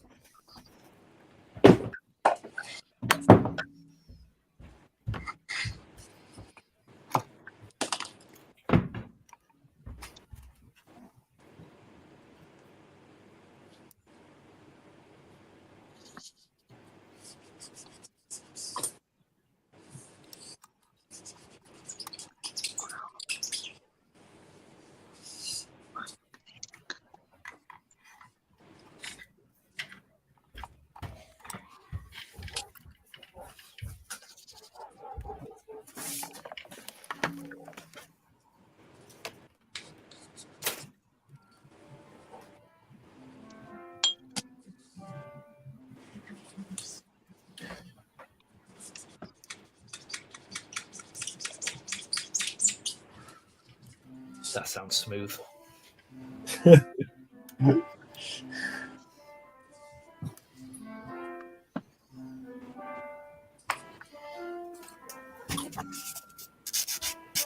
Now entered the easy listening hour. Oh, the piano in the background? Is that one of your kids? That's my older daughter. Nice. Love the piano.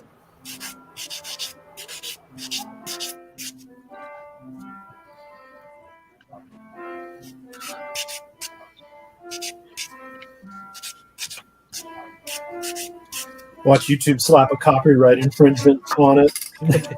Yeah, I know.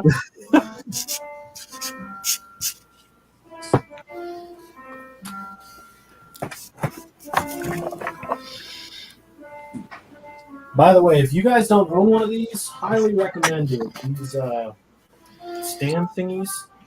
I think you got one, Grant. Yeah. God, I don't know why I waited so long. I just use a whatchamacallit.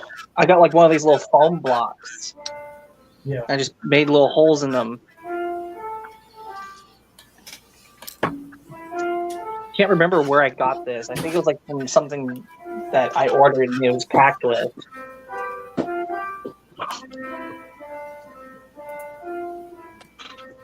right, I'm gonna go on mute because I'm gonna do some painting.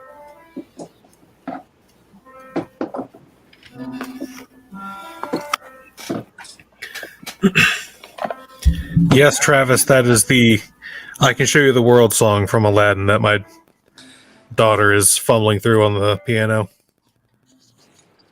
You know, I thought I recognized it and I couldn't tell where from. She is in the Aladdin. They're doing Aladdin play at her middle school. So her piano teacher gave her the sheet music so she can learn how to play the songs. Cool.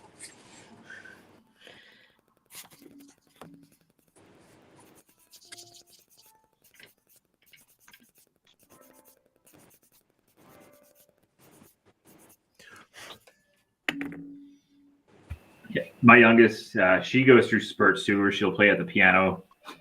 She's only 6, so she's really just making noise, but she's starting to do some scales. So we got that piano for free. We just had to get it out of somebody's house, so hopefully that pays out at the long run.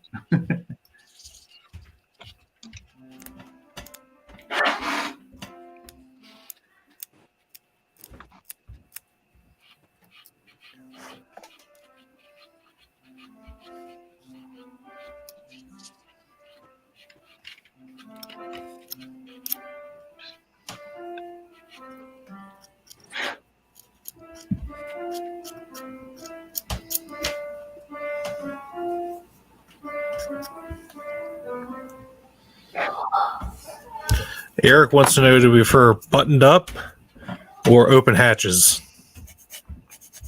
Ooh. I'll answer. It depends on a couple of things. One, is it going to be in a show? If you take it to an IPMS contest, if there is not a figure in those hatches, it is open hatch or open top, which I know we've discussed before is one of the dumbest rules on the planet. But it is the rules. So I like open hatches, even without figures poking out of them, just because I think it looks cool. I do build a lot of closed hatch just for expediency. But I have lately personally been building a lot of open hatches. Matter of fact, my Sherman that I'm building now has an open Commander's Cupola and 2 figures, which is uncommon for me. For me, open if there's a purpose to have them open. So if there's an interior or a figure to go in said place. Otherwise, all buttoned up.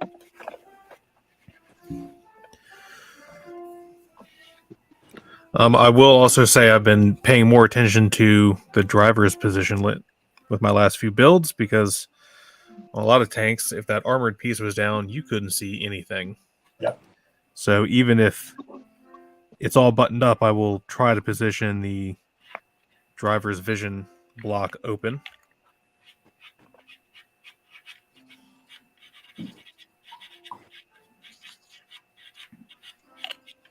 I would say I like them open too, because if you don't have a figure, there's the opportunity to do a little bit of scratch building, so you can show off a little bit.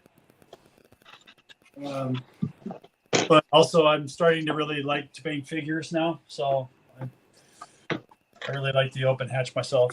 Plus, the IPMS rules, like you said, are beyond crazy. So I don't want that telephone pole to be taller than my vehicle. So Oh my god, so dumb.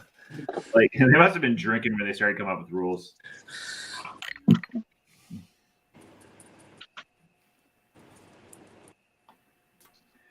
I don't personally. I've only built a few tanks, and I put the hatches down just because there's no interiors, there's nothing to see. But for aircraft, I tend to keep the hatches and everything closed, just because it keeps the line of the aircraft a lot cleaner, it's a little more sleek looking. So that's my take on that. If you care about aircraft stuff.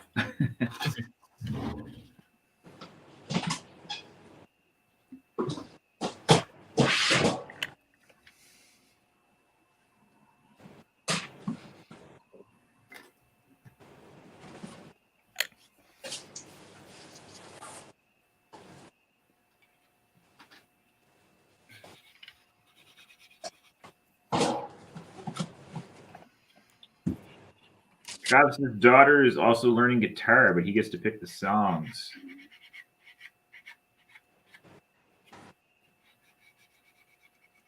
What kind of songs are we talking about here, Travis? Like, she gonna learn some Hendrix or what?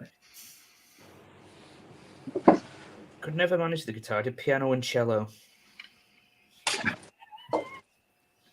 You look like a cello guy there, Ivan.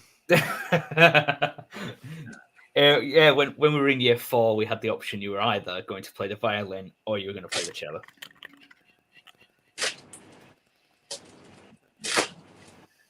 I like to play guitar, but not as much as I should. Any free time I have, I'm usually down here. I'll take it out to like backyard parties.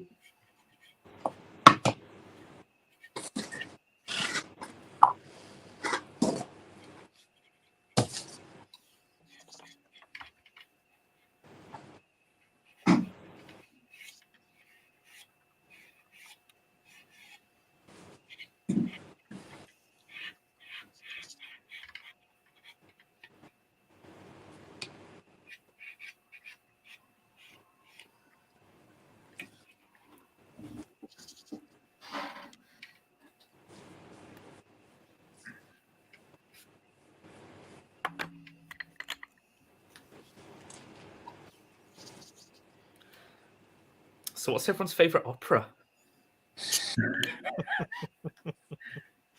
Bit of a mix. Beatles, Neil Young, Bowie. That's quite the mix, Travis. I like that. That sounds like the music at my house. We'll go from all that stuff. Like we'll be listening to the Rolling Stones, and all of a sudden Linkin Park comes on or something. All over the place.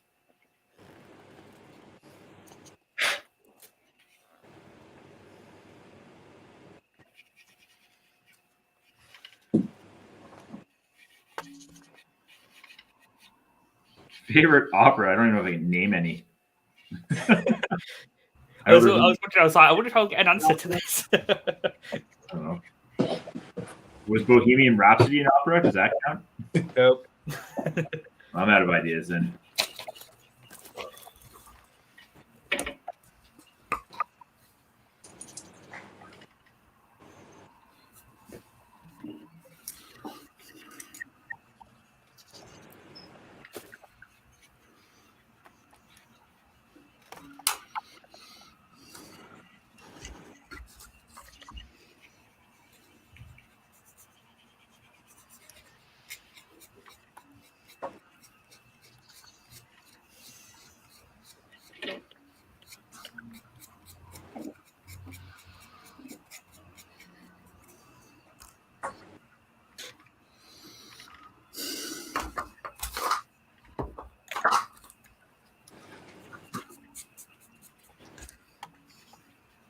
Are you caught back up, Jim? What am I caught up with? I am behind here, but it's all right. I think I'm still okay.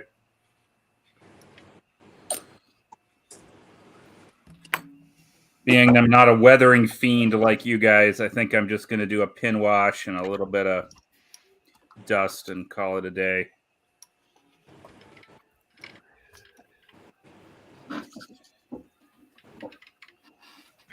You can do more than that. It's not much. You don't have to do that much. Give it some dirt. It is a Churchill. Well, I guess once I've got the main color on, I'll ask you all for suggestions because I'm kind of at a loss of what would be next. Is that the crocodile one you have? Yeah.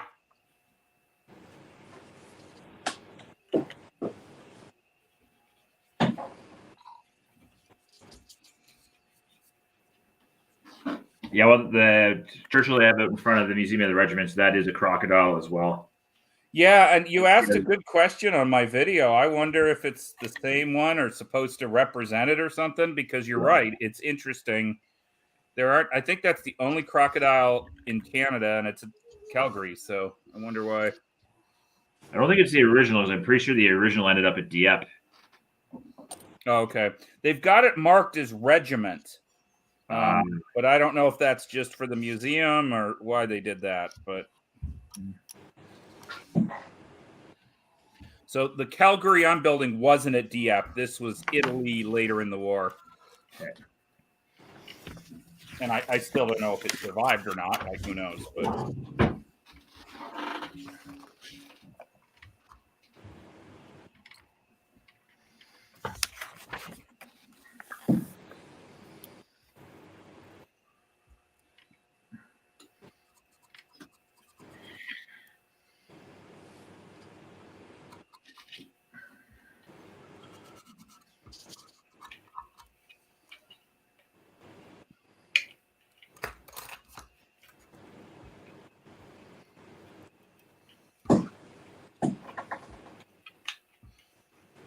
Okay.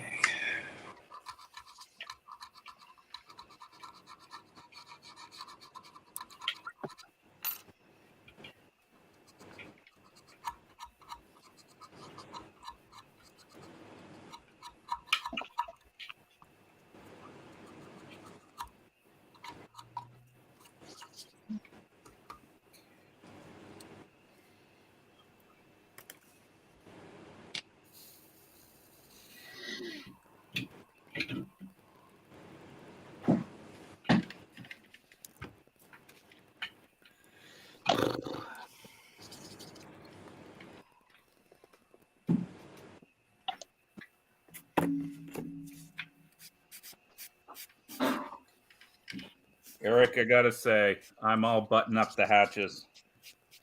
2 reasons. 1, I can't paint figures, and 2, most of these tanks don't have interiors.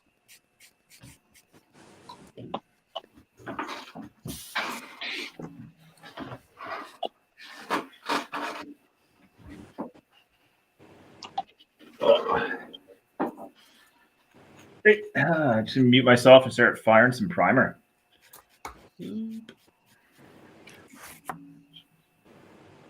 Looking like a Mustang. Nice.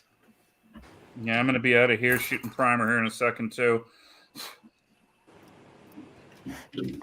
I know JB was ranting about how great the Mr. Surfacer is, but I am always leery to go to a lacquer primer on a kit I've just built that hasn't dried out. So I think I'm going to try Stynylrez. Oh, you'll be Just fine. do it. I'm firing Mr. Surfacer right on here. Wow.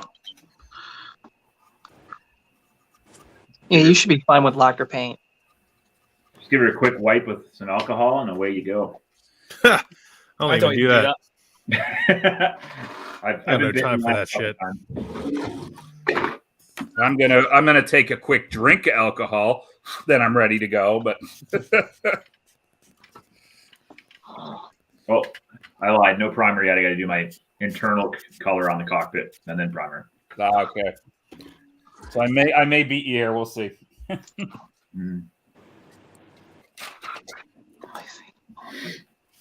Okay. All right. Well, I think model 1 of 2 is done. Saucy. Not even a full 24 hours in yet. You just go for 3, man. Just flex hard. I would if I had a third Legion kit, but I don't on me. It's Saturday. Stores are open. You can rush out, get one, come back and build it. I could. I don't feel like it though. That's what a 3-hour round trip. Yeah, I was gonna say, Big too bad asset. Amazon Prime isn't fast enough. Yeah, there you go. Because that's where I got these guys from. They had like a sale, so I got like a few of these for like, what, about like $20 or something. They used to be like 30 plus. Yeah, when JB was buying his at the little gamers place in his house, they weren't cheap. Yeah, at $1.37 or sorry, $1.67 a liter. I'm not going to drive all the way to Calgary for something like that. I told my neighbor if I need to go into the store or whatever, I'm taking her horse. I'm surprised you didn't say have both of us, Jim, go take a trip to Skyway and try to see if he's got something. I was just over there Wednesday or Thursday, so I think I'm good.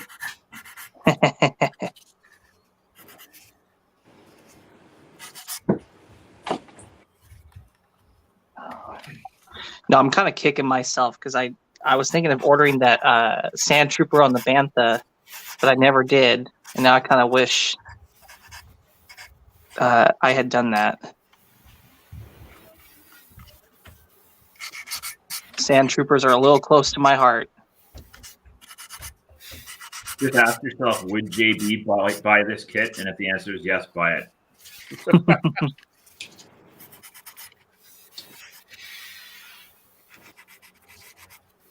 I think that's a flawed system because wouldn't JB buy every kit? Exactly. Well, in that case, I might have to throw some Gundams at him. But Robbie, there are reasonable and unreasonable kits. Like I would love that Border Lancaster, but not gonna happen. Like just not gonna happen.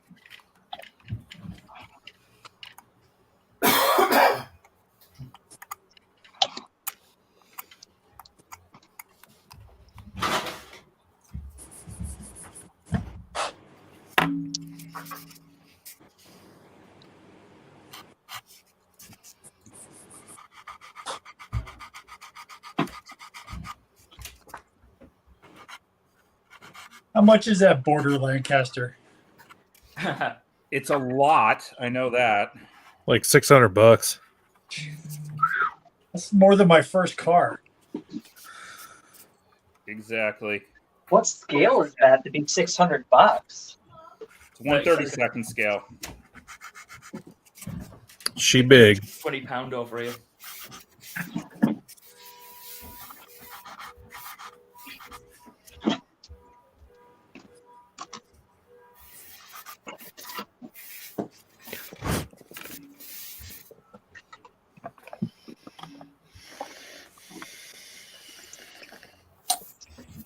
Yeah, after doing this B-17, I don't think I can do anything that big again. Like that's just massive.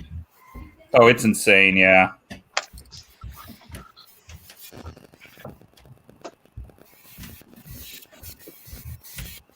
Yeah, I wanted to grab that Klingon Katinga class 350 scale, but then I finally saw what it looked like in person at the model show up in Seattle, and I was like, yeah, I might have to change my mind. This thing's really huge.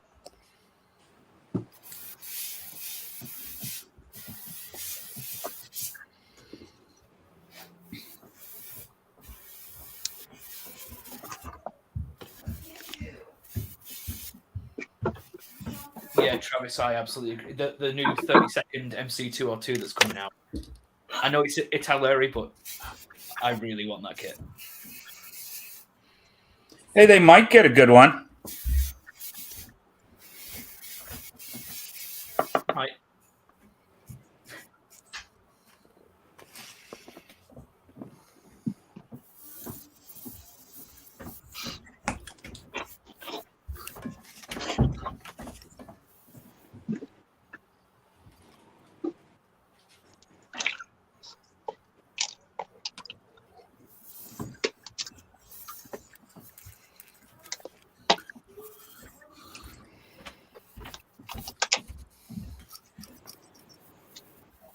going to mute while I slap this with a hairdryer.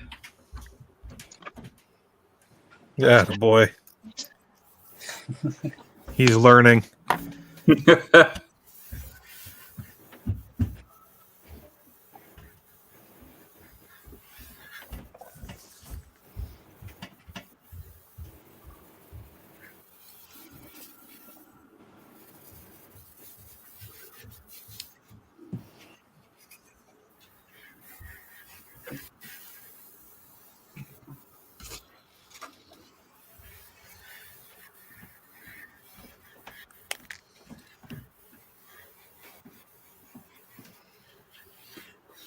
Don't want to be controversial at all, but what are they saying about Taylor Hawkins? Was this another grunge suicide or drug overdose or natural causes, or have we heard anything?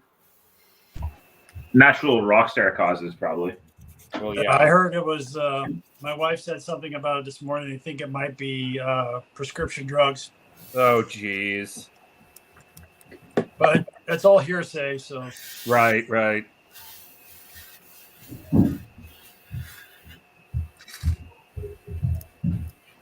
Yeah, he already had a big problem with alcohol abuse and drugs in the past. So, Oh, did he? as much as you don't want to guess, I think it'd be safe money. I Don't was, be really, influenced by drugs. I was really taken aback when Chris Cornell died, because here seems like a guy who got out, got a good age, and then committed suicide. It blew me away. But we got almost no frontmen left in this city except Eddie Vedder. Well, now that we've gone from the easy listening podcast hour to the dark The and Grunt Broadcast Hour, yeah.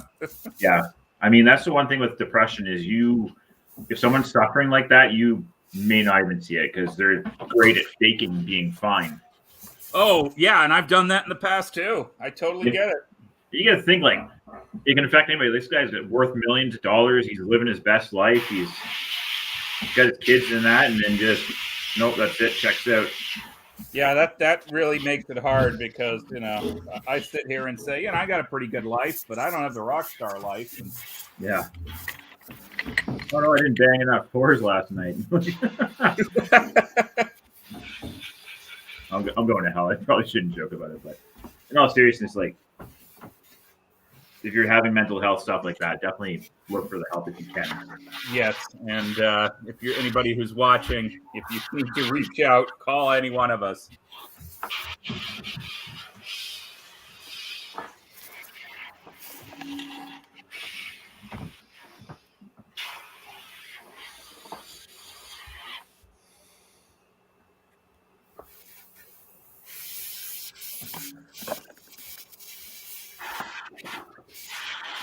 Because we can't be all as positive as JB. I don't know, man. I think he's pretty level-headed if he's making funfetti cupcakes. Yeah, I know. He's living his best life. He's the model world rock star. Yeah, there we go. Uncle Night Shift and JB.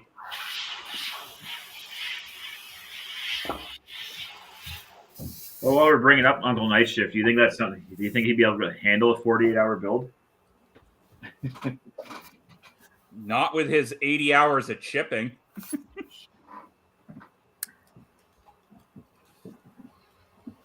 I think it'd be fun to see him try. I'll tell you that. yeah, But yeah, I'm of the opinion I'll watch anything he wants to do. Yeah, I said that on a plasma video once. I said I'd watch this guy build a snowman. Right, right.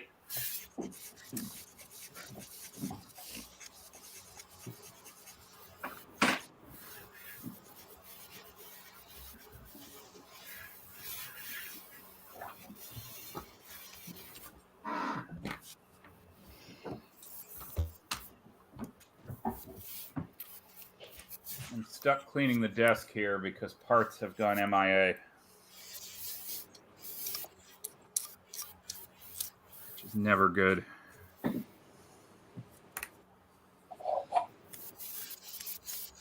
Ah, there we go.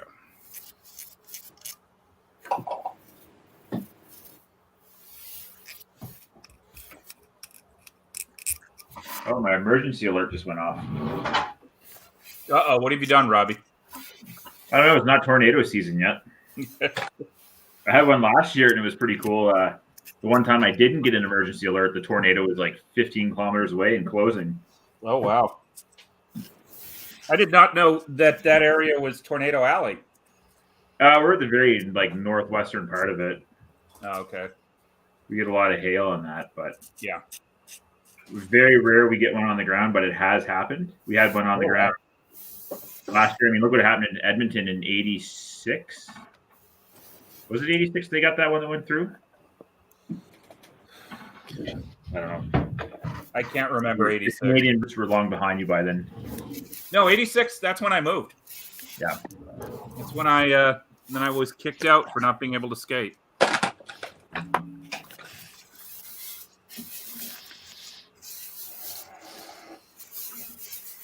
Yeah, I got emergency alerts for missing kids 4 hours away, but tornado, nothing. That would have been nice to know about the tornado. Yeah, exactly. That really didn't do any damage. When we do get them up here, they're usually F1 if they even get onto the scale. Oh, okay. Oh,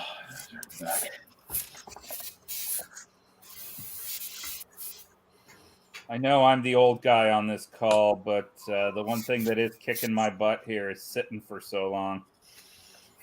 First of all, I'm older than you are, so. Uh-oh.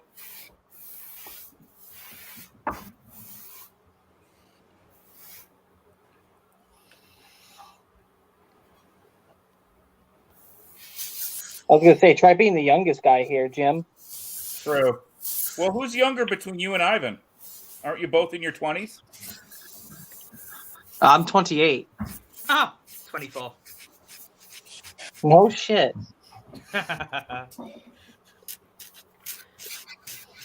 Jim, how old are you? I'm 49. I'll be 50 this year. Okay. And how old are you, Grant? 53. Oh, okay. So you do win. Yep. Sorry to hear that.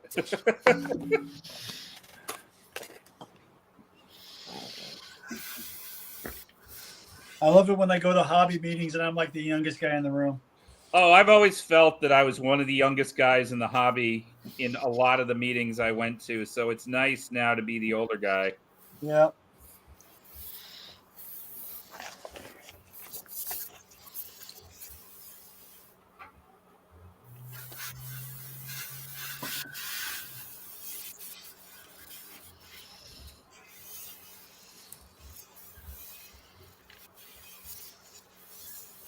Okay, Travis, we need to get him help right away. He thinks he's looking forward to Italiari's MC202 more than Coteri's Spit.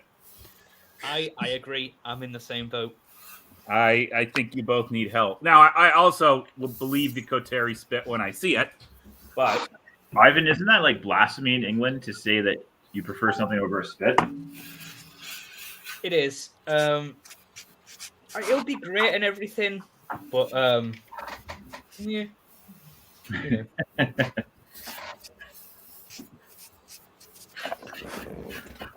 I mean, license to print money, yes. Does it take my interest? No. It's probably something you got to do right out of the gate. That was a new manufacturer. Yeah, it's like the perfect start, really. I just hope they follow that up with a hurricane.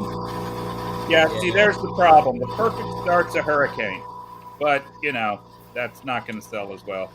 Again, that falls into my pugnacious, bulky-looking aircraft love. Yeah. Well, I do make no bones about it that one of my favorites is the TBM Avengers, so clearly I've got a problem. Have you seen the ditching video of that one from last summer? Oh, yeah. That was textbook. Yeah, and they wrecked it pulling it out, I guess. That was a funny morning because I had a bunch of friends texting me, hey, an Avenger will be going cheap, Jim. And I'm like, I don't want one that's been in the water. Yeah, unfortunately with old warbirds, once they're once they're in the water like that, you're pretty much looking at rebuilding it again. Yeah, I've told some of the other guys this story. When the guys out, and I forget exactly where they were, somewhere in the Maritimes, who were using the Avengers as bud bombers and fire bombers, and they were flying those up into the early 90s. And when they put them up for sale, I actually bid on one. But thankfully, it wasn't high enough. Because if I had bid on that, that would still be sitting in a hangar in pieces somewhere all these years later. Yeah, they're restoring one in Shearwater, completely restoring it to flying status. Oh, cool. And then I think the Canadian Warplane Heritage Museum, that's what it is. They just got theirs doing taxi tests. Yeah, they're supposed to fly theirs this year.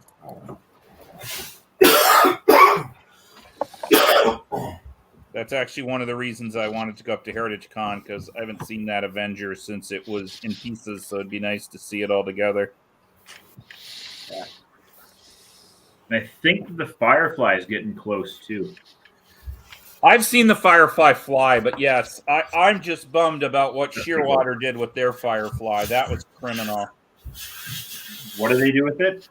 So they got it airworthy, and were going to fly it once, which to me seems silly. Either you fly it all the time, and they crashed it on takeoff. And, they had, I guess the guy who was flying it had some TBM time, but he had no Firefly time. And, of course, it's not like there were people down the road in Hamilton with Firefly experience. So they took, and theirs is a true Canadian one, and took it from being a totally stock original airplane into now needing a lot of work to get it look static again. I couldn't believe they did that. So dumb.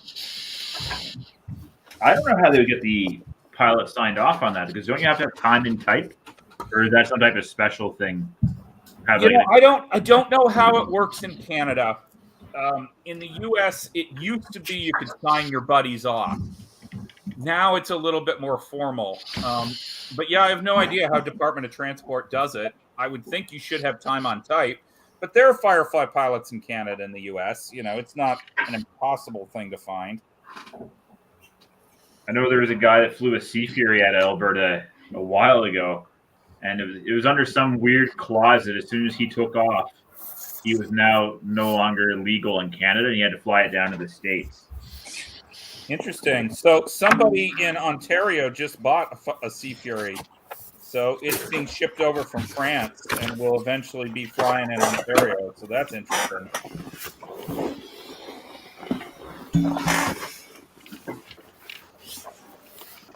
Yeah, I'm gonna have to buy another one so I can do the second and third Sea Fury markings. The all gray with the light bottom and then the light sky. Yeah, I want to do the dark gray over the sky, because one of the aircraft is BCJ, which is my initials backwards. So I thought that would be cool.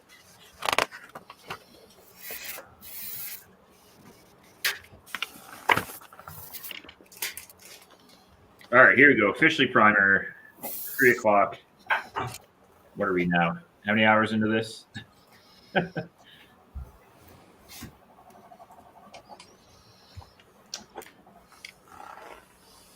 Well, I'm dropping Josh off the stream here because he's already finished his.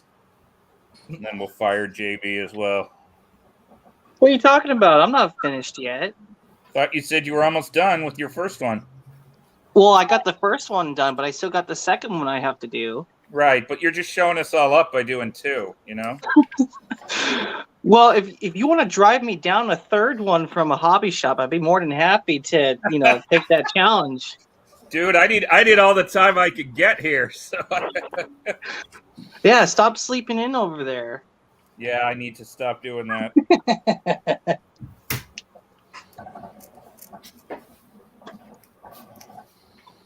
Cornbread said it was okay. He lied.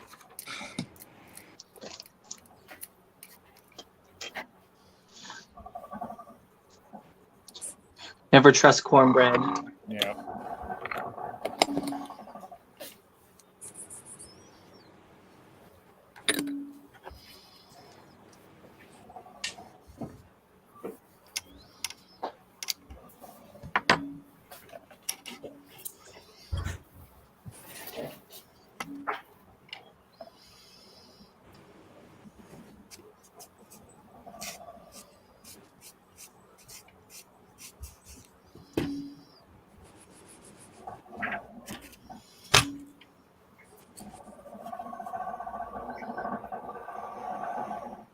Sounds like there's a predator about. I was gonna say, who's got Predator on?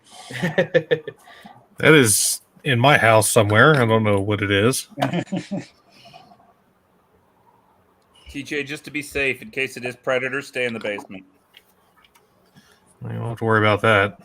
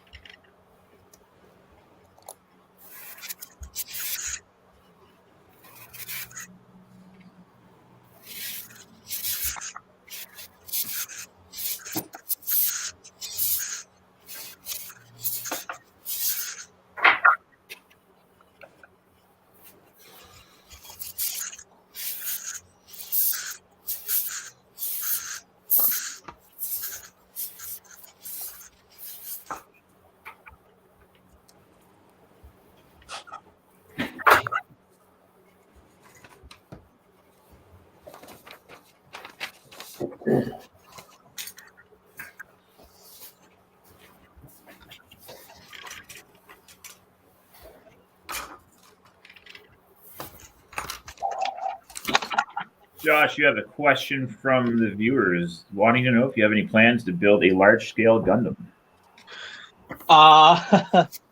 Maybe if I get through my backlog first. I think the largest one that they have is the mega size, and I actually found one already snapped together in a collector shop. You might know this, Jim. It's called Tricky's up of North Tacoma. No, I've never heard of that one. Yeah, there's like a collector shop over at North Tacoma called Tricky's. He's got a bunch of like just cool old toys and collectible stuff. I found a couple of the perfect grades, which are like 172 scale for like $30, and then the mega size 148. So I think I'm good. I don't really need to be building anything larger than 1/100 right now. There is a shop pretty close to me in downtown Tacoma called the What Shop. That's mostly a collectible, like posters and stuff. But they have kits and do carry Gundams. So Yeah, I know that shop. If you're looking for a Gundam complete, just Gundam dedicated place, you could, if you're in Tacoma, it's nearby the Tacoma Mall. Go over to Sean's Anime and other things. He's got Gundams there. Or if you want to go over to, say, South Hill Mall Puyallup, which is my affiliate store, Geeks Is Us. They carry a bunch of Gundams too at a pretty good price if you're not wanting to take a drive all the way up to Seattle. yeah, the one I'm looking for, and one of the Denver guys got me hooked on this. There's a couple, and my compressor's making a couple Bandai dinosaur skeletons, and I've got the, I don't know if it's Triceratops or Stegosaurus, but I really want to get my hands on the T-Rex. I think Sean's Anime and other things has that actually. I was there a week ago and I'm pretty sure I saw that there. Well, then I will check that out. Yeah, he's got a website too, so if you don't want to take the drive, you just look up Sean's Anime .com and you should be able to see like just his stuff on there. And he's So, where? You said North just Tacoma? pretty much right next door to Tacoma Mall. Okay. Yeah. So it's like very close by. I will check that out just for And then again, also check out Geeks Is Us too. I'm not sure if they have one, but if you do see it there, you can if you order online, you can use my little discount code for them. Save yourself the income tax.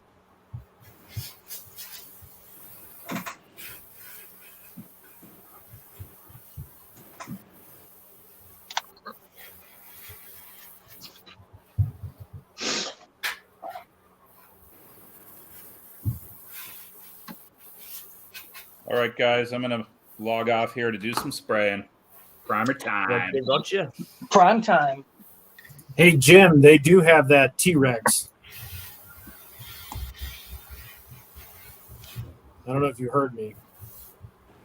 I said, cool. I will be going there sometime soon because I need my dinos. I just dumped the link in the chat. All right, I'm gonna go buy it instead of Jim. That's called pulling an Aaron Cook on TJ. Well, in case that does happen, don't worry, Jim. If my store brings one in, I'll send you the link for that and my little coupon code. Sorry. Cool. Thank you.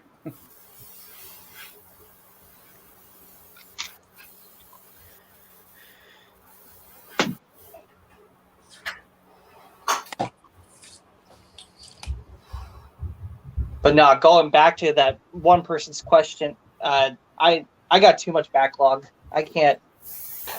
All the boxes that I see piled up in the closet, there's no way I can fit a large scale box of like a 172 right now.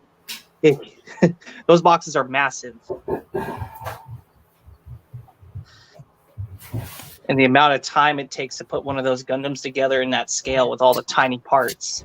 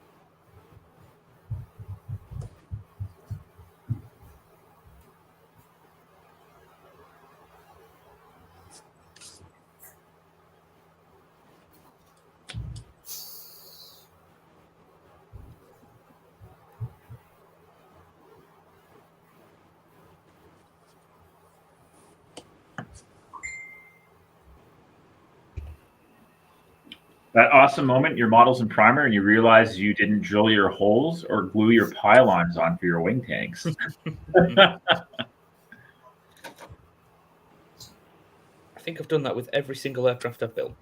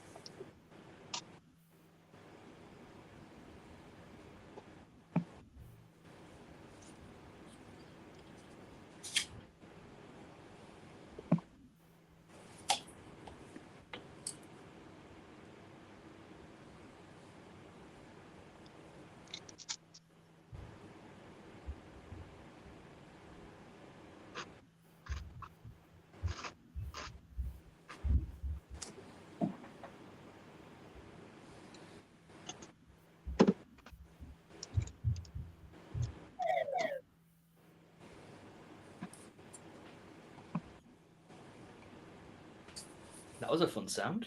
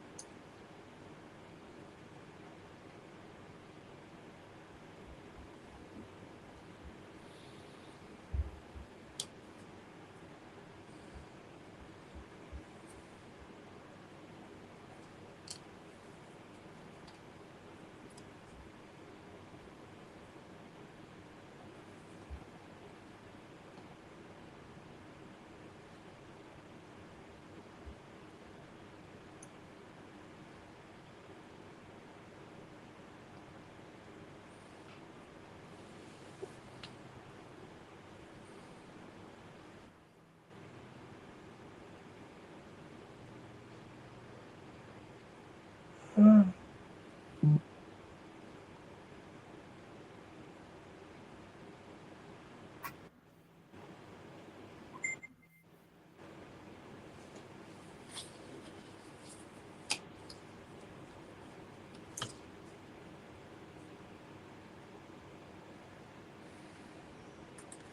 guys are able to hear me, right?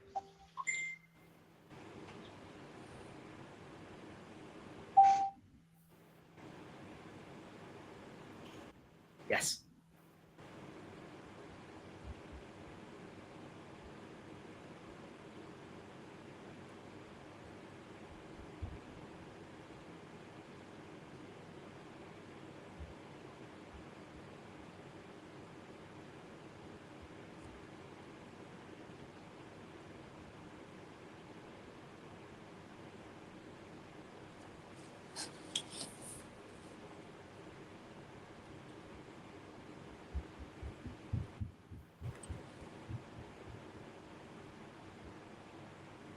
Mom,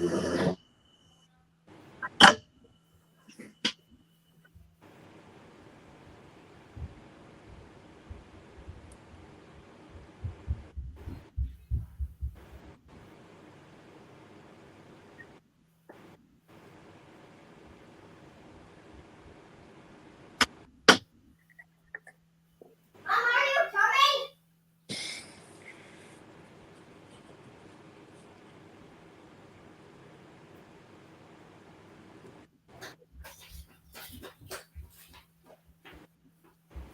Want something with them?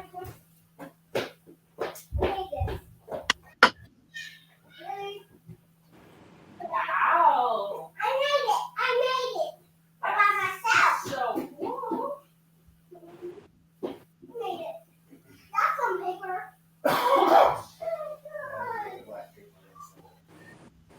Hey guys. Whoa, it's like marbles.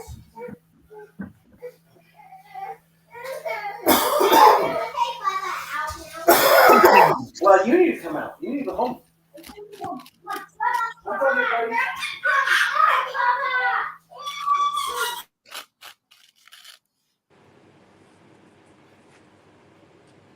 How are you doing, Scott?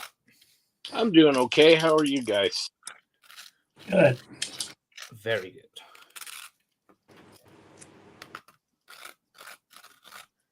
I'm smearing what looks like porridge on some foam.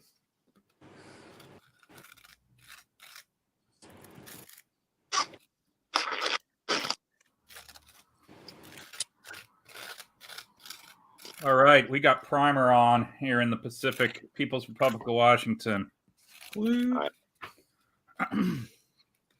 So I think it's time for some food.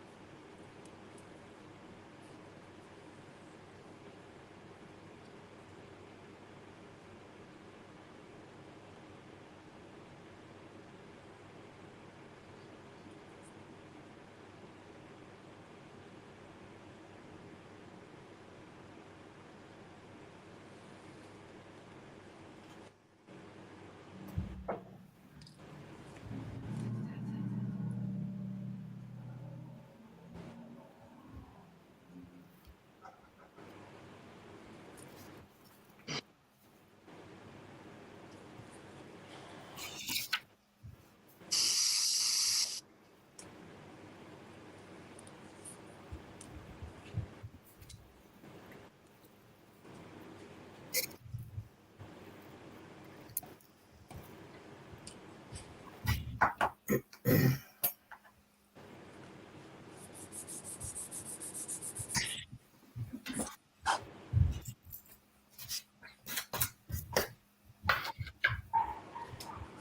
can't find my sponge.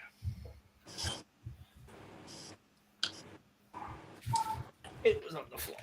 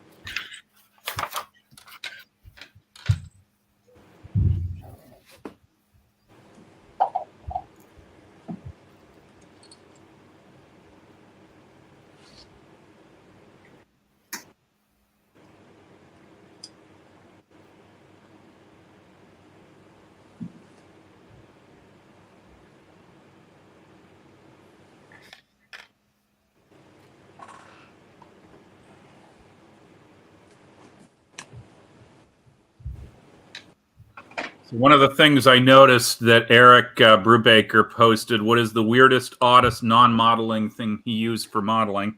And since I'm cleaning the airbrush, I can show you guys what that is. And since I'm representing the Moja a little bit, it's got to be a shot glass. That's pretty good.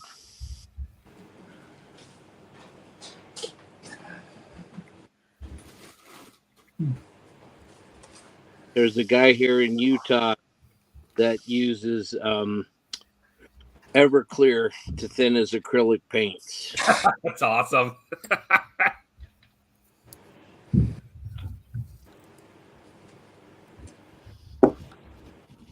He swears it's the best thing to thin Tamiya acrylics with. Interesting.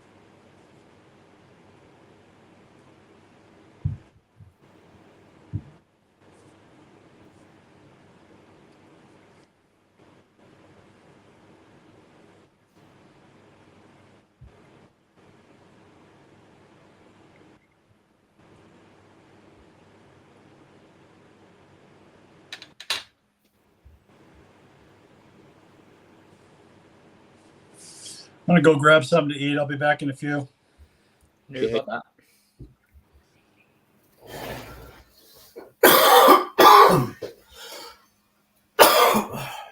Got your window open, Doug? Yep.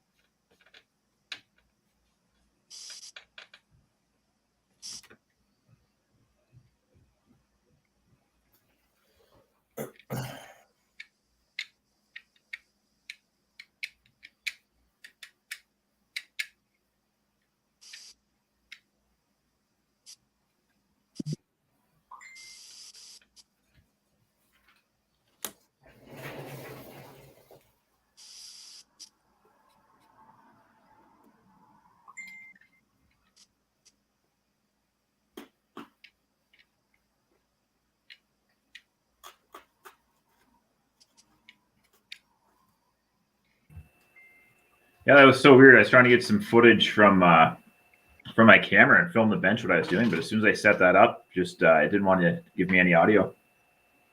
How annoying. Weird. So yeah, at this point, I'm going to start putting down my identification stripes on the Mustang and start painting some insignias. Nice.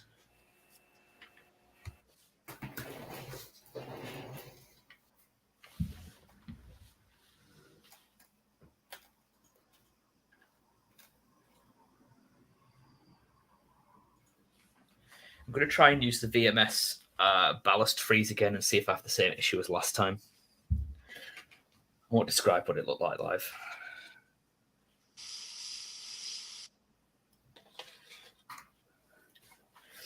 The peelings from a discarded aubergine.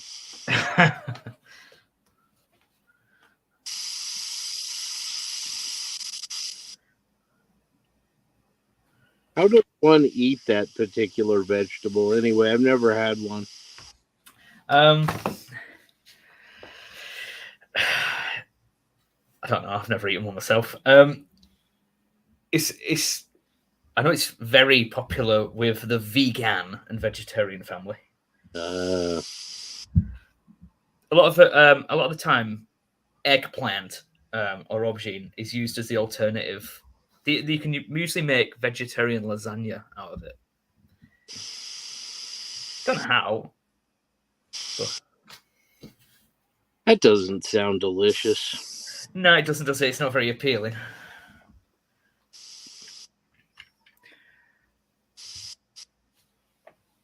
Righty-ho. So I'll say something controversial. I prefer meatless lasagna. Oh my. Oh Yes, my. You the same as vegetarian lasagna? Well, it depends. Some vegetarians eat cheese, some don't. Oh yeah, I forgot about that. But as far as meat and lasagna, not Yeah. a big fan. Same thing with meat sauce and pasta.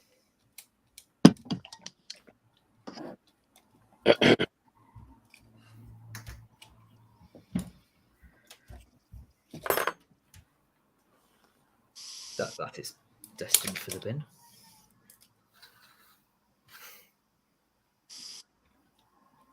How's the Jeep coming, TJ? Built. Interior's painted. It's built.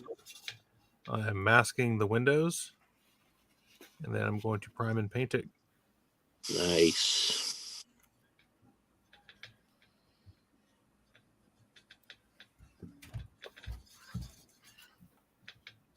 Did you enjoy the build?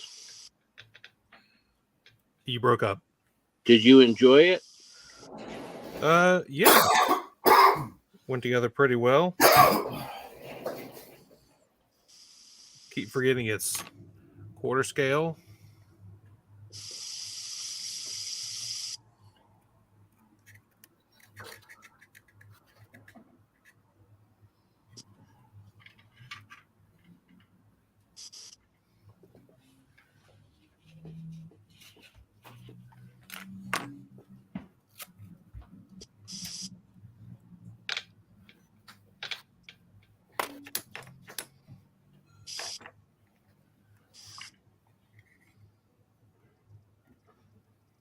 Currently trying to decide on what scheme I want to use.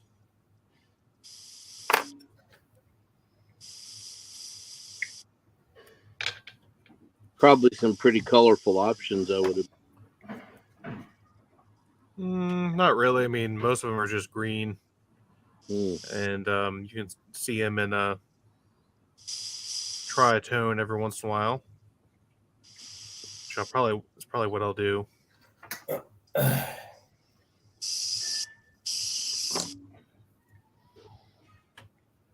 Oh.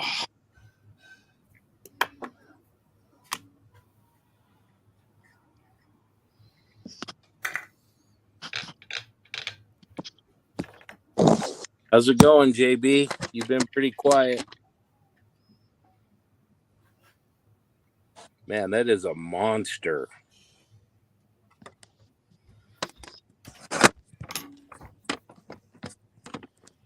Look at that thing. Wow.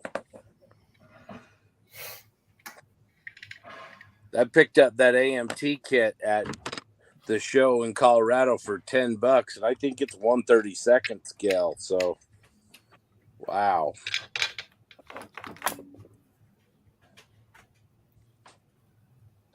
Yeah, it's big. I used AK acrylics or AK lacquers on it, real color. So I got a few touch ups, but it's going pretty good. It's a beast.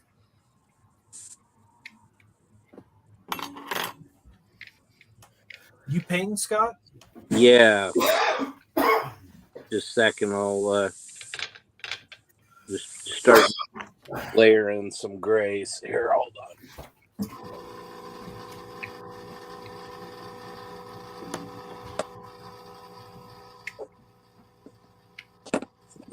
Gosh. Can you see that at all?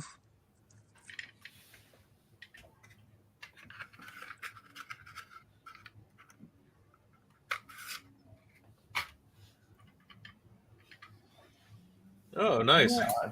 Cool. Yeah, it looks good. I don't think.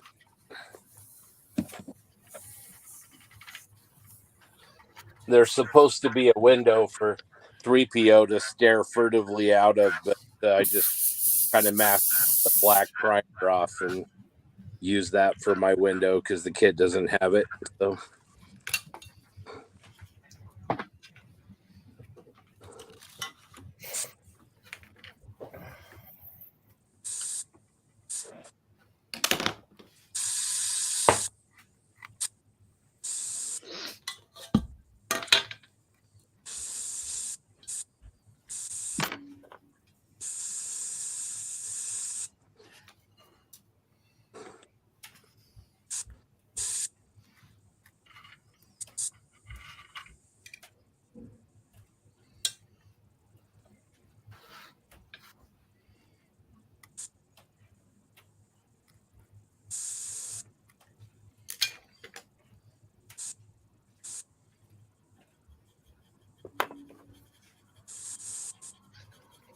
Well, I want y'all to know I'm missing a reptile expo for this. Yeah, I saw that sign today. I was wondering, Doug. All right, it's not a great expo. It's not the one I like to go to. Do you have room for any more snakes? Oh, sometimes I just go get supplies, and sometimes I just go to see what people have. Yeah.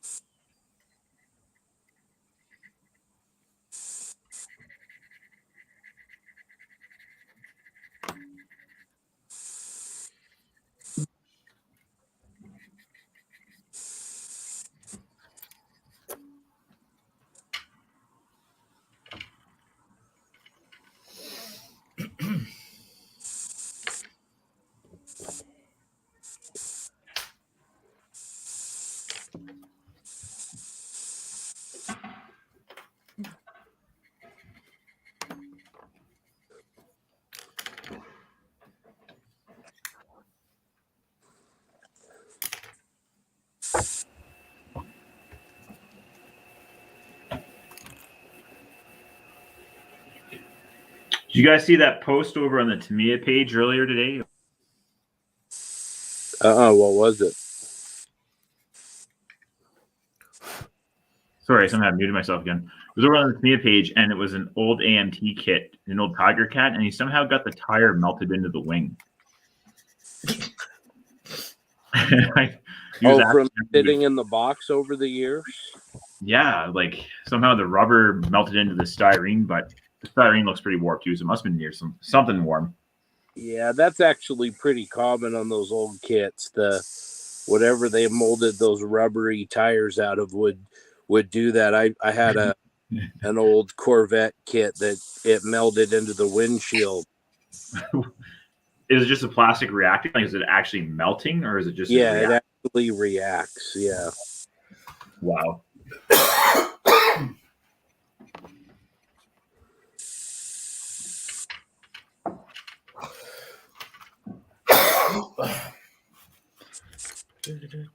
Firing up the silhouette cutter now.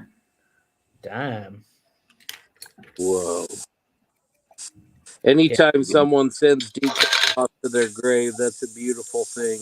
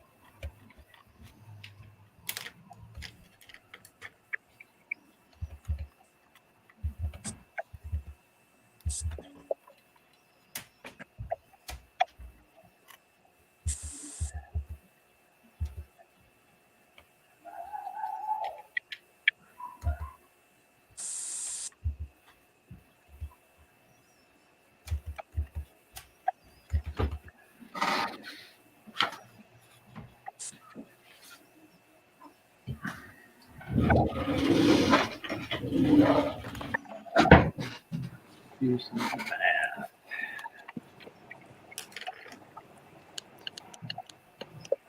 33.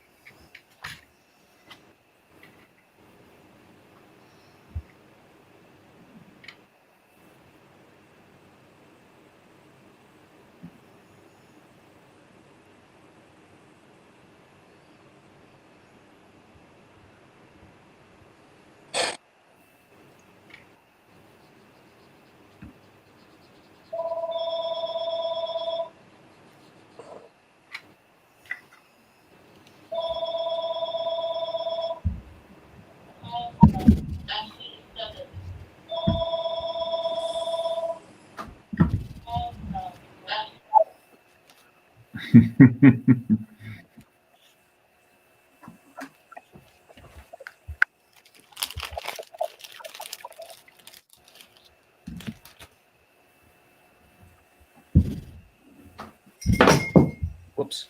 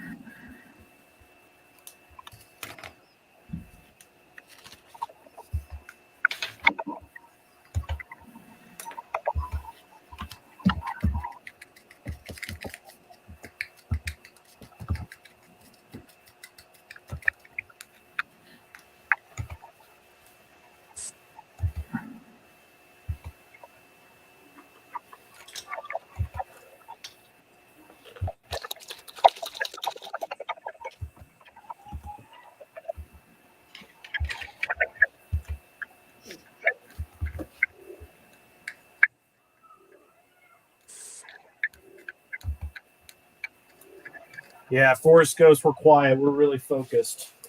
We're in the zone.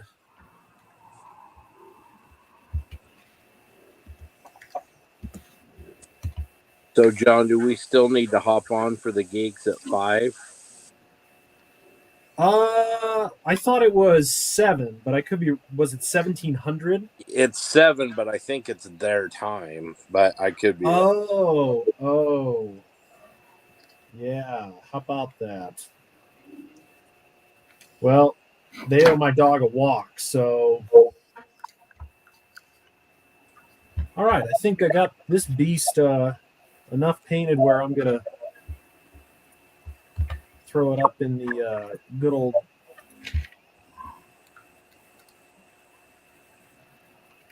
So, Scott, I don't know if you can see too well, but there's some shading you can see. Oh, Damn, yeah. that looks really good. Looks awesome, dude. Man, you're making me want to paint mine. Yeah, it looks really good. I got to get that. I thought it was a little expensive, but that's a substantial model. It's worth it. Like getting it out of the box, it's worth the money. Yeah, it's really nice. I'm actually really surprised how big it is.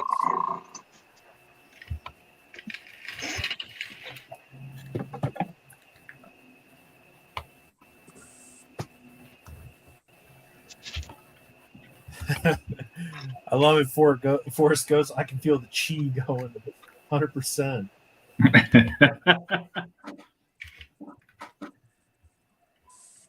We got Jackson back in the house and an MG, first time listener, first time call, or long time listener, first time caller. Thanks, MG. We appreciate it. All right, I'm gonna throw this in the picture.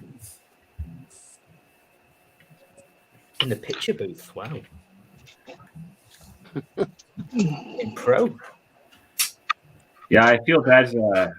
My friend took her well, I shouldn't say I feel bad. My friend took her camera back, so I need to get a decent DSLR again. Not that you need those for good photography photos, but once you're used to them, it's kind of hard to not have one.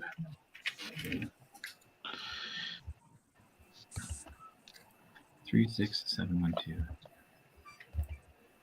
36712. You know how hard it is to find a Mustang with no nose art?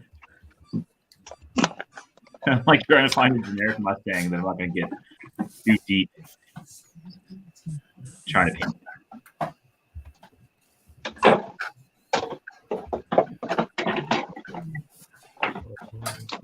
Okay, Jim, I lied. I got a couple little spots on this first build that I missed. I need to touch up. It's one of those I had under natural light just right, and then I saw a couple flaws. I'm like, damn it.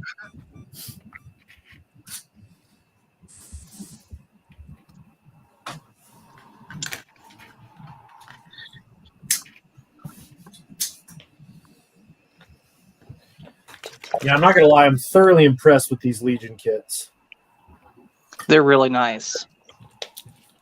And I think this one goes for 60. And you know, when I think about it, it's part of a game too, and that's not bad.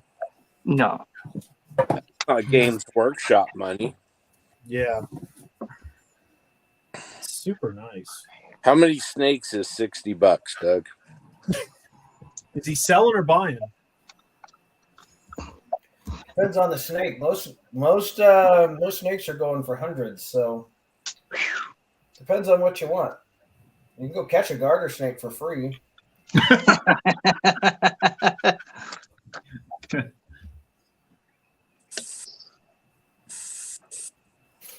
You It's watch like- the elusive Like trout. he never has to buy cats. His daughters and his wife always bring them home for free. Yeah, just come to my place. Hook you up. Problem with a Scottish wife, it's like all she has to hear is free and she'll take it. Like we don't even need it. Wonder how many cat turds it's worth.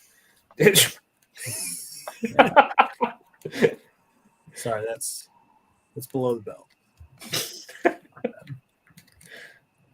I'll lock it up.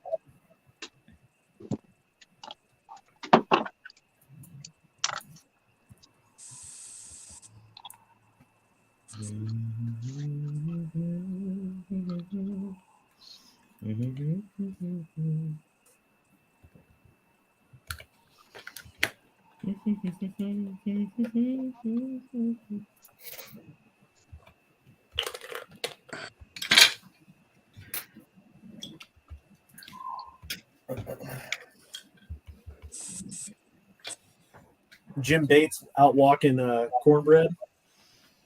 He said he's getting a bite to eat too.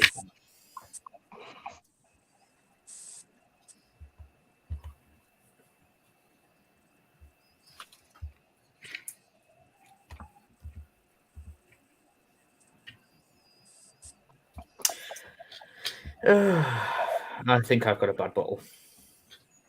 You've got a what? A bad bottle of the VMS Ballast Freeze because it's turned into goopy sputum again. Oh, do your splooches.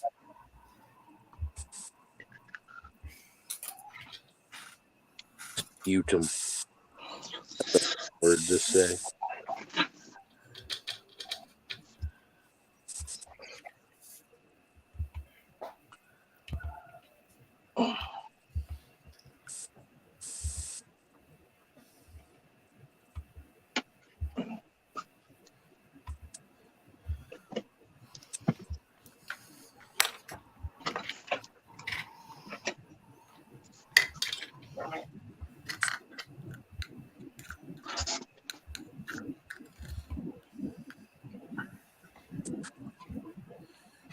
Let's see if we got other comments.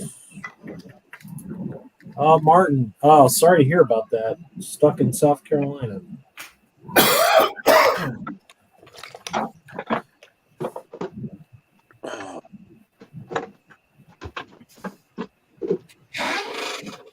How you doing, Martin? Looking forward to your next diorama. You're a machine, man.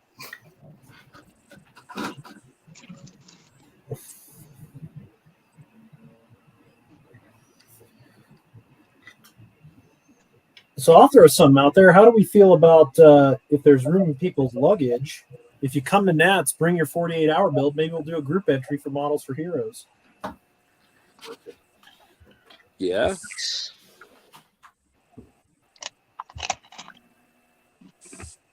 Put that special note on there saying, yeah, these were all done in 48 hours. So Right, exactly. So cut us some slack. Yeah, lay off the IPMS haterade. Your landing gear is not aligned.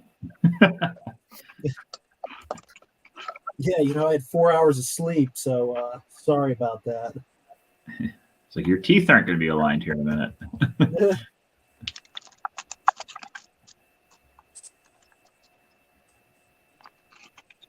Yeah, that comment like that got me off Facebook for 3 days from one of the groups. Someone was talking about they were at a show and the judges were measuring things. And they're like, hold on. supposed to be to the naked eye.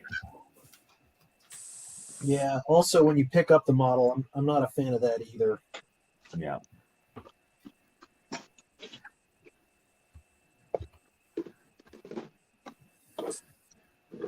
If you can't see it with your naked eye, it's all good.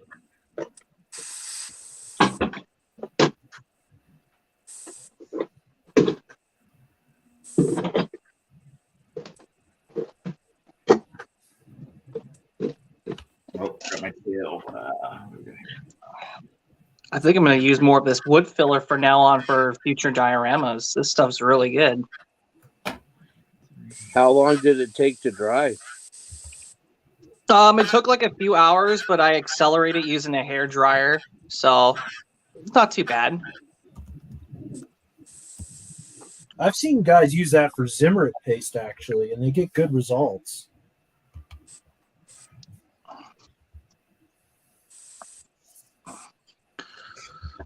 I assume What it's kind of probably- paste? Sorry, go ahead, John. What kind of paste?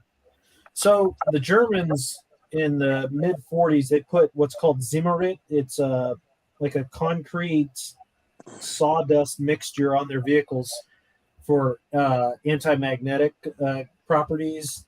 I don't know the effectiveness was all that great, but guys use it to recreate that at 35th scale. They'll spread it on and then, use a saw to put a pattern in it. Oh, that's cool. So JB, you'll probably be interested. I'm almost done designing a 3D printed tool for Zimmerit stamping around bolt heads. Ooh.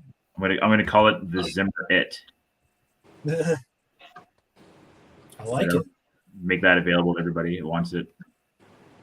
Do you have your designs on on like Cults 3D or something where people can download? I don't have anything. Most of the stuff I put up, it's just on my private page, and if anybody wants it, I'll give it to them. It's just like throttle, quadrant, and just some basic stuff right now. When I finish my Sea King, I'm gonna make that all available because I'm gonna have nice. assembly everything. Somebody wants to make themselves nuts, go for it.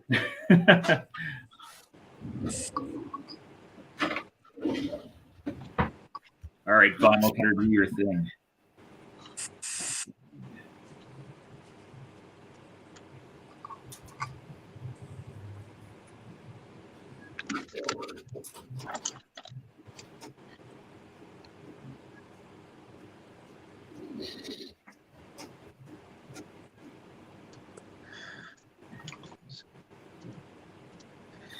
Yeah, I don't know if you can see, Scott, but this is just to answer your question on how that filler worked out.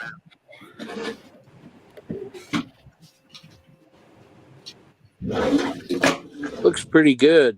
Here, I'll put it on full screen. Give me a sec. Yeah, it looks pretty good. Oh yeah. You just dab your finger on it and just spread around a little bit and worked well.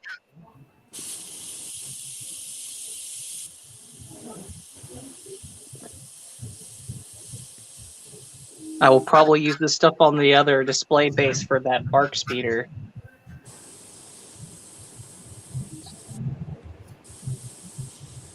How are you coming along, Ivan?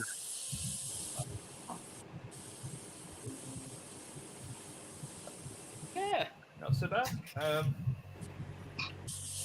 Yeah, just what do you call it?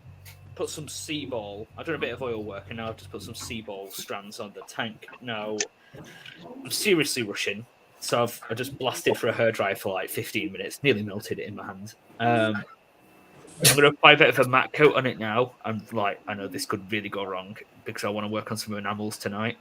I might just end up with a melted goop in my hands by the end of the night, but we'll see.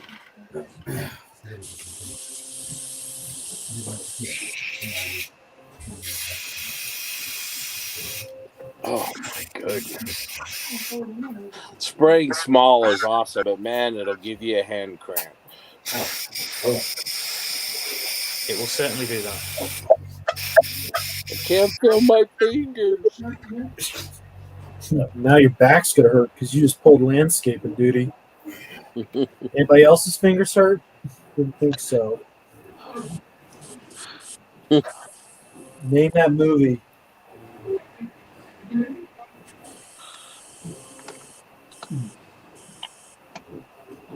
Sorry, John, you win. God, come on, Happy Gilmore. Oh, I was muted. Yeah. Come on, man. That's an Ben easy one. Stiller. I should have known that. All-time classic.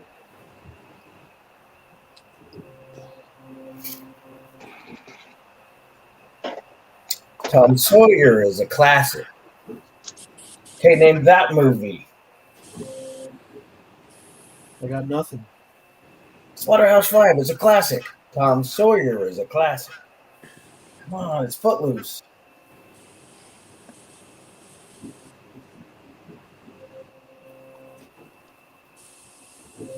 When I say it, I could actually see the porch of the house it was filmed in because it's only about 5 miles from where I live. Did you say Slaughterhouse 5, Doug? No, it's actually in the movie Footloose. They're talking about he's sitting with all the uptight people after church, and somebody mentions that they're gonna teach that book in the school, Slaughterhouse Five, and Kevin Bacon's like, "Yeah, Slaughterhouse Five is a classic." And one of the old guys says, "Well, Tom Sawyer is a classic." Slaughterhouse 5 is a classic. One of my favorite books.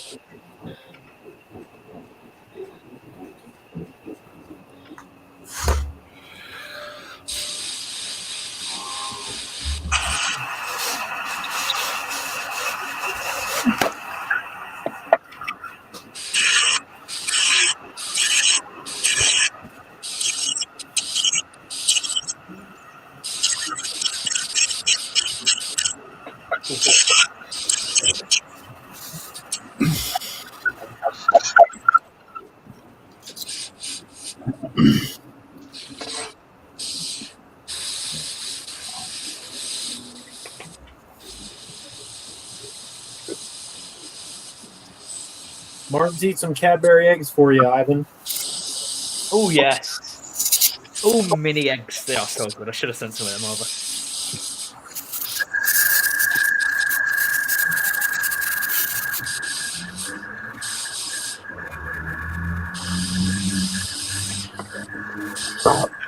Is somebody being abducted or something?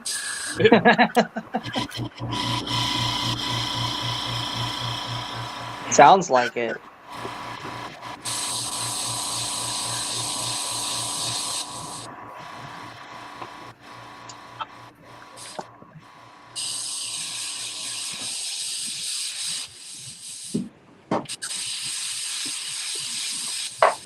was gonna say someone's playing a little too much Destroy All Humans. Oh, what a game that was!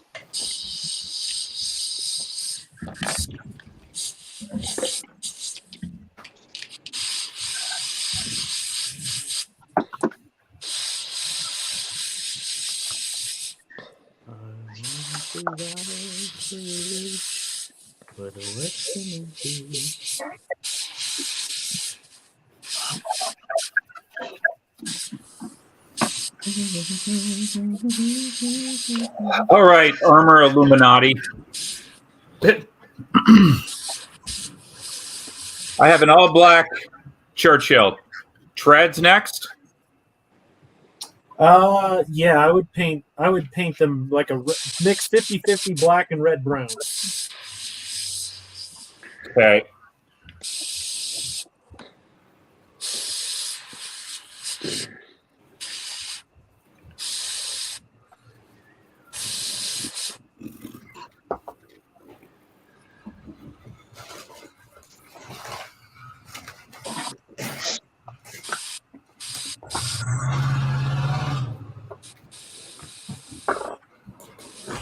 Let's go find some red brown.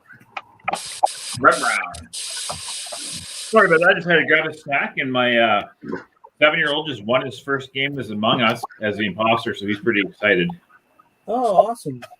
I have no idea what that means, but it's important to him. Oh, Among Us? Yeah, that game's an interesting gameplay.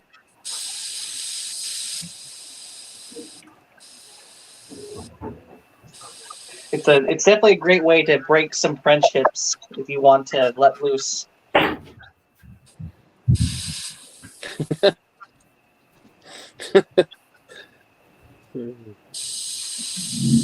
had to go upstairs. I had to figure out what the hell was going on. That's the way Josh weeds his friend feeds. He invites them all to Among Us games, and then goes around and stabs them all in the back in dark hallways. Well, the other trick to that game is you got to be a good liar too, and I'm not that, so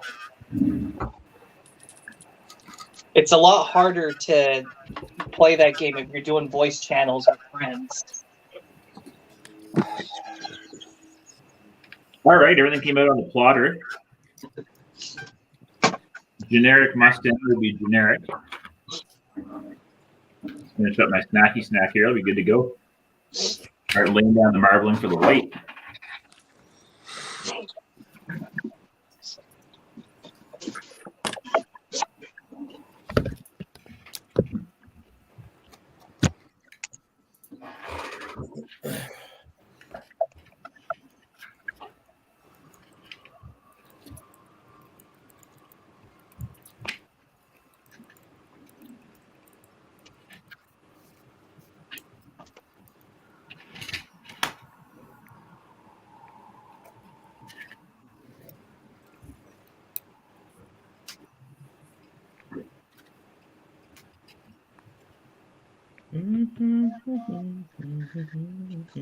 The only thing I wish these Star Wars Legion kits came with was some water decals. Yeah. I need to see if they're available over here. I know there's some people on Etsy that make them, but I haven't checked it out yet. The problem with Etsy is I end up in a rabbit hole of trying to buy stuff I don't need. Like I saw the other day, it was £100. You can get the full set of Gwent cards from The Witcher. I don't have anyone to play that with, but I want them so I can frame them and stick them on my wall.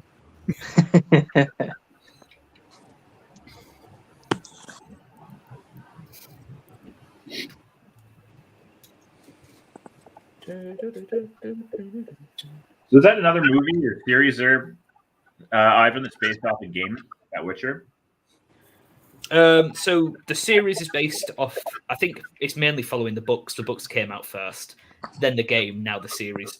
It looks like the series is following the books rather than the game, because the game, it kind of follows the books, but it lets you pick your own way of doing stuff, so you kind of do what you want. Right. Oh my god, it's good.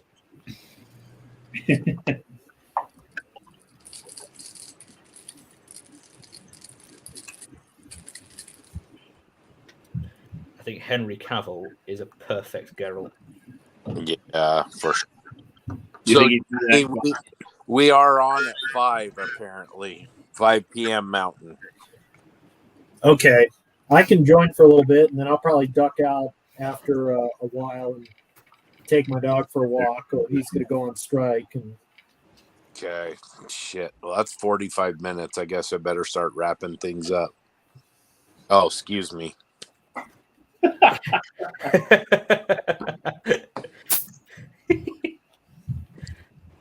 was listening to the Geeks there last week, and I like Furlow's F-bomb.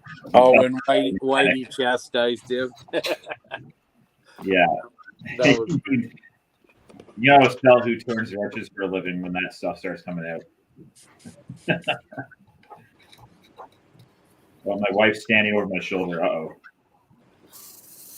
I'm sure she's here to tell me what a great day it's been with me down here. And for kids. It actually has been a great day. Jim, you might be changing your mind on a Scottish mail order wife here in about 30 seconds. You make fun of me again? No. No. Please don't hit me in front of my friends. Do it. Scott, we need to make Robbie's screen big to see what happens here. There's going to be a murder. Speaking of Among Us. Looks like we're about to witness a murder right here. There's been a murder in Savannah.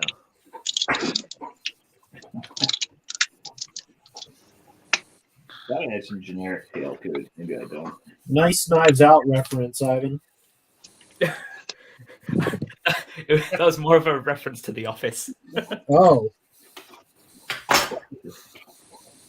I'm assuming Ivan's talking about the original Office.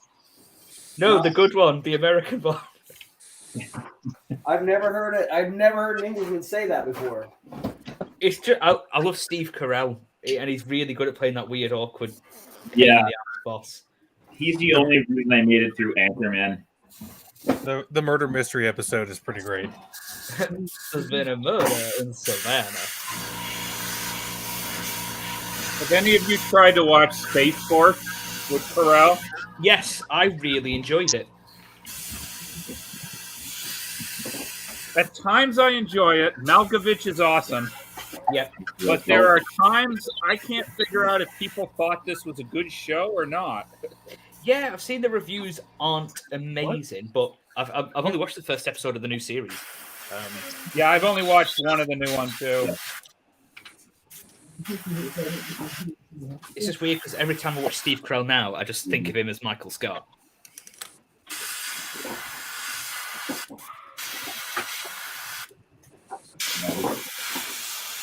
Yeah, the Fire Drill is probably the greatest 6 minutes of TV history.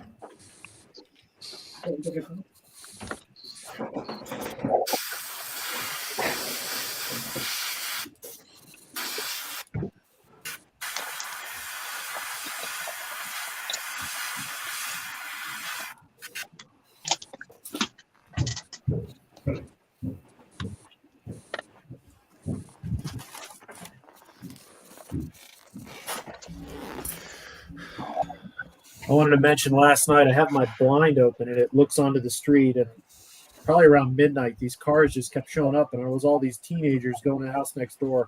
They're probably looking up like, what the hell is this old man doing?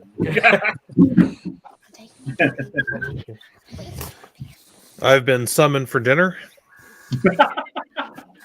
My daughter made dinner, so I'm going to go enjoy that. Oh, nice. All right. So I will catch you guys in a little bit. All right. See you Thanks, soon. PJ. Good morning. Hey, John, I'm pretty sure what they were saying was, hey, I feel like I need to give that guy something for free. Yeah, exactly. There's a light that goes off on Craigslist.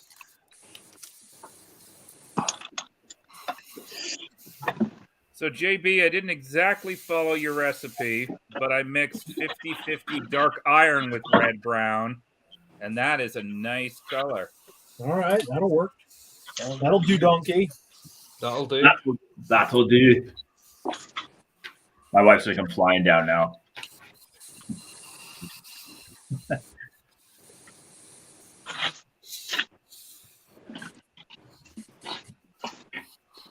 All right, lay down some stripes.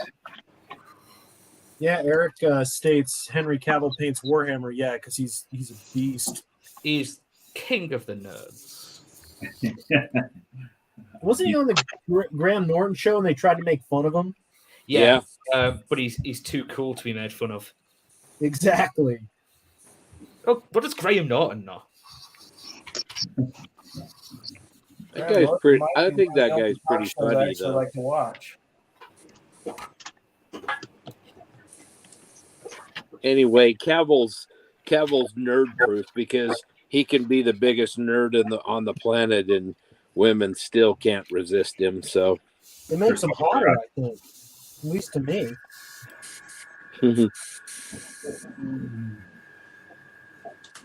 I just watched last night again, or 2 nights ago, Mission Impossible Fallout. So that's a good one with him. I'm not a Mission Impossible guy, but I thought that was pretty good. Yeah, it was. I thought it was really, really good. The music and everything, and That helicopter dogfight at the end was incredible. yeah. So what was funny about that is I was watching one of those reviews on YouTube where some professional evaluates movies, and this helicopter pilot was ripping on Tom Cruise, saying, "Oh, that's all fake," but he actually practiced that stunt of downward spiral in the helicopter for months. That's what I thought. So he legitimately flew that. Yeah, he's a good pilot. He owns a P-51 that's in Top Gun. He's doing better than Harrison Ford. Yeah. Harrison Ford's crashed a few planes worth of money. So, being somewhat in the Warbird world, everybody says Harrison Ford was a great pilot.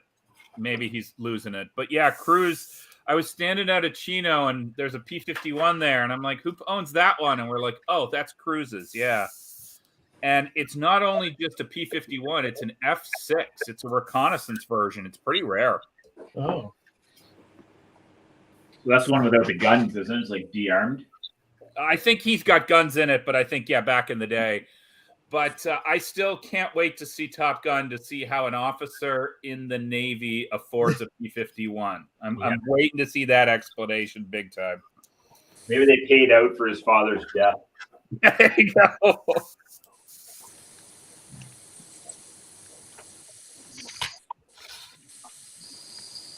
I'm just hoping Goose comes back like a little blue force, like Obi-Wan scene where Goose is there.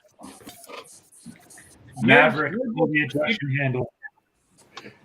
Scott, you just can't wait to see the lightsaber and the Death Star shooting like Yeah. what's Fury. Fury. Yeah.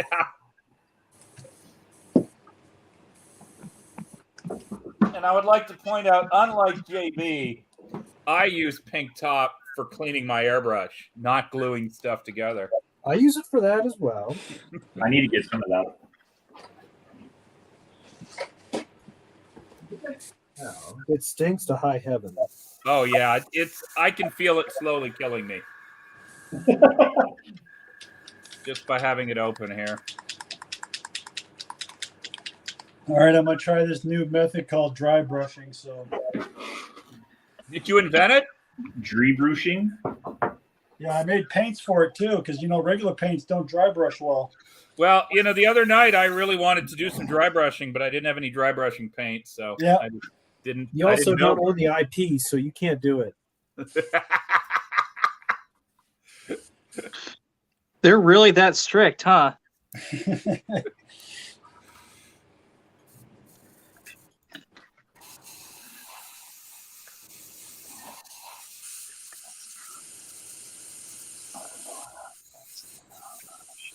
Scott, I think you've been painting that what looks like an ornament for 3 hours now. Yep.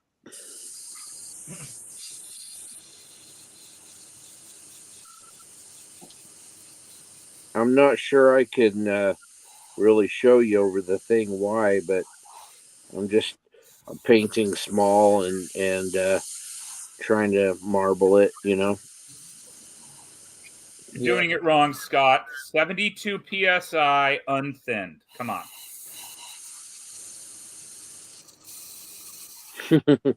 God, it's like you're sandblasting it. Now painting the wall on the other side of your desk. What you I don't don't know understand is I'm solely a 72nd scale builder. I may have started with a 48 Churchill, but this will end with a 72nd Churchill. So we got a sandblast. I was gonna say when I first started airbrushing, I think a couple of my builds I was spraying in 60 psi, and I had no idea. Holy cow! God almighty. Damn. And they actually didn't turn out that bad either, because I was doing fine paint work. Was there a model left? Yeah, I'm surprised your seals held up to that. I just wanted a hole in your bench. That airbrush is mostly brass, bro. hey, it's a Iwata Eclipse, so it handled pretty good. Yeah, but brass fittings. Ugh. I think by the time after the second or third build, I was like, oh wait, it was in 60 psi this whole time. Whoops. I've done that occasionally when I use Stynylrez. I kick it up to like 30 psi and we'll forget. And then I bring out the Harder and Steenbeck, and I'm like, what is going on here? What is this sorcery? Yeah. Robert and Steenbeck. That's what I have to say that every time someone says it. We only have high-end airbrushes here in the Pacific Northwest. I have one, and I'll be honest, not a huge fan. Interesting. It's a good I brush, but agree. I just go back to my Iwata. She's a beast. The Awad is good. The problem is we've got Scott here, who's a big Badger honk, and he just doesn't realize how wrong he is. Yeah, I'm not a fan of Badger either. Don't tell anyone. See, my go-to now is it's that good. I can't remember its name. The PS770. Oh, the Procon? The Procon. That is a beast of an airbrush. All right, we have treads painted. What is next? I usually keep my Iwata clone for about 90% of my work. It's good because I can spray everything at like 8 psi. And then, Jim, load up some green and go at it. I think I'm going to give it a few minutes to dry, and then we're going to hit the green. Yeah, Just do it figure out where I now. put that green. And I got I was gonna say, 19 if you were on. working with lacquer paint, you wouldn't have to wait.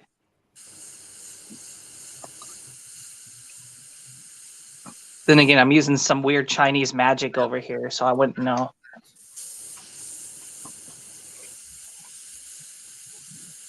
I just like the packaging of it. I'm a sucker for product production value.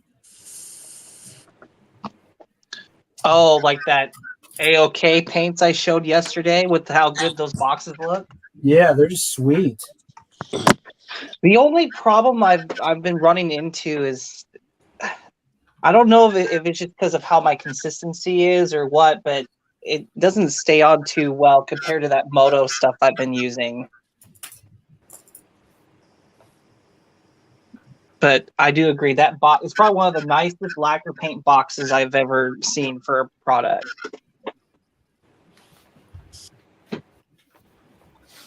It's like if you wonder why they charge close to $10, you'll know why.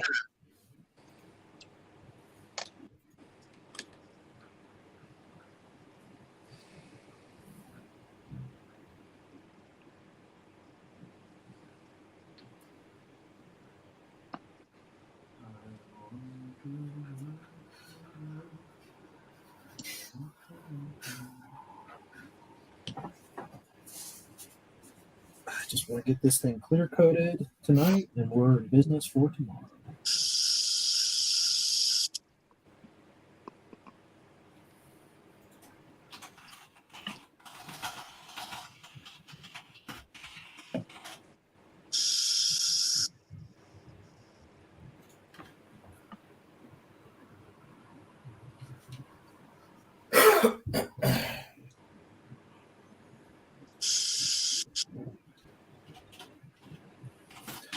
Hey, Ivan, I have not seen you share that opera piece in a while.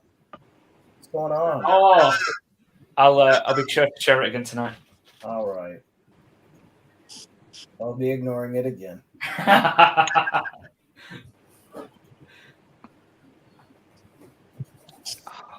I don't get opera. I'm just not a fan.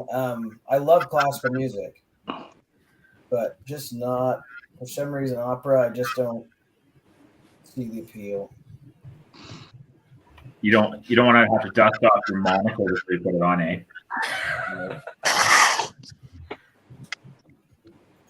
I'm the world's oldest 24-year-old. I like opera. Check it out.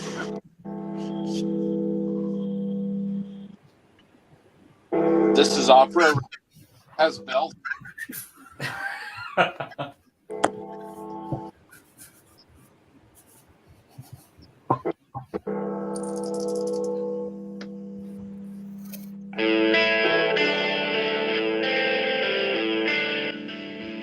Oh, this video is going to be taken down for copyright infringement. For a moment, I genuinely thought that was For Whom the Bell Tolls at the start. That's a good one. I also like that opera. I found a place that does Star Wars Legion in the UK. Oh, nice. It's not cheap. No, it's not. But All right. Well, John, I'm going to hop off and clean up my shizzle, and then we'll get over there, see how things are looking. So, all right, just drop me a link and I'll join. okay. Can I keep this one going? I'll give it to Doug. I don't want it. I'll hang out. Oh, that's right. That the official 48-hour stream's starting soon, huh? Well, our shift wasn't supposed to be till 3 hours from now, but we're helping out the geeks, I guess. So, Right. So I'll go off on this one, and I will join back when it's our slot. okay. Do you mind managing this one, Ivan?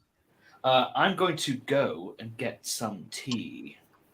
Okay, maybe we just all take a break then, and then we'll see our crew back at our time slot.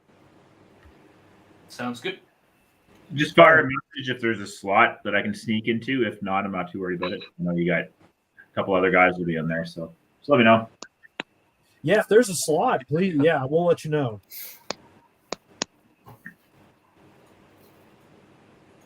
I'll stick around here for a little bit, and then when Scott messages me, we'll drop. Righty. So I shall bid you all farewell for the next few hours. Cool beans. Bye. Goodbye, Lord Ivan.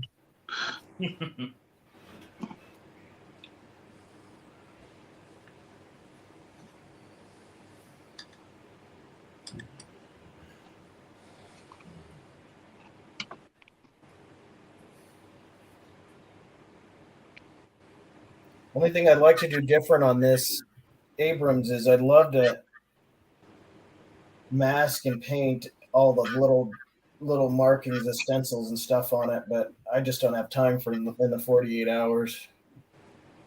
Yeah. Well, I'm sure you could do most of the Mustang masked. There's a banding on the barrel I'm going to end up painting, but most of it, probably not.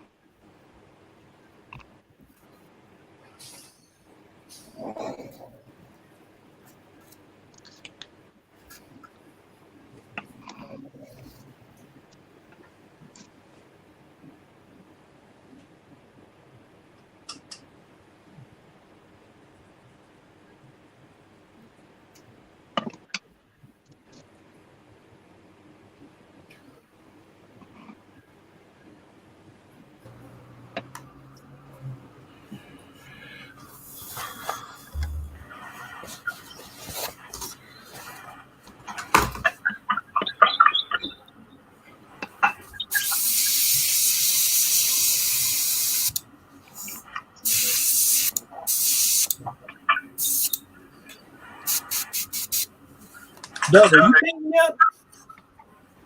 Huh? Are you painting yet? Are you airbrushing?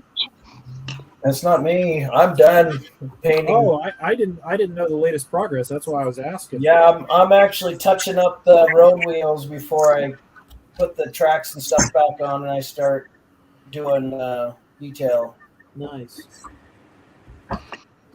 Construction took longer on this than I hoped, but everything else is moving along fine, so doing good. That you, Jim Bates, going crazy. Hey, I'm about to break out the green. If I can clean out my Iwata. Which Iwata do you have? Got an Iwata Eclipse HPCS. Such a good airbrush. My first airbrush was an HPC, Iwata HPC. I got in 1991. And I used it until they stopped making parts for it. Well, that's just rude. This is how I spent most of my modeling time, looking for something I had a few seconds ago right in front of me. I think that's common practice. Yeah. Well, that's good. I thought I had dementia, but Oh, I do. Who are you guys again? Is this Quilting Monthly? What's going on? This is the sex addict meeting. Yeah. Quilting Monthly podcast. Oh, I'm sure there's a podcast for that. Oh, I'm sure there are. Can you imagine a bunch of grannies spending like the first half hour trying to get the thing to work? Imagine all these thick frame glasses, like, what button do I hit to get on here? June, you're muted. I would actually go ahead and make that screen. Something says I gotta update my antivirus. I just imagine my grandmother on there. Oh my. That woman swore more than most sailors. It'd be hilarious.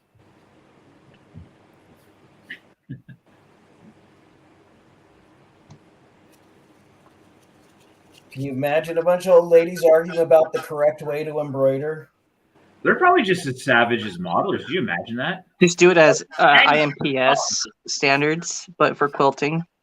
That's the wrong color pink. That's not fuchsia. Which isn't correct on there.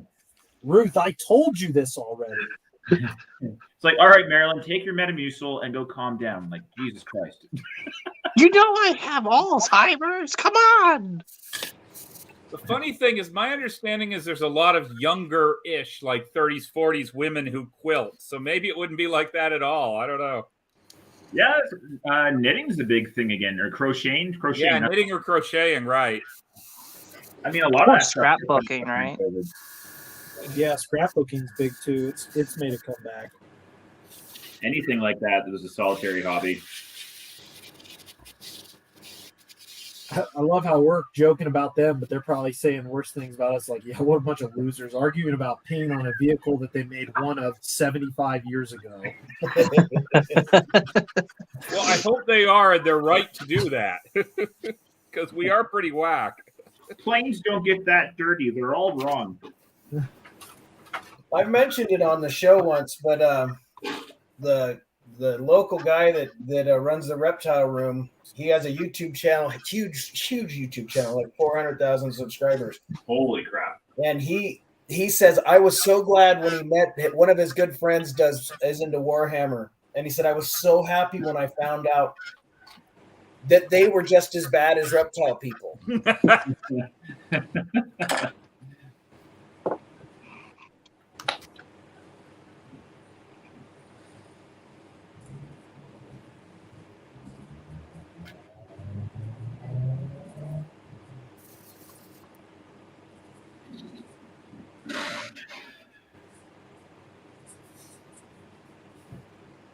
Did you get the question from Paul Hayward? What are you spreading, Joshua? No, I did not get that question. I'm spreading some Apple Barrel Tuscan red acrylic paint. Literally 50 cents at Walmart. All I was right. going to say, is that from the Olive Garden collection? I was actually thinking it was from the Tatooine collection, but not Oh that yeah, the Tuscan, I Tuscan. guess. Yeah, I got it while trading the local Tuscans on the Dead Sea. You know, Trading some spice for it. Funny. Probably a couple moisture evaporators. You know, they've been really needing that water.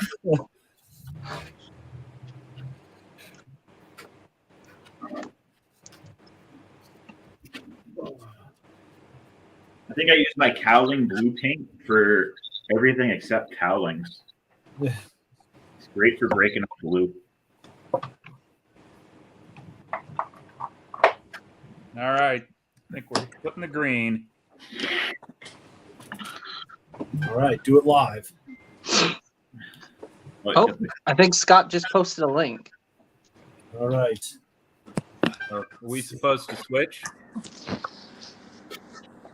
We can. Switch it up.